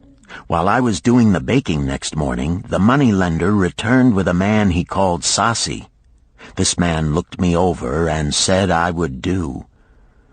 The moneylender waited not for my master to return, but told Swasti to tell him he had taken me.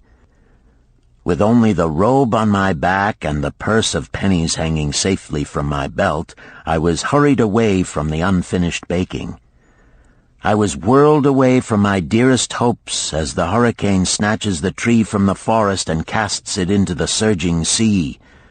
Again a gaming house and barley beer had caused me disaster. Sasi was a blunt, gruff man. As he led me across the city, I told him of the good work I had been doing for Nananeid, and said I hoped to do good work for him. His reply offered no encouragement. I like not this work. My master likes it not. The king has told him to send me to build a section of the Grand Canal. Master tells Sasi to buy more slaves, work hard, and finish quick. Bah! How can any man finish a big job quick? Picture a desert with not a tree, just low shrubs and a sun burning with such fury the water in our barrels became so hot we could scarcely drink it. Then picture rows of men going down into the deep excavation and lugging heavy baskets of dirt up soft, dusty trails from daylight until dark. Picture food served in open troughs from which we helped ourselves like swine. We had no tents, no straw for beds. That was the situation in which I found myself. I buried my wallet in a marked spot, wondering if I would ever dig it up again. At first I worked with good will, but as the months dragged on I felt my spirit breaking. Then the heat fever took hold of my weary body. I lost my appetite and could scarcely eat the mutton and vegetables. At night I would toss in unhappy wakefulness. In my misery I wondered if Zabado had not the best plan, to shirk and keep his back from being broken in work. Then I recalled my last sight of him and knew his plan was not good. I thought of Pirate with his bitterness and wondered if it might be just as well to fight and kill. The memory of his bleeding body reminded me that his plan was also useless. Then I remembered my last sight of Megiddo. His hands were deeply calloused from hard work, but his heart was light and there was happiness on his face. His was the best plan. Yet I was just as willing to work as Megiddo. He could not have worked harder than I. Why did not my work bring me happiness and success?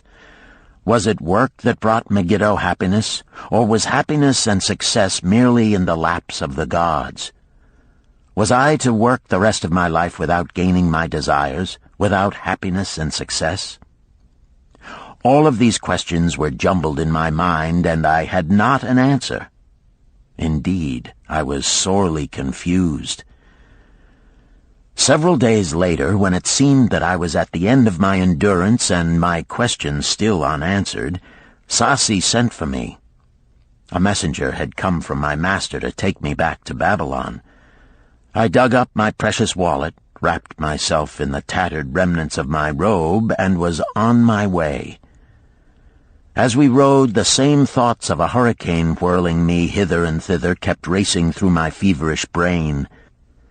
I seemed to be living the weird words of a chant from my native town of Harun.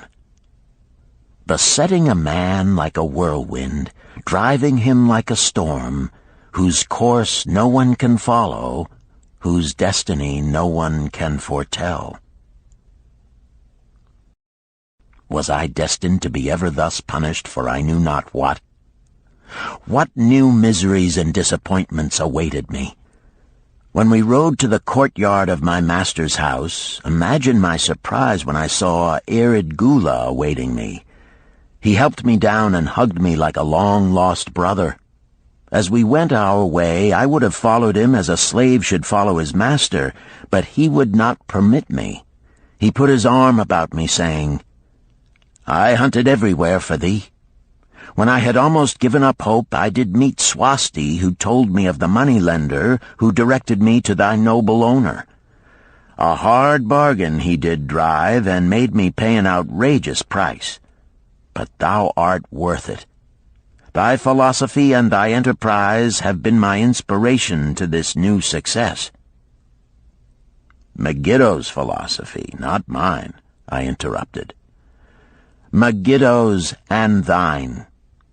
Thanks to thee both, we are going to Damascus, and I need thee for my partner."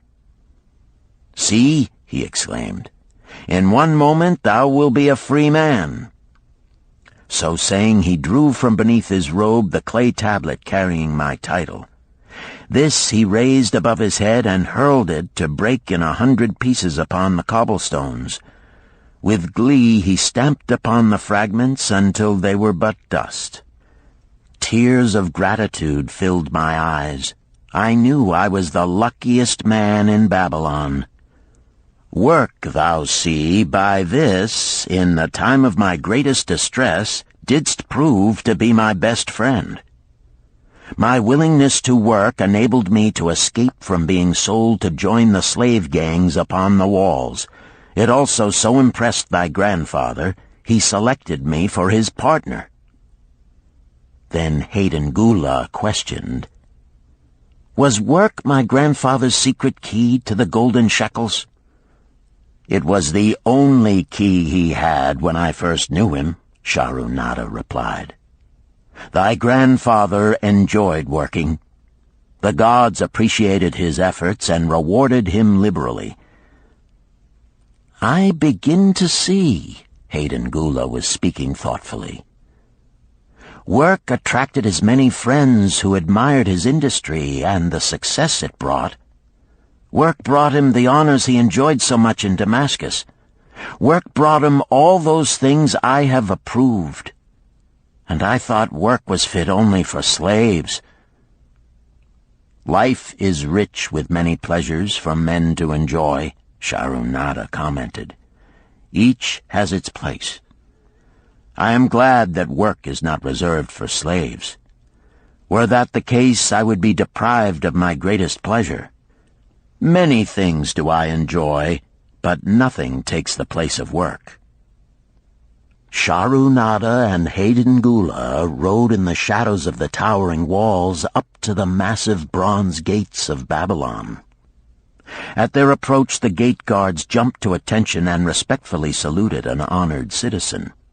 With head held high, Sharunada led the long caravan through the gates and up the streets of the city. "I have always hoped to be a man like my grandfather," Hayden Gula confided to him. "Never before did I realize just what kind of man he was. This thou hast shown me. Now that I understand, I do admire him all the more and feel more determined to be like him.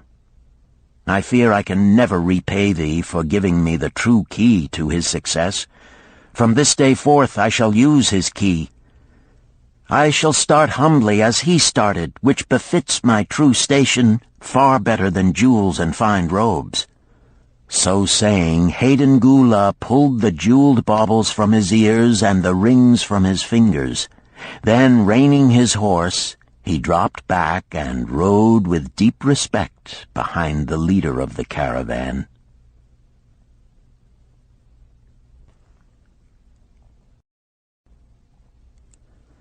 Chapter 11. An Historical Sketch of Babylon. In the pages of history there lives no city more glamorous than Babylon. Its very name conjures visions of wealth and splendor. Its treasures of gold and jewels were fabulous.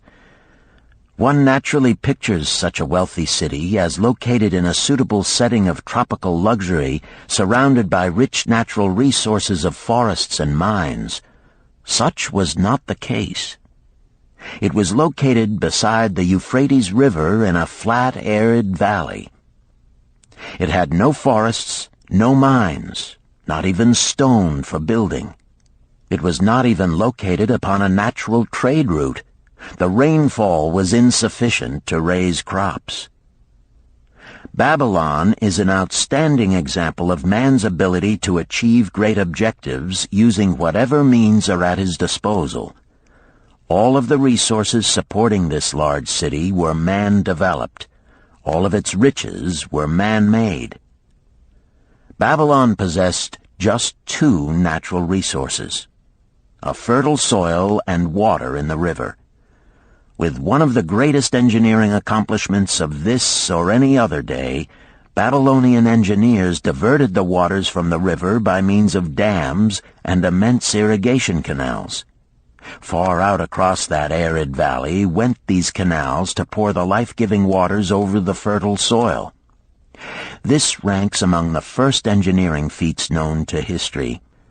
Such abundant crops as were the reward of this irrigation system the world had never seen before. Fortunately, during its long existence, Babylon was ruled by successive lines of kings to whom conquest and plunder were but incidental. While it engaged in many wars, most of these were local or defensive against ambitious conquerors from other countries who coveted the fabulous treasures of Babylon. The outstanding rulers of Babylon live in history because of their wisdom, enterprise, and justice. Babylon produced no strutting monarchs who sought to conquer the known world that all nations might pay homage to their egotism. As a city, Babylon exists no more. When those energizing human forces that built and maintained the city for thousands of years were withdrawn, it soon became a deserted ruin.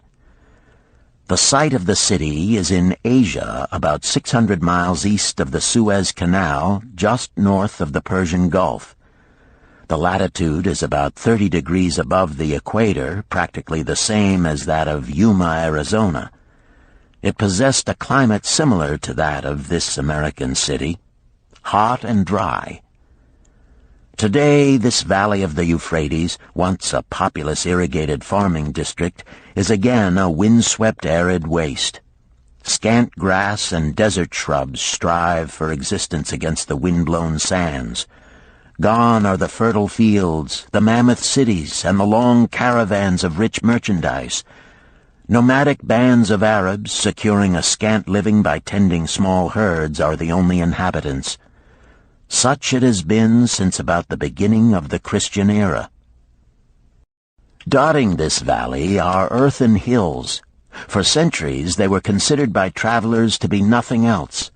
The attention of archaeologists were finally attracted to them because of broken pieces of pottery and brick washed down by the occasional rainstorms. Expeditions, financed by European and American museums, were sent here to excavate and see what could be found. Picks and shovels soon proved these hills to be ancient cities. City graves, they might well be called. Babylon was one of these. Over it for something like 20 centuries, the winds had scattered the desert dust. Built originally of brick, all exposed walls had disintegrated and gone back to earth once more. Such is Babylon, the wealthy city, today. A heap of dirt, so long abandoned that no living person even knew its name until it was discovered by carefully removing the refuse of centuries from the streets and the fallen wreckage of its noble temples and palaces.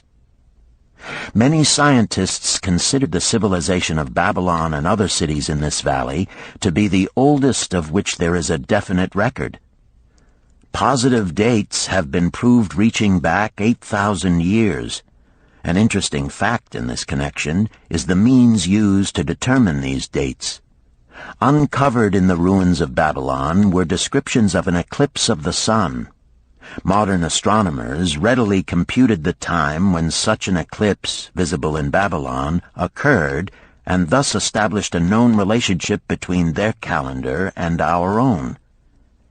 In this way, we have proved that 8,000 years ago, the Sumerites, who inhabited Babylonia, were living in walled cities. one can only conjecture for how many centuries previous such cities had existed. Their inhabitants were not mere barbarians living within protecting walls. They were an educated and enlightened people.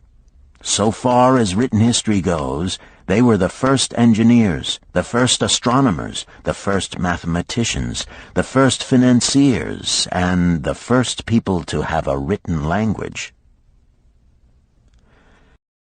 Mention has already been made of the irrigation systems which transformed the arid valley into an agricultural paradise. The remains of these canals can still be traced, although they are mostly filled with accumulated sand. Some of them were of such size that, when empty of water, a dozen horses could be ridden abreast along their bottoms. In size they compare favorably with the largest canals in Colorado and Utah. In addition to irrigating the valley lands, Babylonian engineers completed another project of similar magnitude.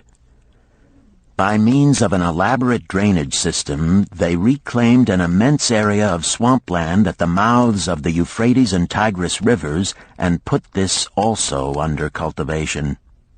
Herodotus, the Greek traveler and historian, visited Babylon while it was in its prime and has given us the only known description by an outsider.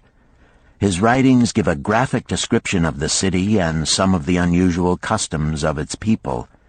He mentions the remarkable fertility of the soil and the bountiful harvest of wheat and barley which they produced. The glory of Babylon has faded, but its wisdom has been preserved for us. For this we are indebted to their form of records. In that distant day, the use of paper had not been invented. Instead, they laboriously engraved their writing upon tablets of moist clay. When completed, these were baked and became hard tile. In size, they were about 6 by 8 inches and an inch in thickness. These clay tablets, as they are commonly called, were used much as we use modern forms of writing. Upon them were engraved legends, poetry, history, transcriptions of royal decrees, the laws of the land, titles to property, promissory notes, and even letters which were dispatched by messengers to distant cities.